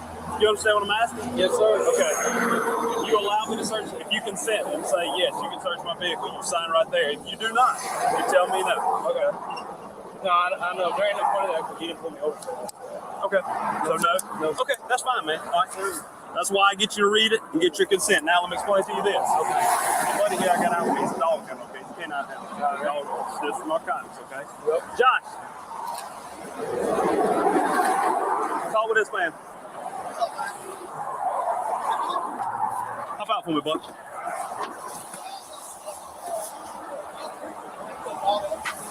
My partner there has been running the dog around the car, okay? You have any guns or anything on you? Any guns in the car? Hold on one second. Come here. Spin around. gonna hang out right there on my car. Can I take it out? Yeah, go ahead.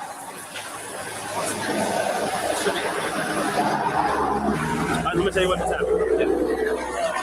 I just asked him for consent to search the vehicle, allowed him to read a consent to search form, and fully explained who's searching the vehicle. Yeah.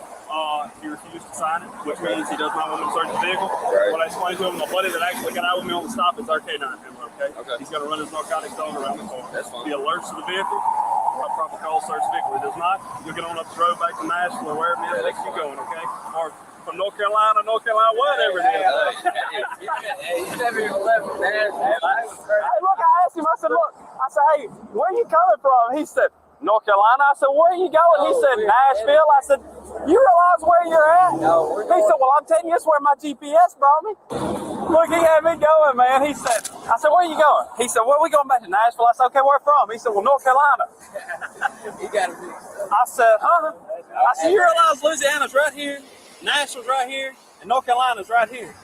I said, you done screwed something up. I used to live in Louisiana. Where at? Lafayette for like 13 years. Really? What'd you do down there? Yeah, I lived there, man. I grew up there. You grew up there? You lived there? Yeah. What made you move to Nashville? Well, see, I just, my family had family problems. My mom moved around, so I moved to Houston. I moved to Pearland for like 2 years.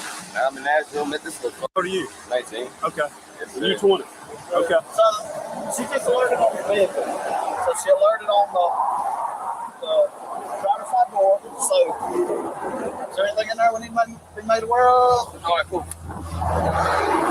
Got some gloves?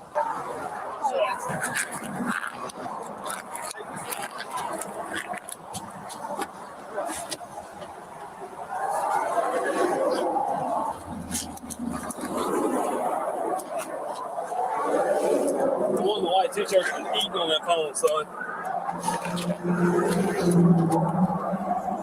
I smell weird. That's all good.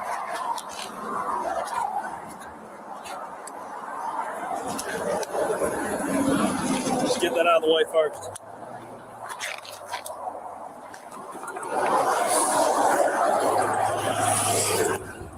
At this moment, reports indicate the driver turns to the officer standing next to him and says, "Sir, you might as well go ahead and put us in handcuffs." The officer then asks him why, and he replies, "Because he's about to find some shit."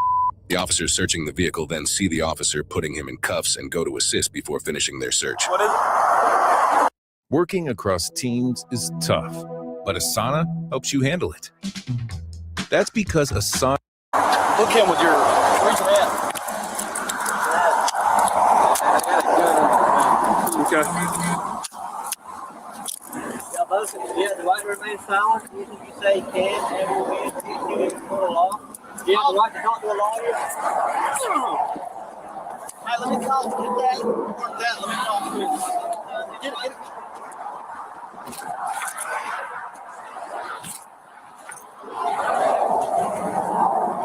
Picture. 2, 3, 4, 5, 6, 7, 8, 9, 10, bro. 10. Hey, were they just stacked in the book bag, Doc?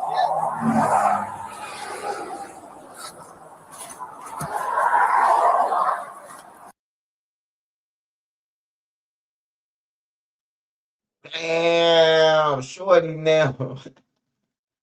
Hey, shorty now, break the fuck up. Shit. Man, I would have never thought Shorty them had no work on them, man. Shorty them the plug. Or they trapped him for the plug.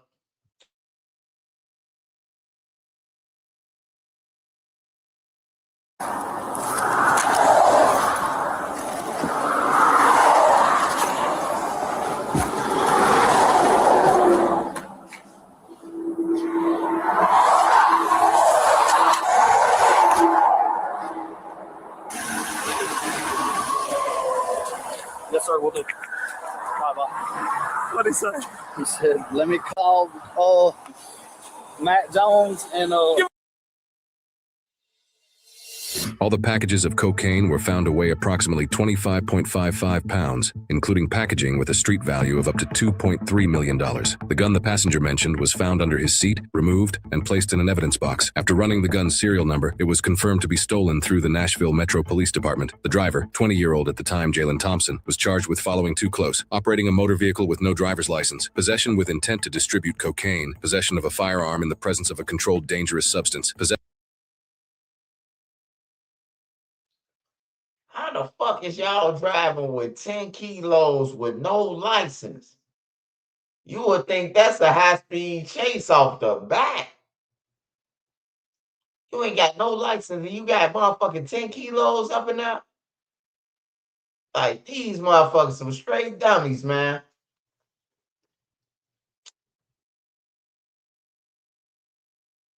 possession of a stolen firearm, and conspiracy to distribute a Schedule II controlled dangerous substance. The passenger, 19-year-old at the time Derek Tips, who also was a convicted felon during the incident, was charged with possession with intent to distribute cocaine, possession of a firearm in the presence of a controlled dangerous substance, possession of a stolen firearm, possession of a firearm by a convicted felon, and conspiracy to distribute a Schedule II controlled dangerous substance. In February 2023, both suspects took a plea deal, pleading guilty to possession with intent to distribute cocaine in exchange for the rest of their charges to be dropped. Jalen, the driver, was sentenced to 70 months, just under 6 years, in prison, while Derek, the passenger, who had a prior felony conviction, was sentenced to 10 years in prison. They will both be placed under supervised release for 5 years after they are released. Jalen will be 26 years old when he is released in 2028, and Derek will be 31 years old when he is released in 2033. Our team of investigative reporters puts hundreds upon hundreds of hours dedicated to requesting and reviewing footage, reading and analyzing reports, researching cases, and organizing all of our findings into coherent and enjoyable stories for you, the viewers. We at Midwest Safety would like to thank our channel members and subscribers for making this possible. Whether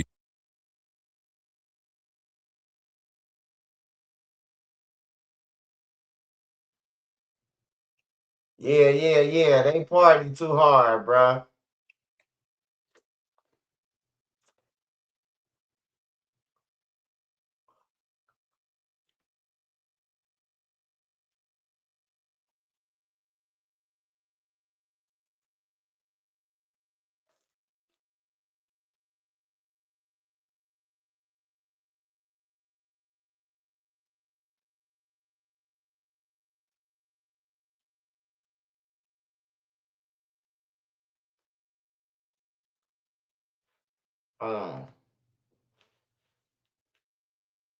You said evil gunman ambush 3 cops? Hold on.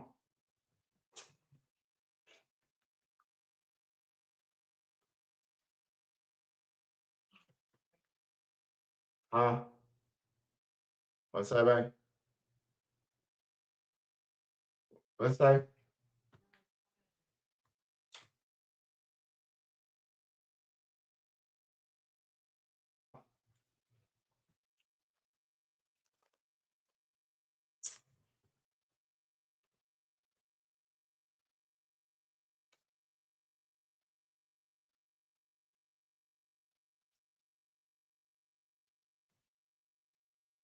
Your favorite flavor with new rubs. Get all this for that only at Church's. We got you.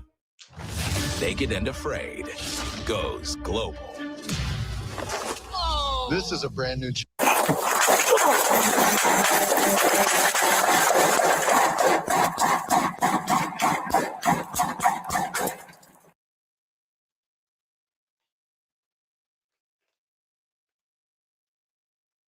Tourniquet, please. All right, man, so we're going to be doing a bunch of stuff real fast, okay? How you feeling?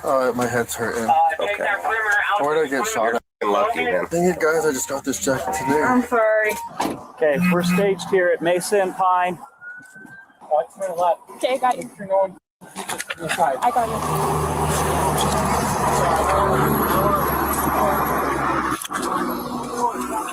Get the out of here. There's a guy walking down over here with a black jacket. Hey, show me your hands. What was this guy supposed to be wearing again? Black over black, I think. Okay.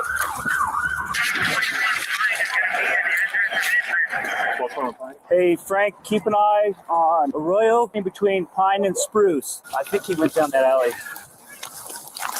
Man, I cannot talk to you right now. I said you guys around my door, so I didn't know if he was by my house. Okay, so there was a male that we saw when I first got up here that went north up the alley wearing a black coat, tan pants, and white shoes. You guys hold that alley. I'm going to need some more units to come over to Cedar and Mesa with me to try to keep this perimeter locked down. So he's down there? Well, the alley between Cedar, so Cedar's that way. Black jacket, black mask, tan pants, white shoes. Go inside, guys! Go inside! Yeah. He has to be in this alley. I've seen him run there. He never came out. How long ago was that? As soon as he shot the cop, that's the whole. So I just had a witness come up and say he went south. So just hold our perimeters on Northern and Arroyo. What if you guys didn't get hit? Did you see anybody running through here with khaki pants, white shoes, and a black jacket? I'll check the camera. We're busy right now. Just keep driving. Tom, do we have anything yet on that SO dog? Go the other way! Turn around! Just keep an eye that way he doesn't come around that corner and shoot us.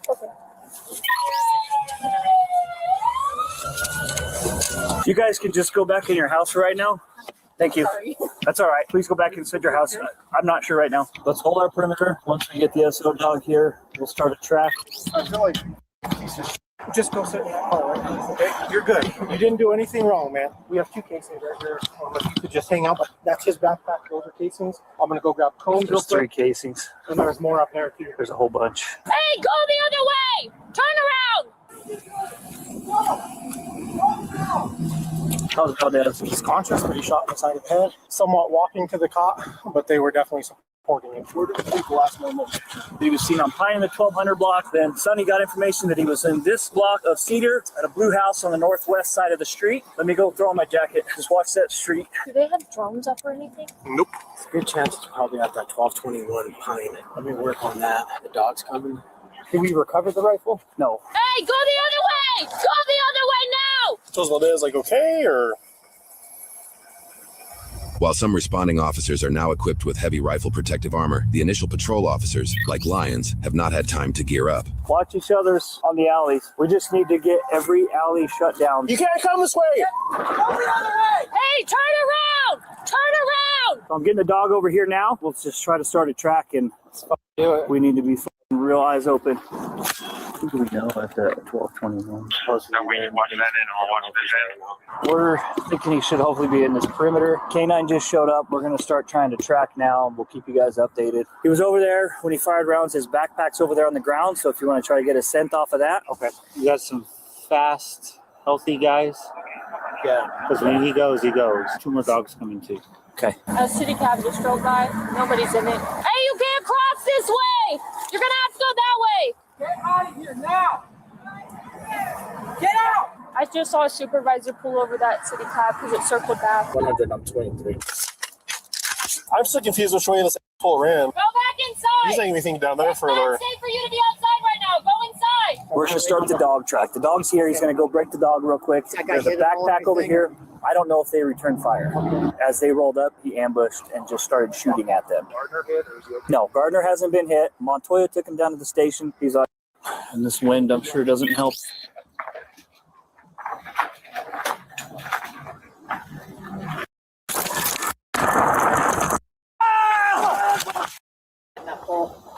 See this whole pole's holding it, and then that side the hinges go up and down. We'd have to kick the whole thing off there.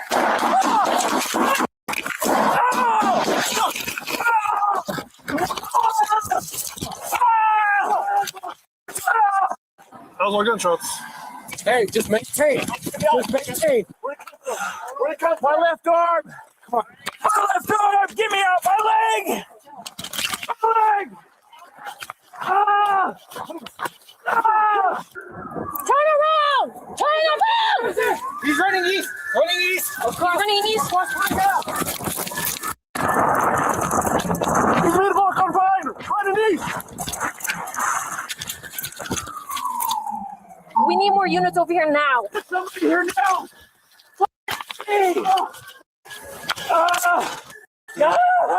Get this motherfucker! Get someone here now! Juno, you gotta help me. Yeah.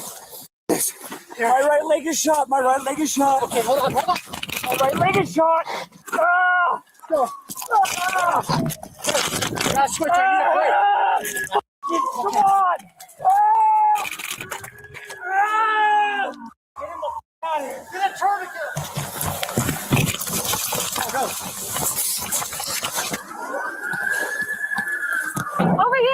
the pink house, mid block. That's where he is. Stay inside. Up there to the right. Between Roller and Mesa. He ran this way. There's so many cars I can't tell. Stay in your house. No, it's not. Stay in your house. Whether you're on the job or at home, Harbor Freight has the air tools. Stay. I got you, man. He ran really fast. I just remember he had on the tan pants and the white shoes. I couldn't tie his shirt. No. Hold there! Right here on the roof. Show me your hands! Hands, do it now! Blue.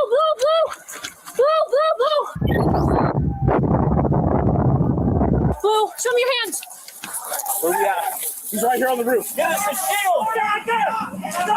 Behind this bear trap. I might be thinking by the way. Where? I don't know. Coming this way. Okay, I just was over there. There's a bunch of them over there trying to get him off the roof. He still has his gun, but he's not moving as of right now. I need armor behind this bear trap. Ready? Go. Yeah, everybody behind the bear trap. Yeah, I got a visual. Down, face down. Go real quick. Have her sit back. Let's go back. Come here, come on. He's on the roof. Take a breath. I'm sorry. I'm kind of freaking out. I can't be on the phone long, but I just want to let you know that I'm okay, okay? Hey. Yeah. It's okay. Ray, he was on the roof shooting over us.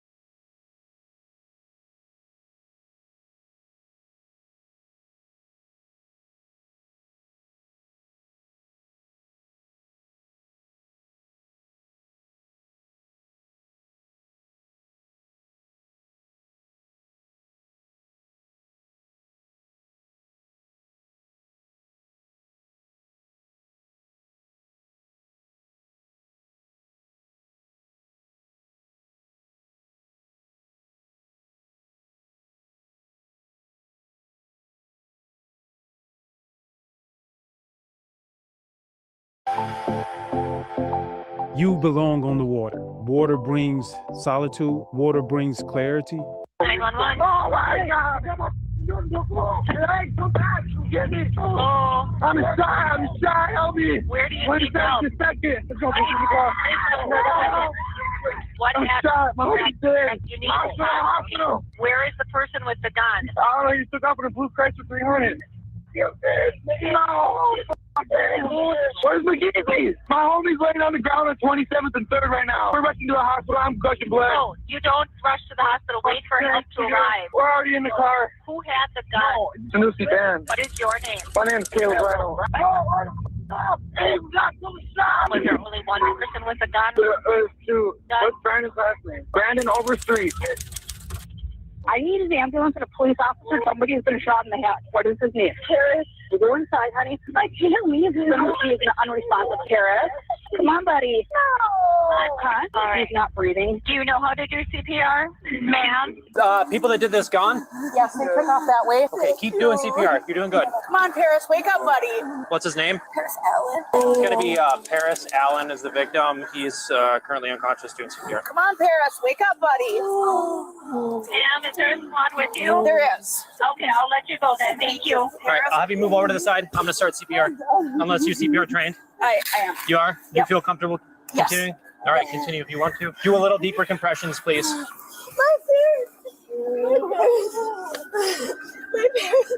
parents. Come on, Paris, buddy. Don't go out on me like this yet, bud. Paris, come on, bud.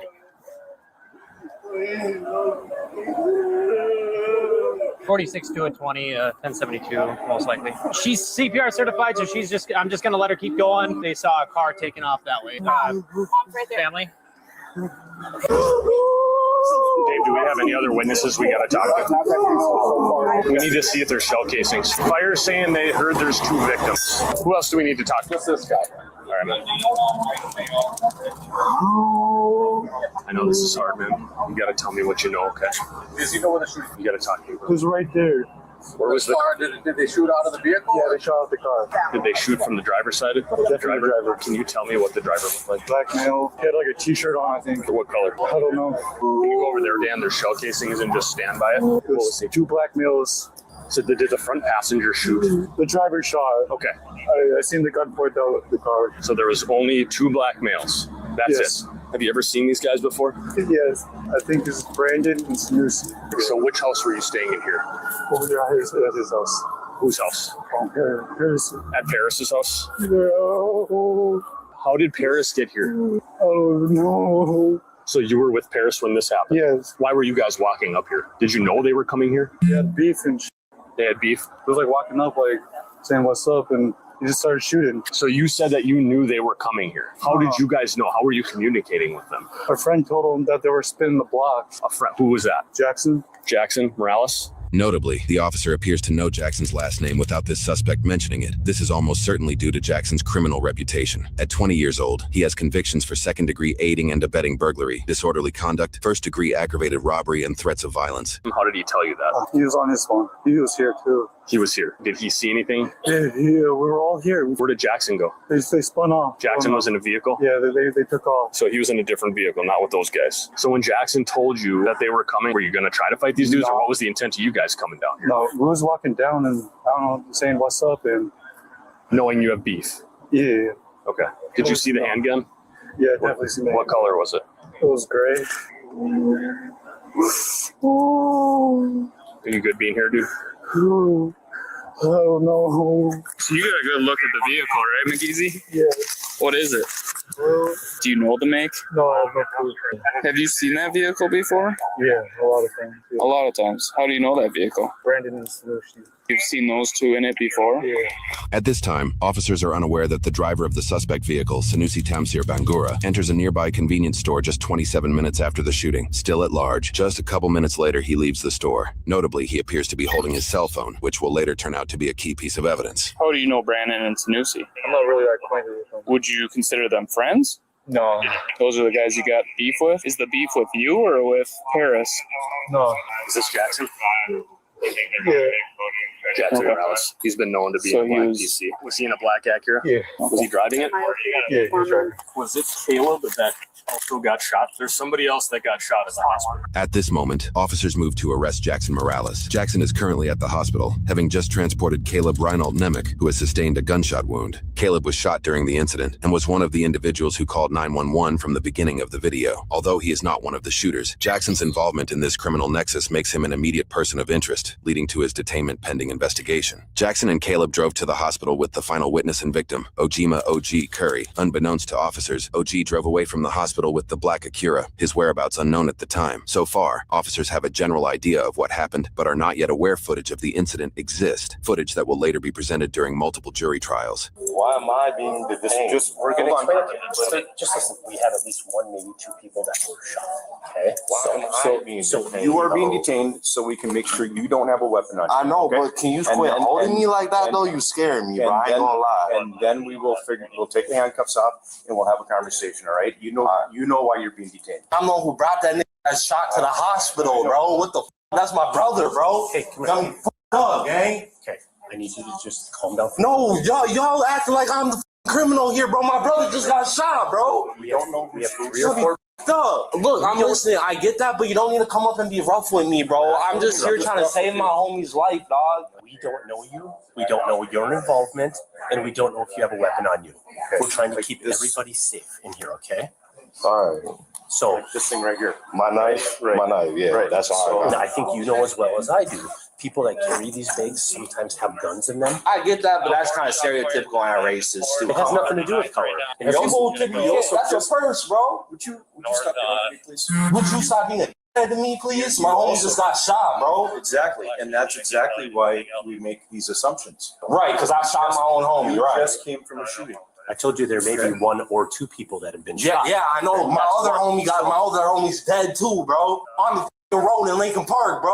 Okay, all right. Do you have a spot we can go to talk to him? My homie just got killed in front of my face, bro. Sorry, bro. To recap the narrative, 2 suspects, Brandon and Sanusi, are accused of firing at a group of 5 individuals: Jackson, McGeezy, Paris, Caleb, and Ogima. Paris and Caleb were the only 2 struck by gunfire. Paris was struck in the head, and Caleb through his hips. Immediately after the shooting, Brandon and Sanusi fled. Then Jackson, Ogima, and Caleb jumped in a black Acura to get Caleb to the hospital. McGeezy stayed on the scene with Paris, who appears deceased. Currently, officers do not know suspect Sanusi and Brandon's whereabouts. So it was you and Paris that walked out of this house here? Yeah, it was me, Paris, my brother OG, and Caleb. What's your brother's name? Ogama. Where's Ogama? He's with Caleb.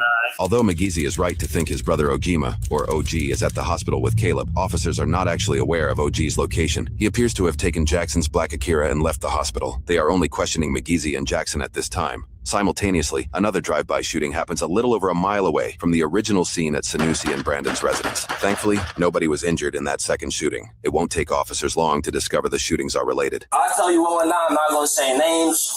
I'm not going to do none of that. I tell you what kind of car they in. You can look for the car that did the shooting. I know how these streets work too. I'm not about to lose my life next. And you know what? You probably know how the streets work way better than I do. I'm going to be honest with you. What kind of car did you come in? A black car. What kind is it? Why do that matter? Well, I have it on the video anyways. I know it's a black car. Okay, is it an Acura? You know what it is. Is it an Acura? I'm not going into detail. I don't need to, man. Jackson is largely hesitant to give information to the police, but McGeezy is able to step up and help officers in their path to justice. You were thinking they wanted to fight you guys? He hopped out. He's like, "You guys want to fight?" Who hopped out?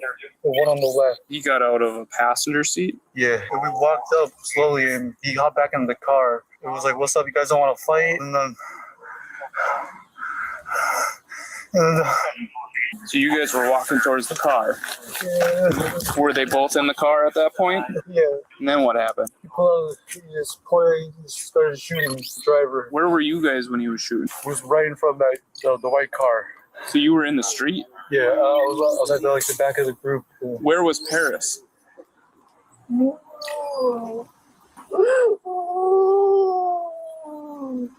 Yeah, I've got him on video. How many times did the driver shoot? Like around 10. Do you know what kind of gun it was? It looked like a Glock. It's a gray black handgun. Was he shooting at you at all? No. He was pointed towards Caleb and Paris. Did anyone from your group have a gun? No. Paris was shot. Did you stay with him? When he pulled out the gun, I ducked. And then I looked back on the sidewalk and he was just there. He was laying there? Did you render aid to him or anything? I didn't know how to. Yeah. You get shot in the head.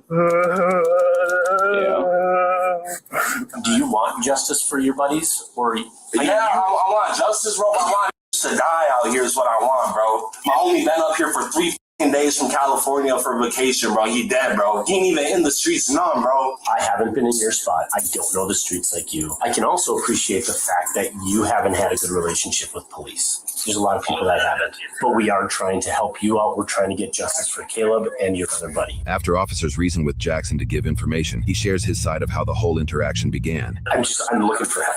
I understand. We was at the little church in Lincoln Park, right? I met up with my ex real quick.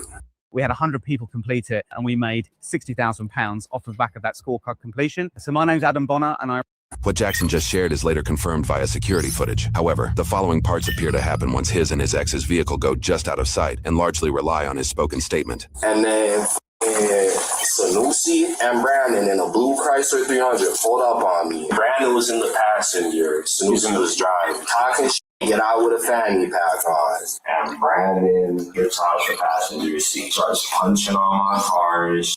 I'm like, let's go down the block. We can fight. I was just trying to fight because my homies were down the block too. I'm not going to fight them one-on-one because they're not trying to get one-on-one. They're trying to jump me. Correct. So they follow me down there and shit.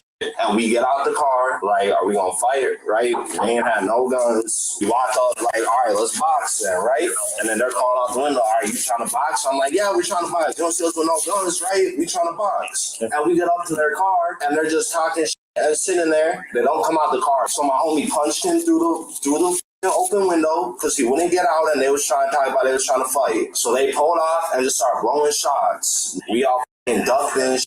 Like, got on the ground, jumped, ran, and then we looked back, and my other homie had a bullet through it. Did you see the gun? Well, no, I didn't see the gun. I get you might not want to be honest with me, but it's honesty is what I really need in this. At any point, did you guys have any guns? No, all I had on me was that knife y'all found. And I'm like, man, if y'all ain't trying to get out the car and box with y'all gonna follow me, I'll just pop your tiger. Did either one of them ever try to get out of the vehicle? Kind of like they both just sat there smiling and shit. After questioning McGeezy and Jackson, officers made their way to Sanusi and Brandon's residence, where reports indicate a drive-by shooting unloaded bullets into nearby buildings. Thankfully, no one was injured in this apparent retaliatory act. Luckily, officers are able to make contact with Sanusi, the suspected shooter from the initial incident. Where's your vehicle at, man? It's parts. What do you mean? The blue one? You had that cool car, right? Anybody else in your house? No, not right now. I came outside and my neighbors were talking about somebody drove past, cops was chasing them, whatever. Their house got hit. And they said they were trying to shoot at me or something. So you say your car is parked in the back? Yes, it's parked. Just so it wasn't Yeah. Okay. Notably, Sanusi appears to be FaceTiming someone during his interaction with police. Officials do not yet know that the other suspect, Brandon, is on the other line. At this moment, Brandon is caught on surveillance video with peers at a Hollister store. Investigators will soon obtain this footage and question the peers to unravel the full story. I don't know what the going on, but who else is inside your house right now? Nobody. Downstairs neighbors, do you know if they're home? I have no idea, but even if they were, they don't like cops and they wouldn't open the door. What I want you to do is go with my partner. We just have to sit you in the squad car right now. By himself or what's going on? Right now, we're trying to figure this out, all right? We're out with them right now. I know. Stop yelling that over the phone. I know. You go by Sushi? That's my name. It's easier to say than Sanusi. You've been home the whole time? Yeah, we just went to Firestone to pick up his car. I went to go to Quick Trip and I went home because my neighbor was like, looks like somebody tried to drive-by shoot saying they were shooting at me. Why do you think they would be shooting? I have no idea, but I think it's the same people that busted my front and back windshield. I filed a police report before. And they slashed my roommate's tire, Chrysler, whatever. Recent? We found it today. Who are these people? I honestly have no clue. I was told one of them goes by Black, but I don't know what the name that is. And it's like a black Acura, and I think I got the license plate actually. These are just all the cars that have been harassing me. Can I take a picture? Yeah, you can if you want to, yeah. These ones have been harassing you? Harassing me, yes, like Hey, these some fucked up ops right here. Both sides. Revenge of the motherfucking nerds, man. I ain't never heard no motherfuckers who speak proper English talking about they got beef with each other. These the motherfucking revenge of the nerds, man. That's crazy, man. They told on each other. Hey, this crazy, bro. That's why they made Southwalk. Oh, this Duluth. This is Duluth. I didn't even know they gang bang in Duluth. What? chasing me. They'll like throw shit in my car while I'm driving. They'll like, what's it called? What? Tailgate me? That black Acura. And that's the main person who's been talking to me. What kind of car did you come in? Because I know it's a black car. Okay, is it an Acura? You know what it is. Who's So, this? that is my roommate. Oh, He's at the mall. How long have you been home? Like 45 minutes. You didn't hear anything? No, shut the up. This is not a situation to joke. Next, officers spoke to Caleb. He sustained a bullet wound during the interaction. To be blunt with you, Harris is deceased. Just save your time. I'm not going to say no more. We're just trying to get the truth of what happened here. What I know is Jackson has been getting harassed by a couple of males. It's going for years. Yeah. If I say something, then it gets out. That's my life. How come? That's how it is in the group. Somebody lost a son today, man. That's pretty horrible. Yes, I know. So there's a time to be a man, stand up for yourself, stick up for your buddy that can't stick up for himself. This is it. I'm not going to play that guilt trip. It's not a guilt trip. I know what I got to do, Dad. Investigators brought Sanusi in for a deeper questioning. Meanwhile, officials worked to try and locate the passenger suspect, Brandon, who was last known to be traveling with peers at a nearby mall. I'm not stupid. You want to back up and start over again, please, with the truth. I know there's beef. But I don't think I wouldn't consider beef, because for something to be beef, you would have to like try and fight me. That was going to happen today. That was going to happen today? Yeah. Well, it has to do with girls. It has to do with girls. It has to do with girls? Come on. That's what the f is about? It has to do with girls. What do you think it's about? I have no clue. Court transcripts and charges in a separate case reveal the apparent reasoning behind Jackson and his group's desire to fight Sanusi. Court documents reveal allegations that Sanusi coerced an underage girl to send him inappropriate images using Snapchat, with threats to send those images to her parents if she didn't come to his residence. This abuse allegedly lasted for several months. Eventually, he filmed sexual acts and posted them online, creating the beef between Jackson's group and Sanusi. This is part of the information that officers are aware of in this moment. While there are charges for one individual victim regarding these acts, court transcripts indicate Sanusi may have been repeating this behavior with multiple girls. He kept saying shit, and I was like, where's the proof of that? Didn't show me proof. Perfect. And I was like, nah, I can go about my life very easily. And then he was like, call me. And I was like, well, I'm right here. If you want to fight me, you might as well fight me. Is this Caleb? No. Who's it? Who This is Black. What's Black look like? Like a bug. It's the dude that walked past. Investigators are also questioning Jackson or Black simultaneously. You're not in custody. I'm willing to talk to you, but I'm going to watch what I say, because I'm not trying to be the next one with a bullet through my face like my homie. What's this beef about? You know, my brother's sister. So I screenshot it all, exposed him. Oh, okay. And he didn't like that. Ever since. There's been a lot of shit with you over the last couple years with that stuff. Mm-hmm. I worked on that case, and I'll be honest, it's sad for me to sit across the table from people and have to hear disappointment in how the system's working. I didn't get in this job to not help. That's why I'm here, is I'm trying to help. Were you in the car today? Yes. Who was in the car with you? Brandon was. Brandon's tire got slashed or popped yesterday or today. We took his tire up to fighters. Besides that, I went to Quick Trip because I needed gas. And after that, I went back home. You said he's your roommate? Yeah. You guys are living together? Mm-hmm. Is he there right now? Last I talked to him, he was at the mall. So when you start lying to me is when I don't want to ask you any more questions. I want to know what the hell happened today. Bro, I don't how there's people at the hospital. I seen on your Facebook page a shooting in Lincoln Park, 2500 block. That's how I know about it. What if your car was there? Well, there's multiple cars that look like mine, but now my your car license plate. You're going to be anything in your car that I'm going to find that's going to make me think that shouldn't be. I say shouldn't be because a lot. I hate that answer. A lot of people are in my car all the time, so. A lot of people are in your car. You know who shot at the house, man? The neighbor said it was a black car that zoomed past and was shooting shots. So it had to be inaccurate. Why would it have to be inaccurate? Because that's the same car that I seen around like weeks or whatever. Who drives that? Black, yeah, it would have to be him. So you think that it was Black I think so, yeah. in an Acura that shot at your house today? I believe so. What would compel him to do that in broad daylight? Me calling him in the middle of a Wednesday? Me calling him, I guess. When you get to the hospital, you said your buddy took off. Who was that?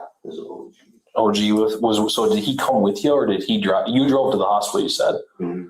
And then you stay with Caleb. Okay. And then OG takes off. Yeah. We know a whole lot more than you think we know. We want your side of why that happened. Bro, I don't know. And then once you wanted to fight too, they pulled up on me, followed me, talking about they wanted to fight. Right. And they're going to go and shoot. Over something that is kind of small in the grand scheme of things. I just cut to the chase. Yeah, let's do it. Okay. I think you pulled up with Brandon in the car you drove. I think some words are exchanged. Fight does not happen. And Caleb ends up punching Brandon in the face. Was Brandon in the face? Yep. And then as you pull away, Brandon caps off a bunch of shots. What you don't know is he hit a few people. And he may have killed somebody. Possible murder. Mm-hmm. I think someone we both know gets into a black Acura and goes and shoots up your house in retaliation. That's so crazy.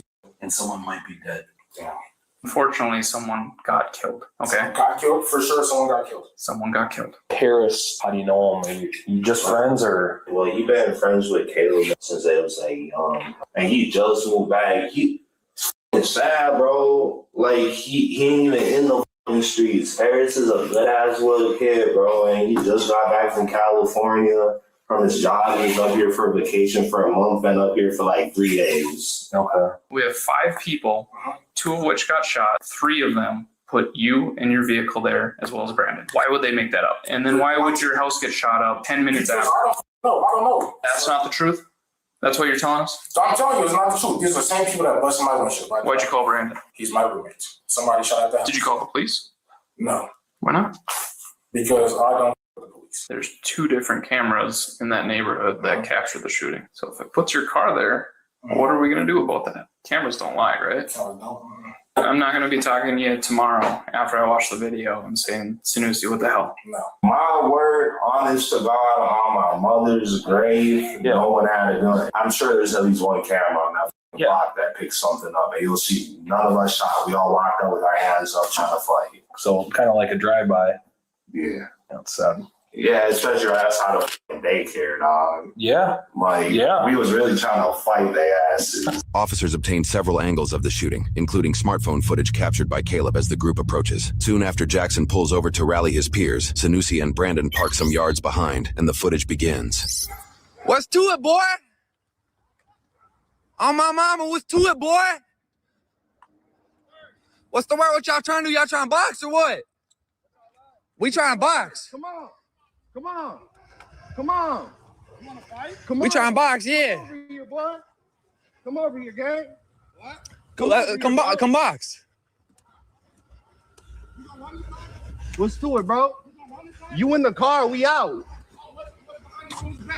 Man, I'm on his back. Step out, gang. Step out, gang. Y'all know what it is. Y'all know what it is with us. Hey, y'all can get out. Y'all want your tire spot, bro. Papa.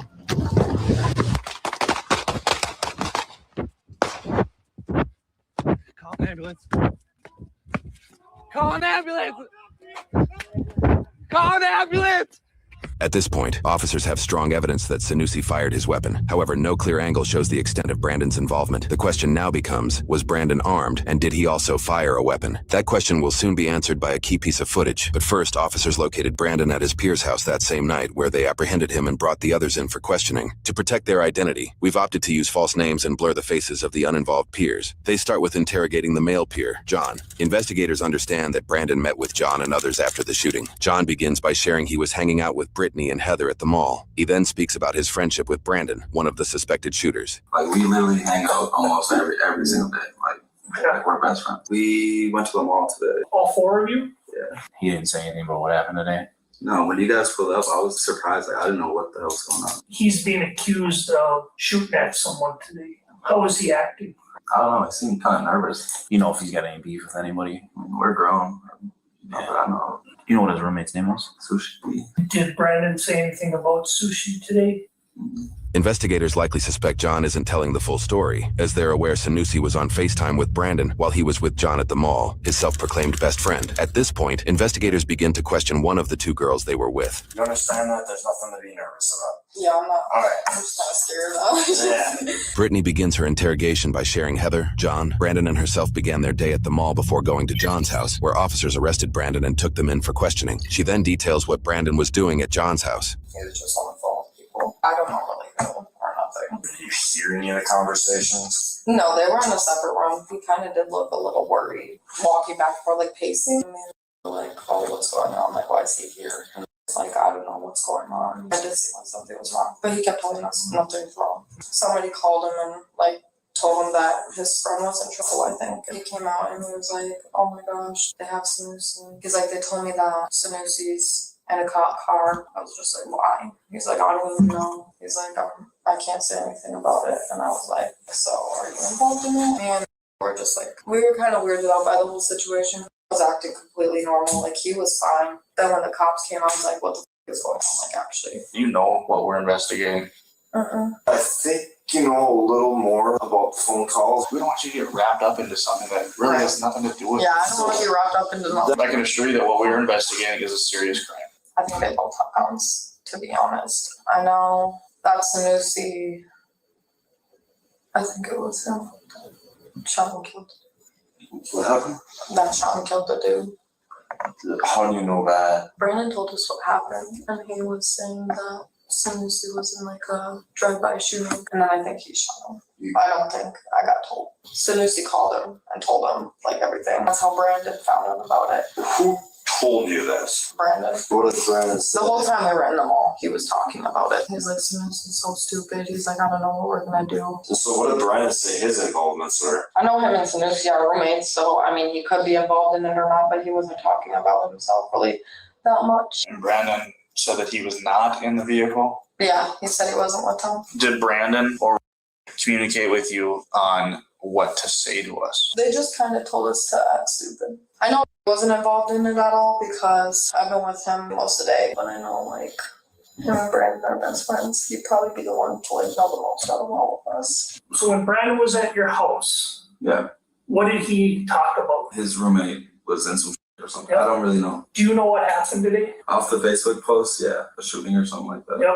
Yeah. You know he's part of that. I don't have anything to hide from you guys. You're trying to protect your friend. I get it. Honestly, I don't think you're a bad guy. I don't That's have why I can't. anything to do with the situation. I was hanging out with my friend today. Well, there's a guy ended up dead, and Brandon was part of it. I just don't see him as somebody who can do that. The following day, Brittany came back ready to tell officers the full truth. Me and got super scared and we're like we cannot be involved in this. So I know he was in the car with Sanusi when everything happened. And Brandon said he shot a gun twice. Brandon shot his own gun twice. Yeah. He was like, I'm probably gonna go to prison for the rest of my life. Did they mention like who actually hit someone? Brandon kept saying he thinks Sanusi was the one that killed him because Brandon was like, I only shot the gun twice. And he's like, I don't think I hit nobody. But he's like, Sanusi just kept shooting and didn't care. And then me and just ate our food a little bit. Then her and ended up leaving. What was their purpose to leave? Just They wanted to go to try and get into Brandon's house. Hide the ammo that was like laying out on Sanusi's bed in his room. Brandon wanted them to, but I was like, I don't think that's a good idea, but we can try and go there and see if like they'll let us go in. did just tag along or did Yeah, did not want to help. She did not want no part of that at all. you know why she went? She went because she always wants to be because they're like together or whatever. Why don't you tell me what you actually know? I didn't come here to talk about that though. So What'd you come here to talk about? people want to kill me. I just got a call. A girl I used to talk to. I don't know if you guys know the Jackson guy, but she's friends with him. She just called me and was like, people are looking for me. I just don't feel safe. So I don't have protection. You guys took my weapon. So Why would the people be looking for you? because there's rumors going around saying that I was in the car with them. I know that you weren't involved. What I do know is that Brandon told you exactly what went down. Okay, I know that for a fact. He just said some shit happened. You're gonna be mad at me. Da da da. Like, why would you be mad at him? Because I tell him all the time, like, you need to better yourself. You guys have been buddies since like what, 5th grade or so? Yeah, 5th grade. And we know that you went back to the house at some point or tried to. What was he asking you to grab? Like, he had to get clothes and stuff. We know you didn't go back to the house to grab clothes. Brandon told you more when you're at your place. He said that Sanusi emptied the whole clip. And how many times did Brandon shoot? I don't know. How many times? I don't know exactly. Tell you shot. He said it might have been 2, might have been 3. So he shot at least a couple times. And Yeah, so where did he tell you they ditched the guns? he didn't tell me anything about the guns. He didn't even want to come out. I was like, I'm not going out there and telling them that you're not here. Like, I don't know what you're thinking. I'm not doing that. Well, it seems like you're trying to do good and trying to help them. You understand you're doing the right thing now, right? May not feel like it, but if Sanusi emptied his clip, we've got bullet holes in houses. Yeah. Your damn sister's house. Yeah, I know. Like, your damn sister could be dead right now. I called her right away once I found out about that. He did say Sanusi shot first. So yes, Harris Allen, he's 19 years old. He did die. 19, bro? 19. Damn, 19, bro. You know? You didn't know Harris at all? Nah, but just the light being took, does not sit with me. Are you able to tell us anything more about that day? The hood of Black's car got smacked, and then he tried to run over my passenger. And I was told to follow him. They came up to the car. One of the dudes had his hand behind his back, and I was like, what the f*** do you might have his hand behind his back for? And I went to go back up again, and I was told, no, don't go nowhere. And then after that, just a adrenaline started pumping. I sped off. Was Brandon the one telling you to do these things? As far as follow him, stop here, all the things that you said I was told to? Was that Brandon? Pretty much, yeah. Did you see them have a gun? Caleb had something black in his hand that he was like concealing, and then one of their friends had like one hand in front of them and one hand like this. Like they were like obviously trying to conceal something. So then he punches you, and what do you do? And I just pull off. Just pull off on him. Who fired those shots? Honestly, I have no idea. It could have came from in the car, it could have came from out of the car. There's video of the incident. Lying isn't gonna look good. Third party say it wouldn't get me out of the situation either. It's not gonna get you out of the situation, but it's gonna show you, it's gonna show that you have remorse and that you're sorry for what happened. But remorse won't even listen either. It can. The video shows you firing a gun out your window, man. The intent was to scare them away from my car. Did Brandon fire a gun? No general, I wouldn't know. We did a search warrant at your house. He's got ammunition and a holster in his bedroom. Before you even saw Black, you guys were driving to Firestone. Where was the gun? In the car. The door pocket. Door pocket, driver door pocket. I would say that's where I want to keep it. That's just where it was on Wednesday. I guess the obvious question is, why did you bring it? Because I had been harassed. I had been followed. So what did you do with the gun after all this? Who has it? Because I want to make sure that some little kid walking down the street doesn't find a gun in the bushes that might still have ammo in it. I don't remember. And then as you're driving, are you still shooting? What if I said video proves otherwise? Are you shooting still? Yeah. I was still shooting. So we searched your car. We found some bullet casings in there. There's a rubber glove that contains shell casings. What is that from? That is for me picking up casings and putting them in the glove and putting them right down. Do you know Caleb ended up getting shot? No. So you never met that Paris kid? I don't think so. Those guys ever pulled guns on you before? I think so. I know for a fact I shouldn't. Yeah. I know 100%. I tell you that the video doesn't show that. He doesn't? No. You think it's reasonable he could have just driven away? That was the plan initially, to just back up. Man, should just stay at that day. Don't beat yourself up on the what ifs, right? It's kind of hard. I know, man. That is not okay. It's kind of hard to not think about what if somebody is dead. If what you're telling me is the truth, Brandon had a huge part of what happened. Pretty much everything he told you to do is what led to what happened. I do appreciate you being forthcoming and honest. It shows that you have remorse for what happened. God, bro. 19 years, bro. Can't even get to experience life, bro.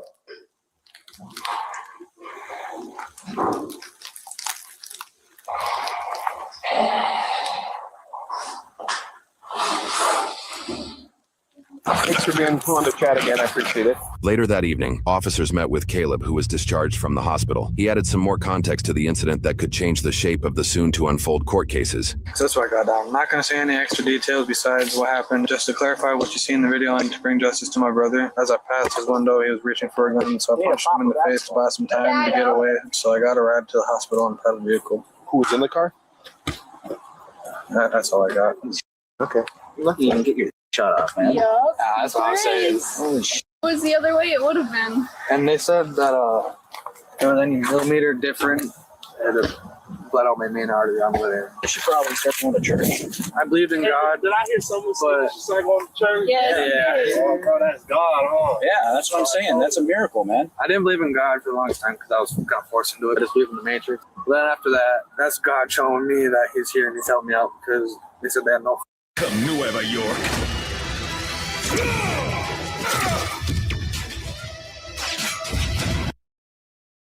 How I didn't hit anything. From this incident, several court cases unfolded. The first we will go over is Ojima Curry, or OG, who was arrested several months later. Though he was 17 years old at the time of the incident, he was 18 at the time of his arrest and was tried as an adult. He was accused of taking Jackson's car after dropping Caleb off at the hospital, returning home to retrieve a gun, and traveling to Sanusi and Brandon's residence to commit a drive-by shooting towards their home in retaliation. In his court transcript, OG admits he didn't know exactly where they lived and shot, quote, in a general direction of the house. He was held on a $100,000 bond and eventually pled guilty to 1 count of drive-by shooting towards an occupied building. He was sentenced to 5 years in prison with 242 days of jail credit. He will likely spend just under 3 years in jail and be released in April of 2027 at 21 years old. He also owes over $2,300 in court fines, fees, and restitution. The second and third individuals to face charges are Sanusi and Brandon, who both faced 1 count of aiding and abetting second-degree murder via drive-by shooting, 1 count of aiding and abetting second-degree assault with a dangerous weapon and causing substantial bodily harm, and 1 count of drive-by shooting towards a person. A $750,000 bond was set for both suspects. Outside of this incident, Sanusi's court case involving coercing and filming an underage girl to perform sexual acts led to 1 dismissed count of criminal sexual contact with a victim aged 14 to 15 and 1 convicted count of use of minors in pornographic work. Regarding this incident, both were found guilty on all charges in separate jury trials. Sanusi's court hearings opened with Paris's father, Brian, detailing Paris's life and just how much the boy meant to him. This video slideshow was played in court to honor the life of Paris. By the time victim impact statements were made at the end of trial, Brian's brother Gary told Sanusi he didn't just kill Paris that day and revealed Paris's father, Alan, had taken his own life as a result. In combination with his sex crime case, Sanusi was sentenced a total of 34 years and 5 months, plus 5 years of conditional release. Minnesota's 2/3 rule on probation allows supervised release in just under 23 years, or around August 2047, when he will be 45 years old. He will be fully released from probation around February 2064, at 62 years old. He also owes $7,740 between court fines, fees, and restitution. Brandon was sentenced a total of 40 years in prison with 258 days of jail credit, meaning he could be on probation in 26 years, or about August 2050, when he will be 52 years old. He will be fully released from probation around August 2063, when he will be 65 years old. His longer sentence likely has to do with a prior felony conviction, labeling him as a repeat felon. He also owes $240 between court fines, fees, and restitution. Both later attempted to appeal their cases, and both were subsequently denied, solidifying their sentences. Based on a search of Minnesota court websites, no other individuals involved faced criminal charges. Our team has followed this case for multiple years, scouring hundreds of photos, videos, documents, and transcripts to piece this incident together. Please consider becoming a paying member for $1 per month to help support original reporting and gain access to exclusive member content.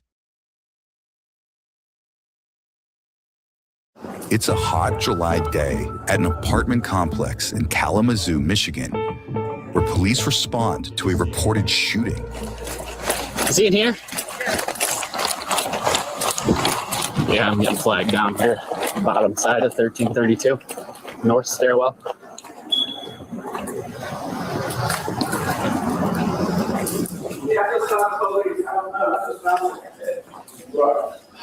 Can you get back?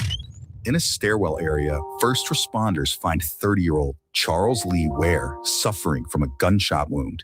The victim was transported to a hospital where he was pronounced dead a short time later, according to authorities. Next, officers look for any potential witnesses. What did you hear, see today? Well, I was in there getting my hair done and I just heard the shots. I fell on the ground. And when I didn't hear any more shots, I looked out the door and so I went to the stairs and that's when I seen him laying there. Okay. Do you recognize that male laying in there? I've seen him around here before, but I don't know. Officials canvass the crowded complex and eventually hone in on one apartment that they believe may be linked to the crime. When you list on apartments.com, renters will start coming out of the woodwork. It's okay. I got you, buddy. Stay with me, Sticks. Down this corridor, police keep an eye on the door after attempting to knock multiple times. But minutes later, to their surprise, a woman emerges from the apartment. We'll just go right out this way if you don't mind. We'll talk out here. Do you live in one time? Yes. Are you the tenant on the lease? Yes, I am. Step out here a little bit more. Yes, I am. How long you been living there for? 4 years almost. 4 years. Why did y'all ask me all these questions? I just stepped out my apartment. So right now, and I'm just going to keep you as in the loop as I physically am able to right now. We're investigating a shooting that happened over here. Okay. Okay. And we have reason to believe that it might be tracking back to your apartment right now. My apartment. At least that's some of the information we've gotten right now. So that's why we just got to ask these questions and rule your apartment Y'all can go in there and search whatever y'all want to do. Ain't nobody. The woman agrees to let police search her apartment when they quickly find an object of interest. my interest. This oddly placed backpack. Yeah.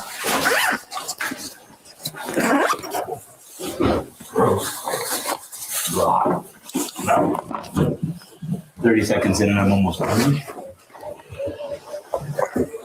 Well, for what it's worth, the ID in this backpack is for Don Quay White. He's definitely been involved in some shooting investigations previously. Police find the identification of 23-year-old Don Quay White, later described as the son of the tenant and known suspect in other shooting investigations, according to police. Investigators would later identify Don Quay and his brother, 21-year-old Deontay Armstrong, as the suspects behind the shooting after reviewing surveillance cameras in the area. I'd say it's a pretty good investigative lead. Dark skin, almost like the Yeah, he is. Are you related to the Denver White? Hey man, this shit crazy right here. Cause these niggas some bombs. They done did a killing right outside they mama door, bro.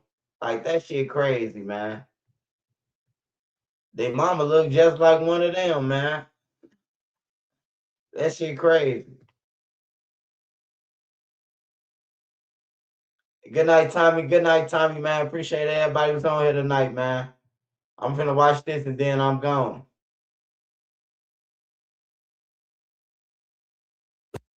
With a pistol light. Alongside the ID, police said they also found a gun bag and a pistol light inside the backpack. Saving the big pocket for last. Well, I wanted the gun bag first. It's just a bunch of soap in here because he's sometimes a loser. But I guess I don't know if it makes you a loser if you actually bathe and shower. But Good hygiene. Number one killer of armies prior to the late 20th century was influenza and other communicable diseases. Next, police looked to talk to the resident of the apartment again.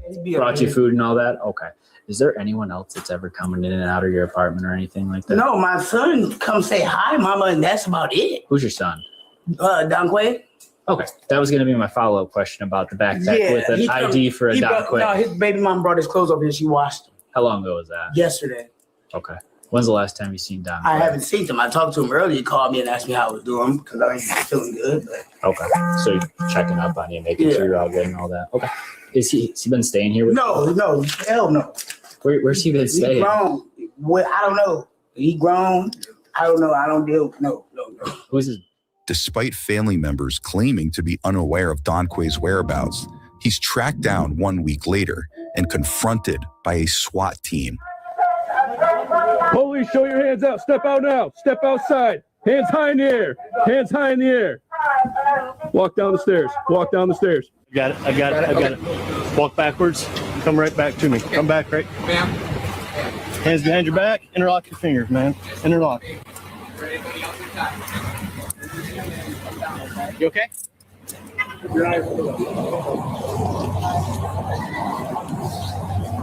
right, you can see under area with it. Officials identify the man seen here as Don Quay White, one of the shooting suspects, but his brother, Deontay Armstrong, remains MIA at the moment. He's good. Walk out this way.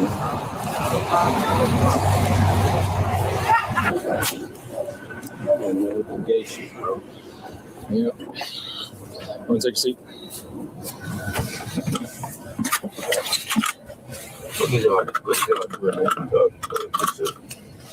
What am I here for?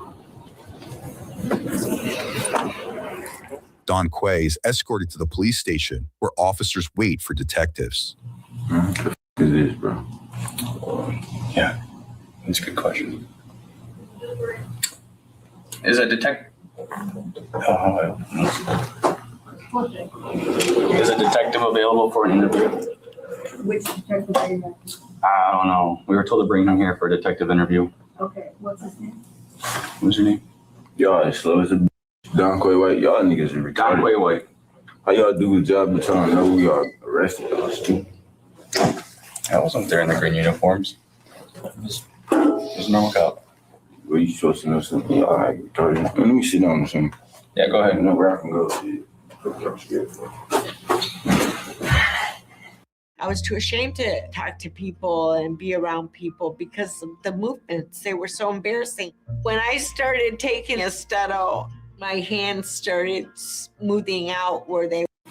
Eventually, Don Quay is seated in an interview room when detectives arrive to begin questioning. Hey, Don Quay. Hanging in there, man? You remember me? I just came in and talked to you? Yeah, man. Yeah. How old are you? Are you 21, 22? I'm grown. That's what I'm saying. How old are you? Yeah.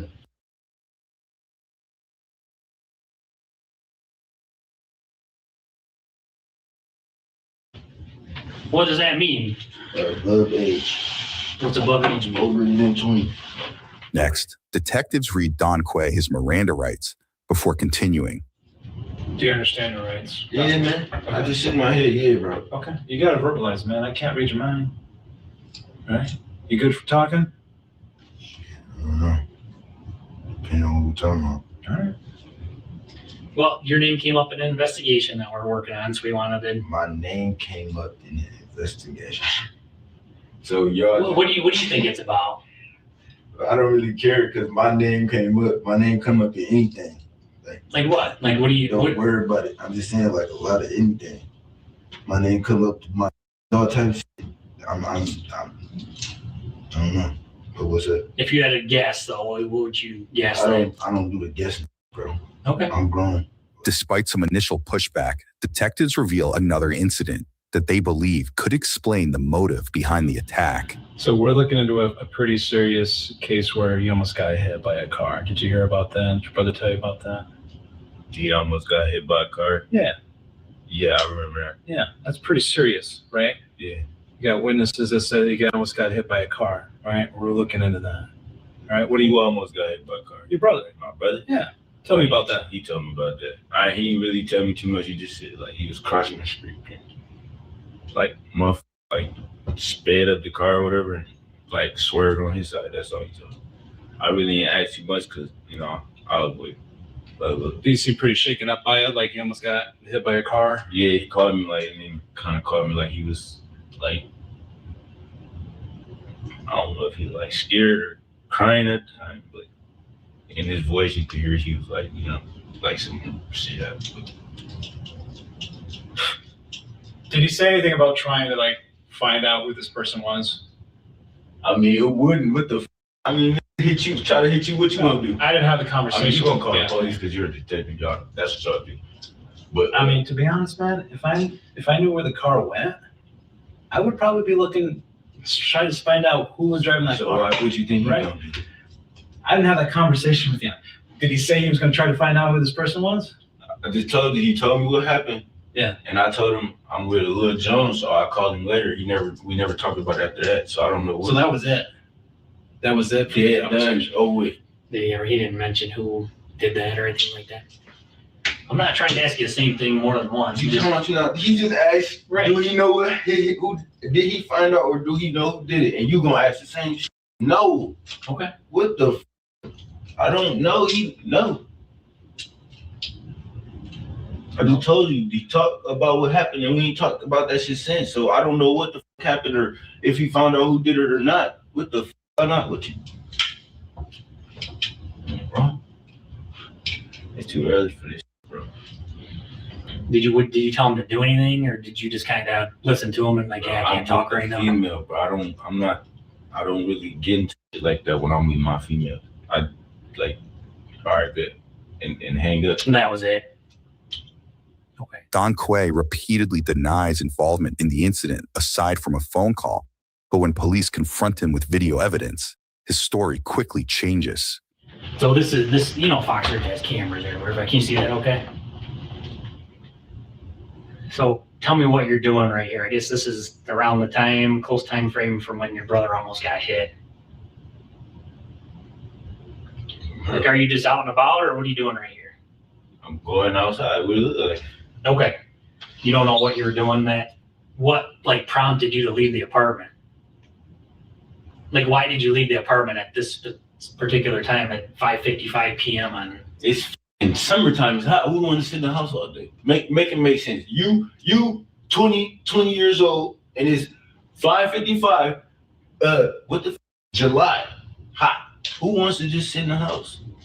Be for real. Like you just gonna sit in the house? No, it's hot. I'm going to get some fresh air. I don't gotta stay cooped up in the house.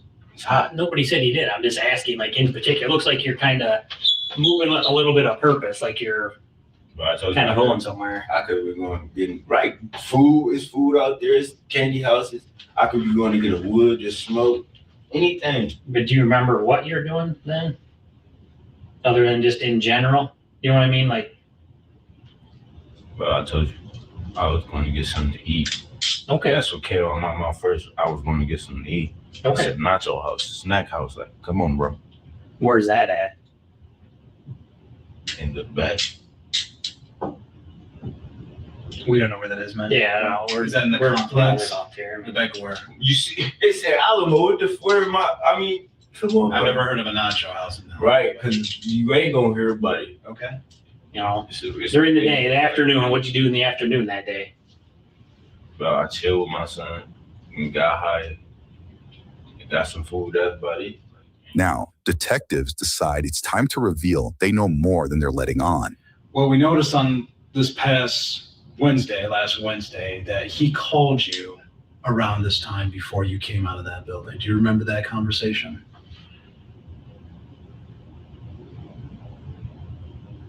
He just like called and said like, "Come outside." That's what I'm Okay. rushing to get some food, but I was already on my way outside. So Okay. it was like, What we're investigating, in addition to him almost getting hit, is someone was shot and killed. Okay. And that's why we want to talk to you. Okay. We want to give you the chance to explain why this happened. Okay. Listen for a second. I don't know. Listen. what happened. We know that you're responsible for that. Okay. You know that there's videos out there. You know that there's a lot of evidence. Okay. We know that happened. Okay. The thing that we don't know is why. Do you feel remorse for what you did to this guy? Man, I feel remorse for everything I do. No. Do you feel bad for shooting this man? Of course. So why? Like, why did you shoot him then? Hey. Because what? Because he tried to hit your brother, and that's why you. Ain't even that. It's just like, man, I was gonna say this, but what else to say? All right, y'all got the record. My brother calling me, slam, left my view and shit, and like I walked outside, y'all see that, and he was like my brother yelled from across the way. And dude was kind of like, he was giving me an iffy, weird vibe. He was moving kind of fast, and it kind of scared me. Then he got to like reaching, and like, I don't know what was going on. I don't know what they had going on or anything before I came outside, but he was like reaching it. It made me nervous. Like, I don't know. Shit. In the streets you play is killed or be killed, you know? And I feared for my life. I felt like my brother calling me and saying some whatever he said, I didn't hear what he said, but I just feel like he was go do something to me. Don Quay admits to shooting the victim, saying he was in fear for his life, but detectives still want more answers. How many times did you shoot him? How many times did you shoot? I ain't gonna lie to you. I didn't even think I was easy. Okay. How many? Do you know how many times you shot? Like 4 or 5 times. Okay. We need to find that gun. Do you know what you did with it? No. Somebody took that from me. Okay. Who was that? I don't know who the person is, but they took it. Like, took it, like, as in, took it, like, this is, like, you know how you get something took? Like, give me this, you ain't getting it back to. So I don't know where that gun is at. Like, took it from both of us. Oh, okay. But at that time, Like when you guys met back up, you gave it to him, to Deontay. And you guys kind of went off from there. Well, you do. I mean, there's video of that. Video, you see what you see. Yeah. But what you're saying now is someone took it from both of you, and you don't know where it's at now. You tell what I said. Yeah, it is what you said. What is... Yeah, too beautiful. What you trying to give me to say? I don't know where it's at. Okay. I can't just give you answers on what happened to the gun because I don't know. Okay. And I'm being 100% honest. I don't know. I appreciate that, man. Hopefully Deontay maybe has a better answer for that. Because, he's the one that ran off with the gun. Around 3 months passed before Don Quay's brother, Deontay, was reportedly apprehended by U.S. Marshals outside of Chicago. Now, we join the second suspect as detectives finally get a chance to confront him with the same evidence. So this is July 24th, 2024. It's about 5:44 p.m. You remember what you were doing that day? I need to go get high. Okay. So that's you live in this building? Yeah. Okay. So you walked across there. All right. So that's about 5:45 p.m. That ain't nowhere where the shooting was. Like, that ain't nowhere, like, what time was the shooting? About 10 minutes after that. Hell no. Hell no. So that was just one video I wanted to show you, okay? First, the building, like how you saw me walking out that grass building at 5:55, if you pull that footage out, it will make sense to y'all, right? So you're saying that camera view at 5:55 is not going to show you? No, it's gonna show down Craig walking out the back door, bro. It's not gonna show me. Is that when you called him? Who? Is that when you called Don Quay just before he walked out of the building over there? No, we called Don Quay for a wood, but Don Quay don't answer for. So I called him. That's why I said, like I don't mind corroborating, but I need to know, I need to know that I'm gonna get some type of, like. We're not saying you're the shooter. Like, so I'm confused on. Right, and listen, we're gonna show you this. Like, that's why I'm so confused. I didn't shoot nobody. So that's you coming back, right? Yeah. What did you just take from him? And just remember, you said you wanted to cooperate. And I'm not gonna lie. If you, I don't know if he had, like, if I don't know if y'all could try catch, but when he did that, he said I fucked up. He had him his phone, his weed, his scale. He put both of the guns right here. He handed me his phone and weed and told me, go take it to the baby mama's house. Where you dry it. I went up there, nobody answered the door.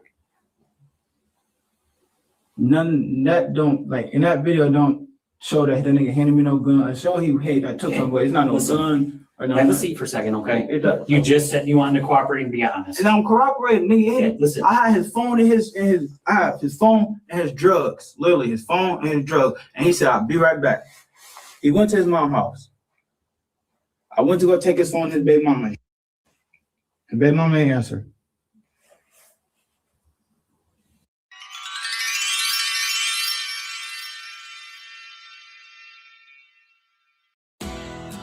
Spring, the unofficial new year for tool people.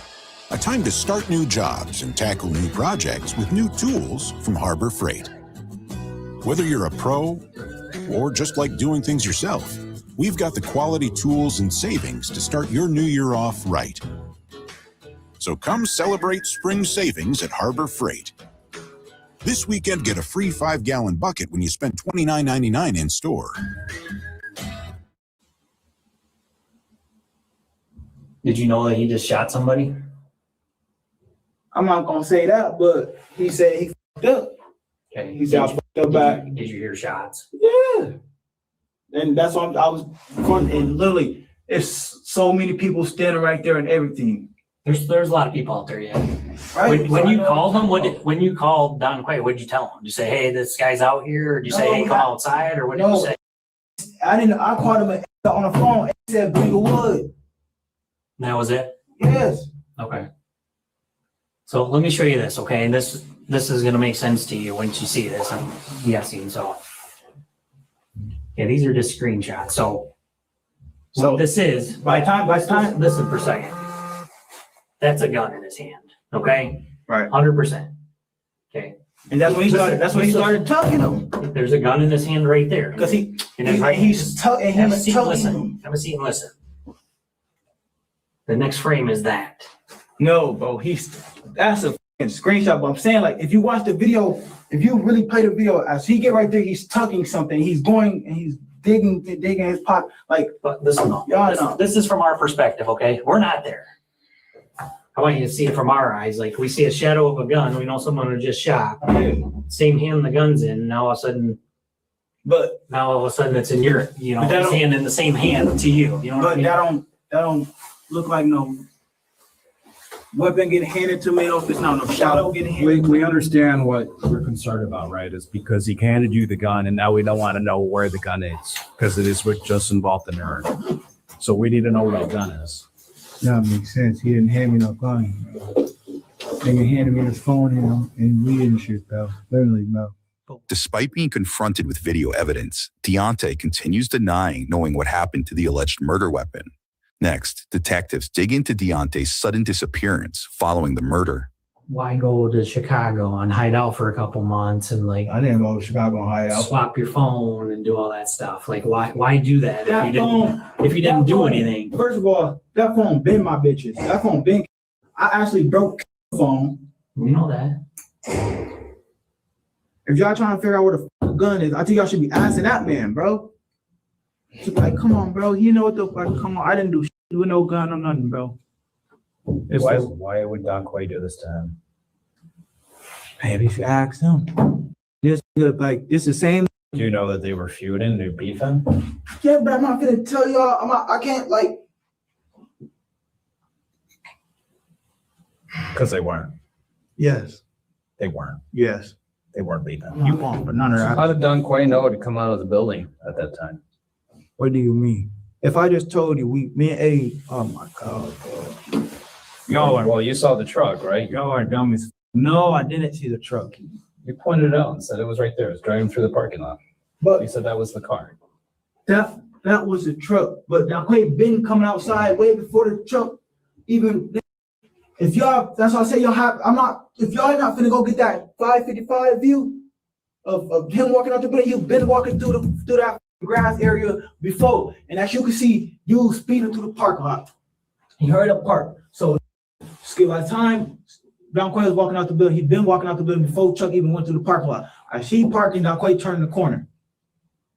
So y'all not just gonna sit here and say, "Oh, well, how do you know to walk out the building at that exact time?" No, you're not gonna say that. I'm not gonna say that, bro. No, because that's in there trying to just make it seem like I'm just sitting here lying to y'all, or no, I'm not. Cause I just told y'all I'm here for my immunity and my protection. I'm telling y'all can get me killed, nigga. If this is the same allegedly nigga that shot me, all you have to do is make a call, and I'm dead. Listen, you need to stop banging on the table because I don't want them to rush in here and think something's going on. All right, we're done with that.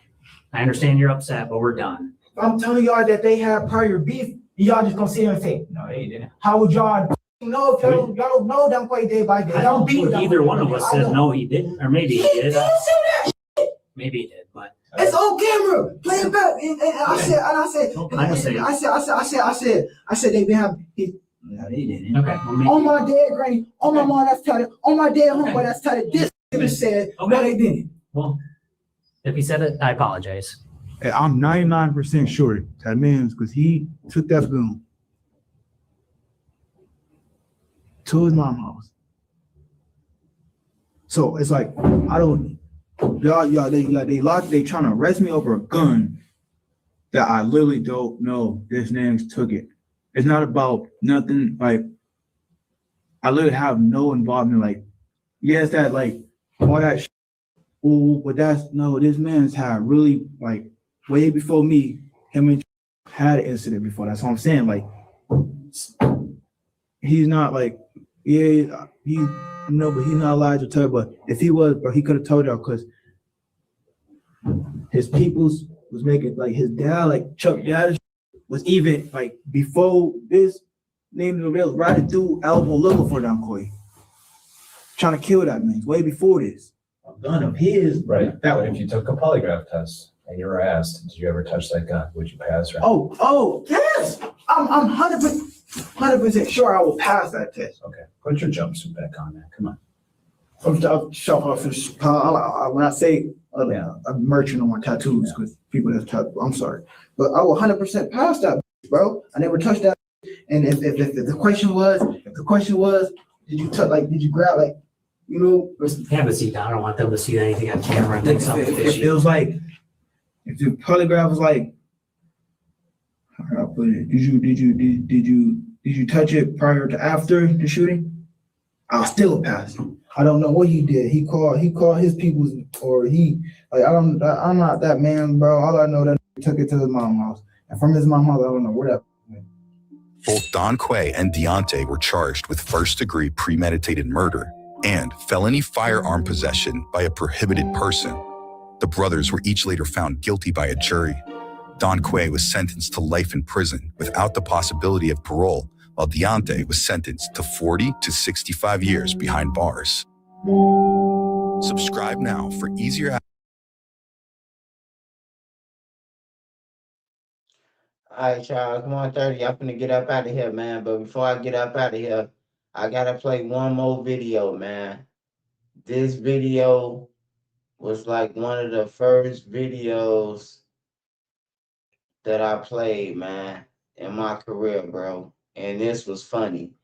And I played this video. I think we had this video for a minute.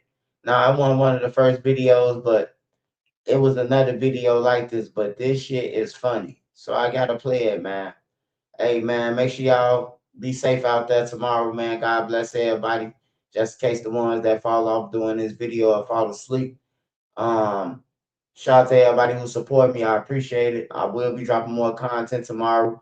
Make sure if you want promotion, Vonnie did it, hoodies, all that, man. Hit up Nene, sign books, copies, all that, man. I appreciate all y'all, man. We got to watch this, though, man. This shit is funny.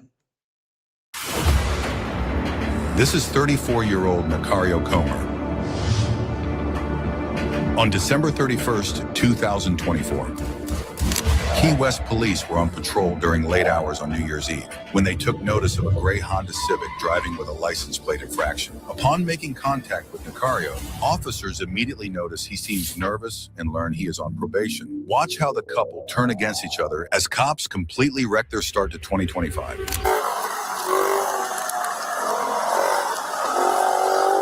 Hello, sir. Key West Police, how are you guys tonight? Hey, so the reason that I stopped you, okay?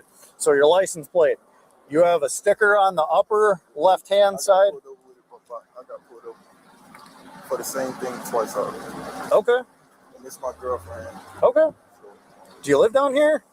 No, I came visit for New Year's. Okay, gotcha. Nobody's got warrants, right? No. All right, beautiful. I'm on probation. You're on probation. What you on probation for? Lobster tail. What's that? Lobster.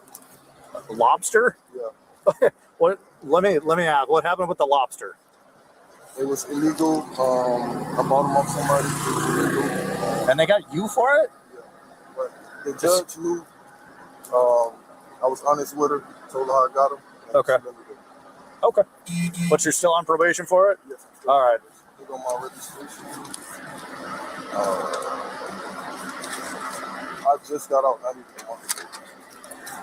Oh, you just got off? Okay. No. I just got out of incarceration. I understand. You were in jail for that? Well, there's something you're not telling me. No, you can run my name. I'm clean, bro. Okay. Here you go. That's All right, thank you, sir. Did you get your ID, ma'am? Oh, you got it? Okay, thank you. All right, give me just a minute.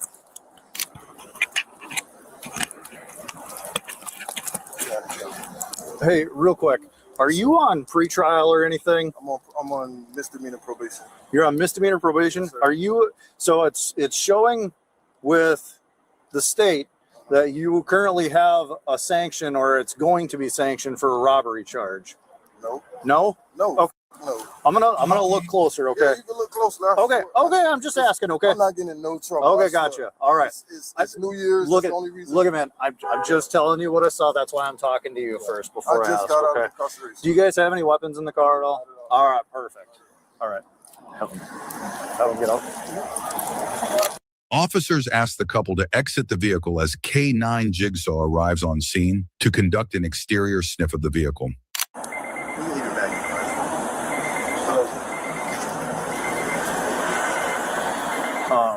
Take her bag with her? I think she left it. Did she take her bag or not? Yeah. Okay. Well, don't let her go in it or anything. Just watch hands.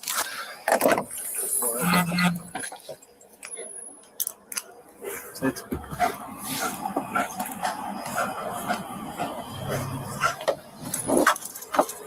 Sit. Slide.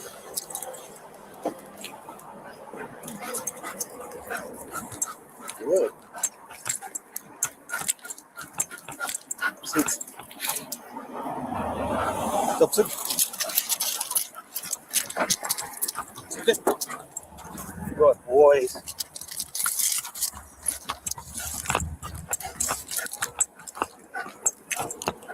Do it. Knock me down. Can't I use it? Up.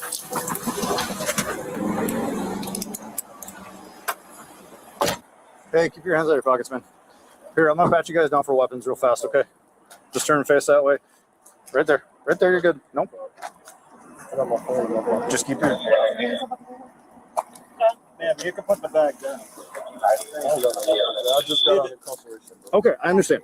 I understand what you're telling me, but you gotta understand too that people lie to me. Okay. All right.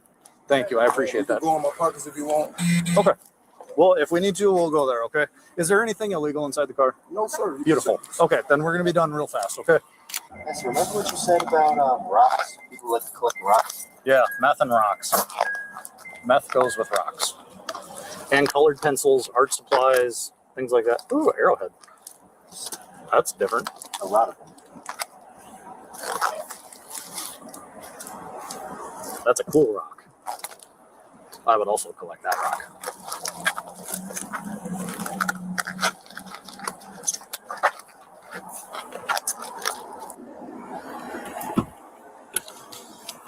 That's weird. He's got money shoved under. Oh, a lot of money. We got shit pulling lots. Oh, Jesus. We're going to put those guys in handcuffs real fast. Can you come over here and help? You're not under arrest, but you're being detained, okay? Here, drop this for a second. There you go.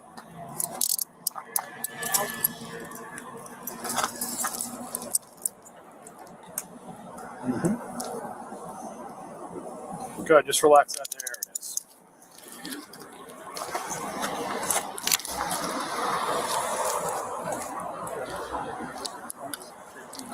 That's a lot of cash.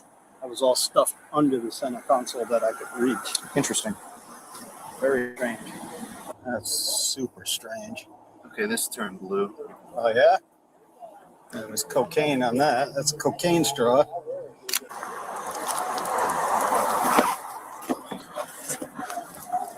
He found hypodermic needle and a cocaine FTP cocaine straw in her big purse. Okay. I got some residue off of the center console. Okay. Still looking. Okay. Having these rights in mind, are you willing to answer my questions then? Yes? I don't have no problem with that. So that's a yes? You'll answer? Great. Are you not under arrest at the moment? You're being detained pending our investigation. So here's why. I'll tell you why. Okay. I'm not gonna blow smoke up your ass or anything like that. Okay. The reason that you're in handcuffs right now is where all the money was at is odd. Would you agree? I would agree. Okay. So why all the money right there? It's right there because I honestly purchased the bike today, right? Okay. If you can see my title inside my glove compartment, okay. It was for the bike. Okay. But I know my record, and I'm being straight up. I know you guys probably think something else. So it's like, oh, I got money on me. So it's not that you have money on you, okay? It's that it's shoved up underneath the center console that we had to go up there and like pull out wads of cash. being honest. No, we're not taking your money. I just don't. It's your money, dude. I just want you to understand from my perspective that it's odd that if it would have been in the center console, in the glove box, anywhere like that, is you got cash on you. You know, no big deal. You can see my title inside the car, the motorcycle that I just purchased today. But, so I mean, but why do you have that much cash if you already bought the bike? Or did you get a good deal? I still owe. Oh, gotcha. Still owe. So it's like I want to clean my face. Okay. You know what I mean? I don't play with money. You know what I mean? Okay.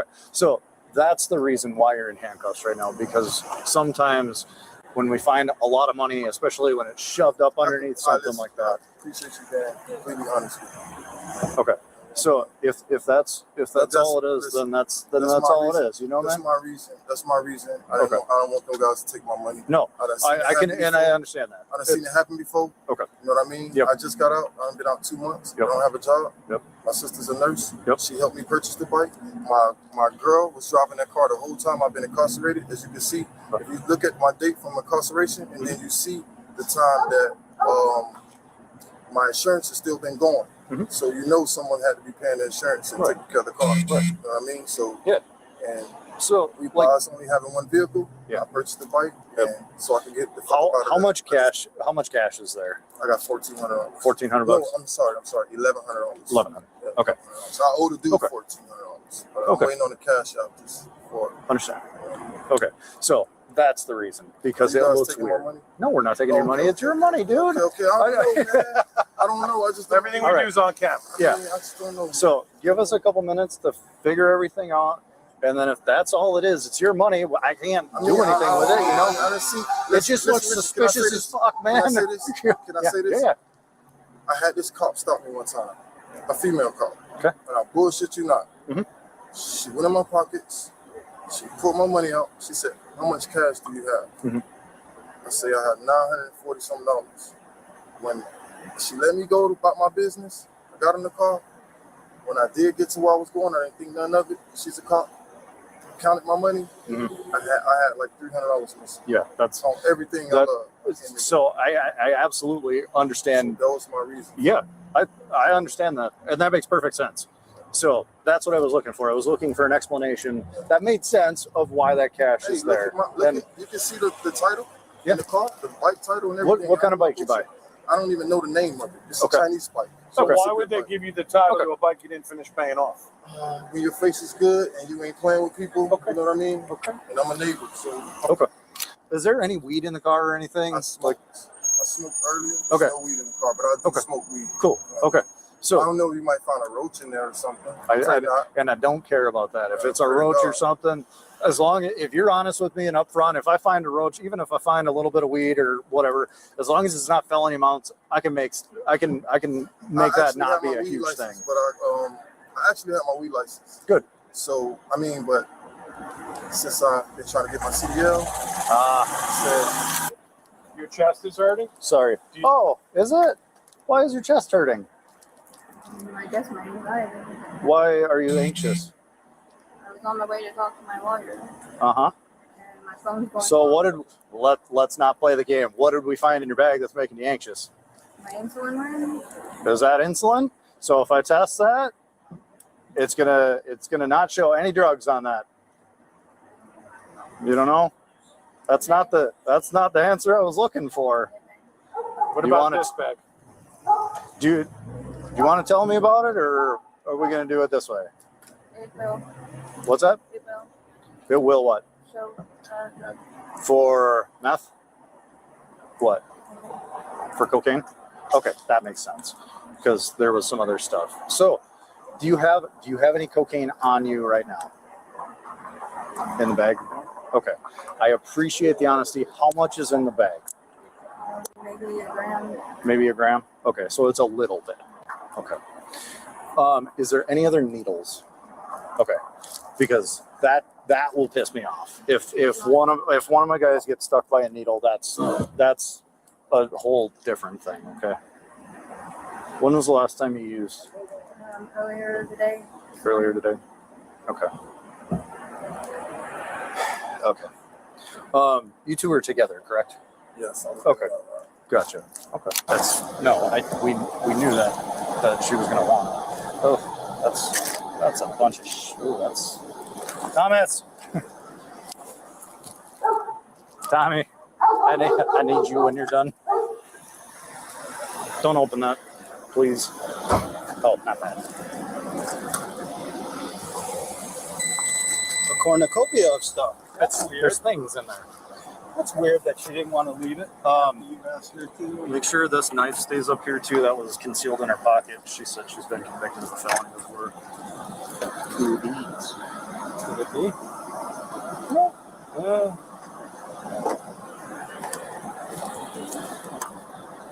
She has a lot of condoms.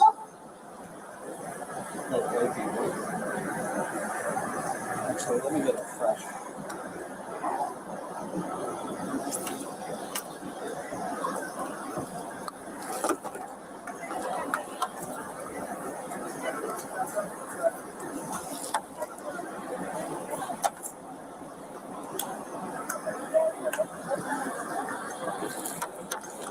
Careful, there's a pipe laying up here. Just there should be no more needles, that she said. But here's the thing: is I told you I'm big on honesty, right?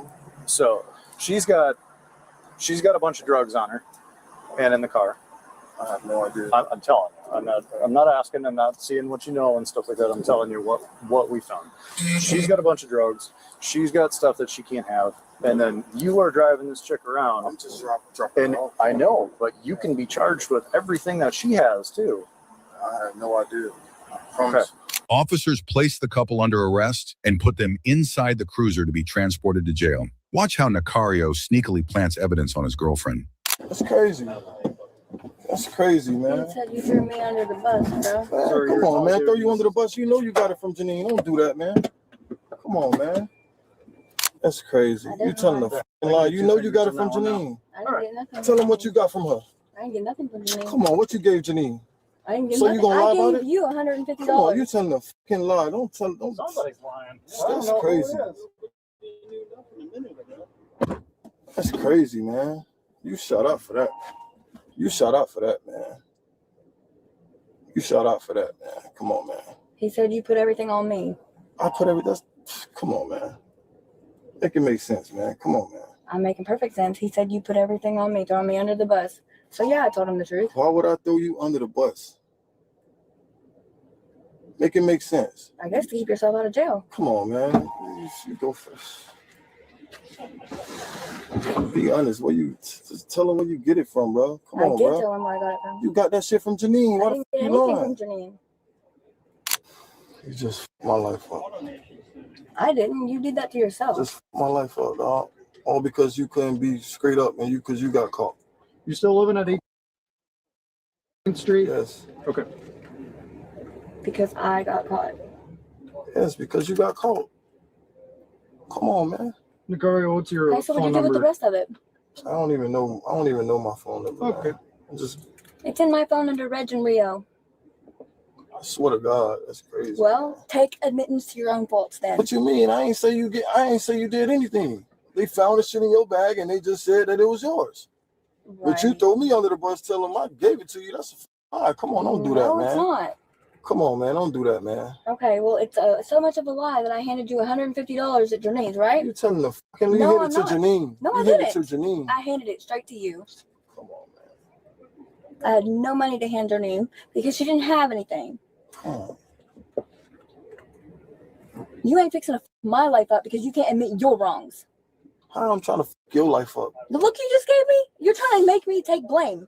I'm not trying to make you Yes, take blame it for is. shit. You just looked at me as if you wanted me to take admittance to everything, and I'm not doing it.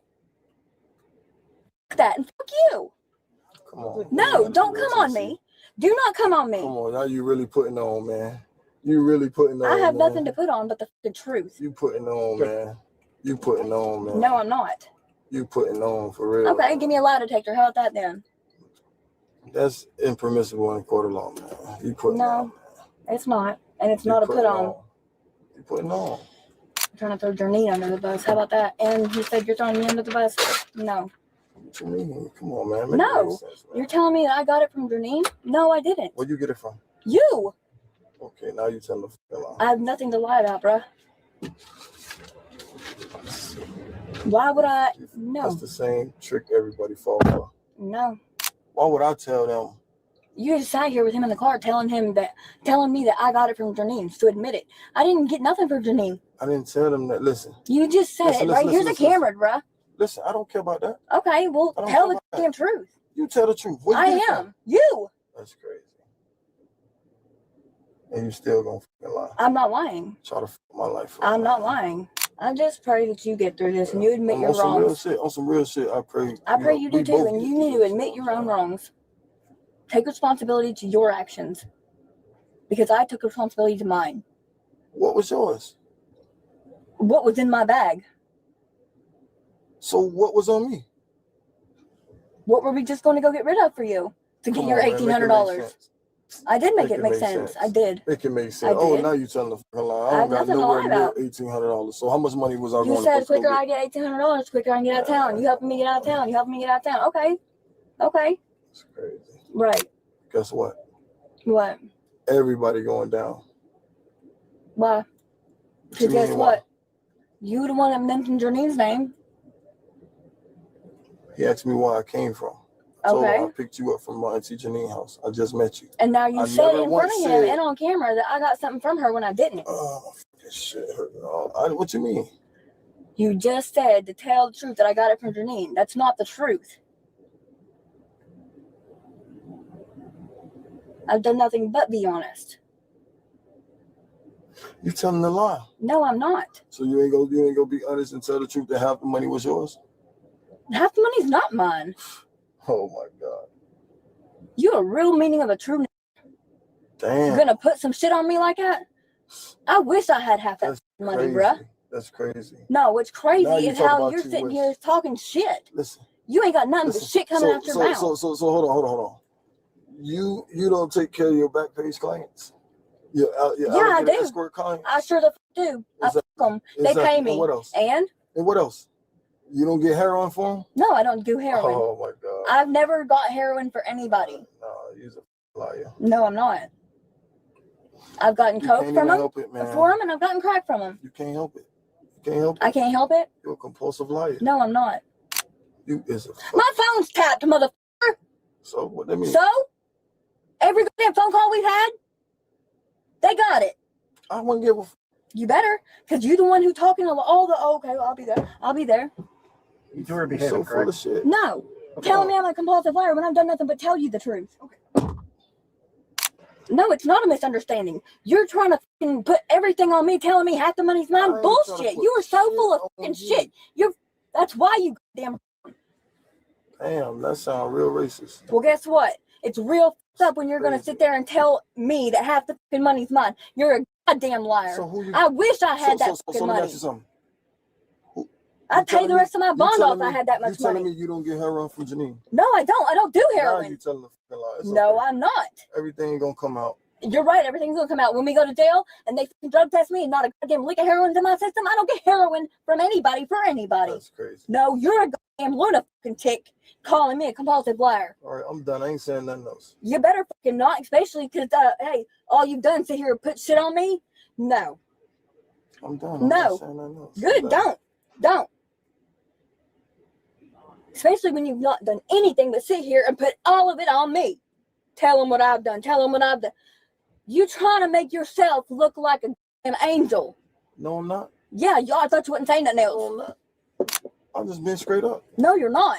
I didn't have nothing on me. Okay, that's why my fucking phone's tapped, bruh. My phone's tapped. They can hear all of our conversations, bruh. Oh, so you telling me they're not gonna hear you and Janine? What me and Janine gonna talk about? Me having a place to stay? The crazy part is, I'm sorry all this happened to you. Excuse me? What did you just whisper to me? I whispered nothing to you, man. Yeah, you did. You said it under your breath. I'm talking to myself. That's crazy.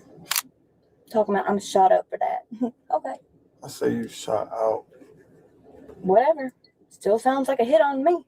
Hell no. Come on, man. Mm-hmm. You serious? Yeah, I am. Shot out. Sure sounds like you're gonna have somebody shoot me, right?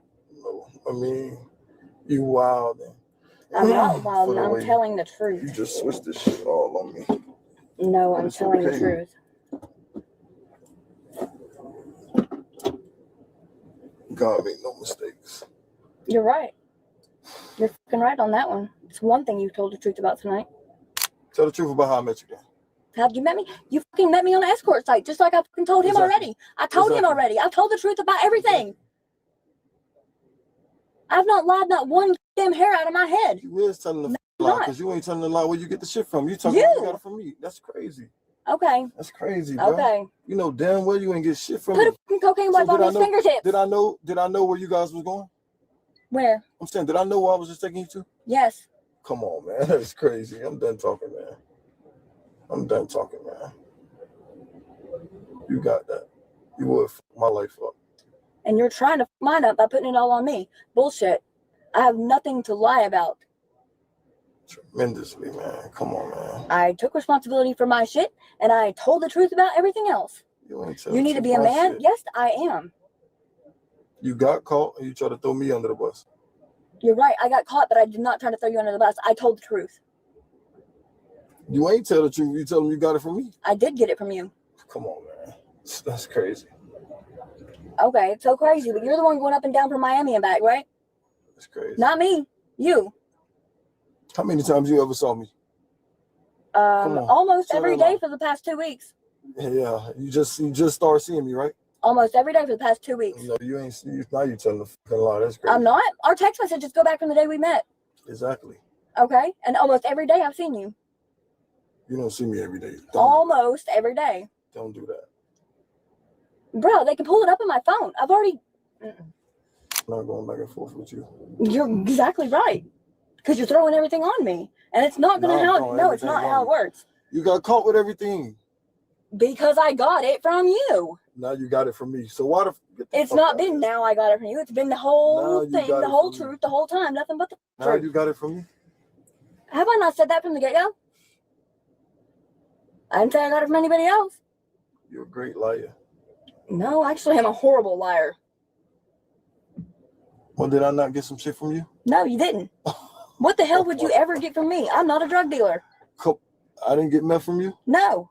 I got it from you. God. Now you got it from me. You was a Everything in that container I got from you. is a fucking liar. No, I'm not. I don't sell drugs. I use them. Oh my God. You don't. So what you going to your lawyer house for? To sell it for you. Now you're going to sell it. You was a fucking liar. Oh my God. Okay. You was a fucking liar. No, I'm not. You is a fucking liar. No, I'm not. God don't like ugly. You're right. He sure don't. What's your son going to think about? Oh, my daddy's a liar. My daddy went to jail because he couldn't take responsibility on his own actions. What a piece of daddy work. And you study lying. No, I'm not. You can't help it. I can't help but tell the truth because that's what I need to do. Oh, you telling the truth? Yes, I am. So you ain't get Janine no dope? No. Now you, oh my fucking God. You was a What dope am I going to give Janine, you didn't sorry give son of a... You didn't give Janine nothing and say, hold this until I come back? No, I didn't. Oh my God. Everything I got from you is what I took with me. Why you keep saying from me? You ain't get shit from me. Yes, I did. You got it from Janine. Don't fucking tell Janine that didn't lie. sell me anything. You did. Now you telling the fucking lie. No, I'm not. You're a fucked up person. No, I'm not. I'm telling the truth. I knew you was a fucked up person when you lied and said to do with you. I didn't lie. Get the fuck out of here. That's why the DNA test come back, right? Yeah, 'cause Jose you selling Guzman, and pussy. he If you bonded ain't have out. to do that, man ain't have to you sell pussy. So Yeah, come I on, sell stop pussy, it. but I didn't sell it to him. Come on, man. Come on, man. Sold it to you. You gave me what? A gram of fucking $50. crack? Oh, now I gave you. You did. You didn't give me no cash. Listen, you a great You performer. never gave me cash. You is a great performer. No, I'm not performing. You a great performer. I'm not performing. You a great performer. I wish I was. A great one. That's my hat. What, is that where your drugs are? You just threw them over here on me? That's my fucking hat. Give you a fuck? stupid. People put drugs in their hats. Get the fuck out of here. That man searched my whole fucking hat. Good try. Well, don't throw it over here on me. It dropped. Stupid. So you know you're going to jail and you know you're going in front of the scanner and you know it's going to find any drugs on you. You got any drugs on you? Nope. Neither one of you? I do not. Okay. Let her tell it. Cavity search me. Well, the scanner, Anything. they don't need his cavity. Let her search tell anymore. it. The scanner, just Shows everything. I know. I've been through them. I have nothing to lie about. Like I said, there's plenty of messages in my phone. So what you did with the meth? What meth? Oh, so you don't got no meth? There was meth in my container that I got from you. Oh, now you got it from me. I got it from you this morning. Fucking liar. I'm not You a can't liar. help but fucking lie. You're a great liar. No, I You're a wish I great was. liar. What other drugs were in that container? There was just crack, I think a little bit of coke, and ice, meth. Everything that I got from him. Oh, everything you got from me. Yes. You's a fucking liar. No, I'm not. Bro, I swear to God, you's a fucking liar. If I was lying, You is a fucking liar, bro. if I was lying, I would not be sitting in this car. So you don't work for Cheeky? Why would I work for Cheeky? So you don't get dope from Cheeky? Bro, I just met him. Oh, now you just met him. Get the fuck out of here. So I didn't buy no dope from you, never? No. Oh my God. You're making shit up now. That's Now the I'm funny making part. shit up. You are. You're making shit up to make it look worse on me for the simple fact that you are I'm hemmed up already going to too. jail. I don't Because give a why? I don't Why? give a- Take responsibility for your own I don't give a- action. I'm already going to jail. Then quit putting shit on me. How I'm putting shit on you? You telling the fucking lie? No, I'm about not. everything. You're throwing names out there like you're some kind of fucking damn snitch. Call me what you want. Call me what the fuck you want. I need to come in for a second. You lying. Oh, look, Hey, she just pulled the he truck just out. threw shit No, at me. no. Hey, he just threw She shit at just me. pulled some There's shit a out. camera right She here. just put, okay, Get out check the the door camera. open Check now. the camera. Check the camera. Check the fucking camera. You Check will the fucking camera. camera. It's right there. Check the camera. It's How right the there. fuck you throw something in my hands and behind my back? Huh, I wonder because you've been digging, You's yes. a fucking lie. Get me out of the bitch. car. Look, now you trying to do the most. Get me out of the car. Now you doing the most. He just threw No, shit over she your just, head. no, I just see you Get pulling me out out your of- pussy. He just threw pulled it out shit. He your- threw drugs No, at me. he's He a fucking lie. threw drugs at Yo, me. it's a camera. It's a camera. He just threw, It's a yeah, there's a camera. camera right It's there. a camera. He just threw It's a it right, camera. right past my It's a face. camera. It's a fucking camera. Oh, you Stop son of a lying. goddamn whore. Get that fucking shit away from me, It's man. a camera. You gonna see? There's Get me out of the car. Now you're doing the most. You got gloves on? This goddamn bastard, there's a camera right there. Exactly, and it's seeing what It's seen you it did. go through.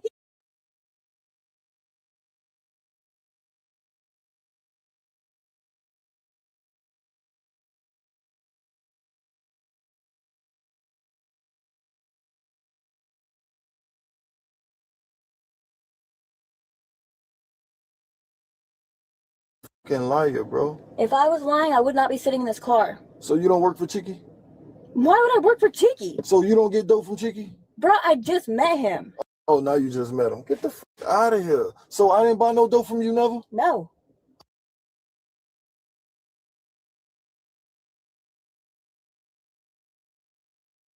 Oh my God.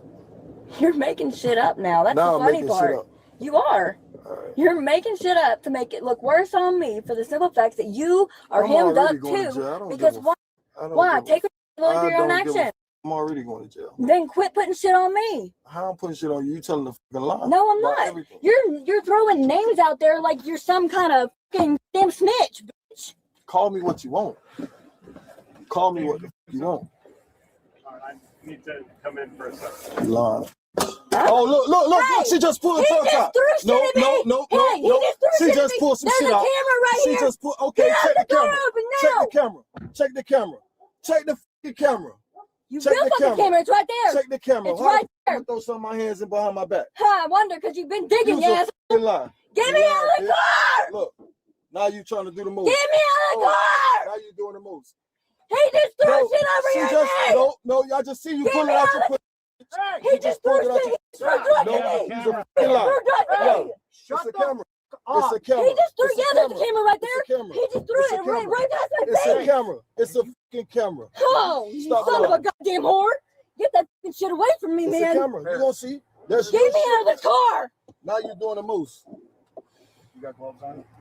This goddamn bastard, there's a camera right there. Exactly, and it's seeing what It's seen you it did. go through here to my. Fucking lie. You's I'm a fucking liar. All right. You've been digging the whole fucking time. You've been digging the whole fucking time. I've not You've moved. been digging the whole. I've not moved. He fucking just slung it and it went past my face and over there. There's a fucking camera right there. You gonna see? Please pull the camera. God, just shut up. God, why is Fucking everybody liar. yelling? Because I'm not getting She hit full with of that. shit. She full of shit. Now I'm she not making it getting seem hit like with she that. got hit with it. Get the out of here. You get the out of here. You's a fucking liar. I know, just like you slung his head up here My head too. dropped. You ain't nothing but a snitching ass, whore ass, fucking conniving liar. You are. Put him in your car. Please pull that camera. Yeah, I will. It's easy. It almost hit me in the face when he swung it. He went behind him and back like that. Anything else that you can tell me? Anything else I need to know? I have not lied at all. I'm not saying lied, but something I don't know. Like when did he get that on him? He's had it the whole time. Right, but where did you guys pick it up? We didn't. He did. I was not with him. He showed up to Janine's with that. Mm-hmm. Like I said, I bought $150 worth from him, and he gave me what was in my daggum case right there. Mm-hmm. We were going to go up here to Robert Goldman. I'm not supposed to say that shit. Mm-hmm. I know, not. Everything's on camera. Working for, huh? Everything's on camera. Yeah, I know, and I'm working for. I know. I already know. Okay, well, I'm not supposed to say anything on camera. Right, but I need to know about tonight. That's the different issue. We were going to go get rid of the 8-ball, and he was the one selling it, but he had me getting rid of it for him. That's a lot of more dope than I knew he had. Mm-hmm. But that was sitting in the car. I'd never seen that pack. Okay, but He showed up with dope on him at Janine's. I never seen that big of a pack in my life. But you had said to the other partner, my other partner, that he had an amount that he put in his shorts. I did. I didn't know how much it was, and that's exactly what I told him. That's a different amount? I've never seen that much in my life. Okay. All I knew we were going to get rid of is the 8-ball that my friend asked me for. Okay. I swear, if I had ever seen that much of anything in my life, You got anything on you now? I do not. I've not had anything on my person this whole time. You don't have anything else on you though? I do not. Okay. I have $25 to my name, and that's in my bra. Okay. You got anything else hidden in your bra? I do not. You know they're gonna find it, right? I do know that. That's why I don't have anything. Okay. I've been to this jail, and I do not. No, I do not. And there's not anything else to be on me because that was not on me. Remember I was saying how the honesty is going to go the furthest? It sure is. And you obviously are familiar with that situation. Sure am. Okay. My face itches so bad right now, and I cannot scratch it. The bag's sealed. Huh? The bag was sealed. I can't help it. I told you I know what I saw. What I saw was that 8-ball. I did not see that bag. Okay.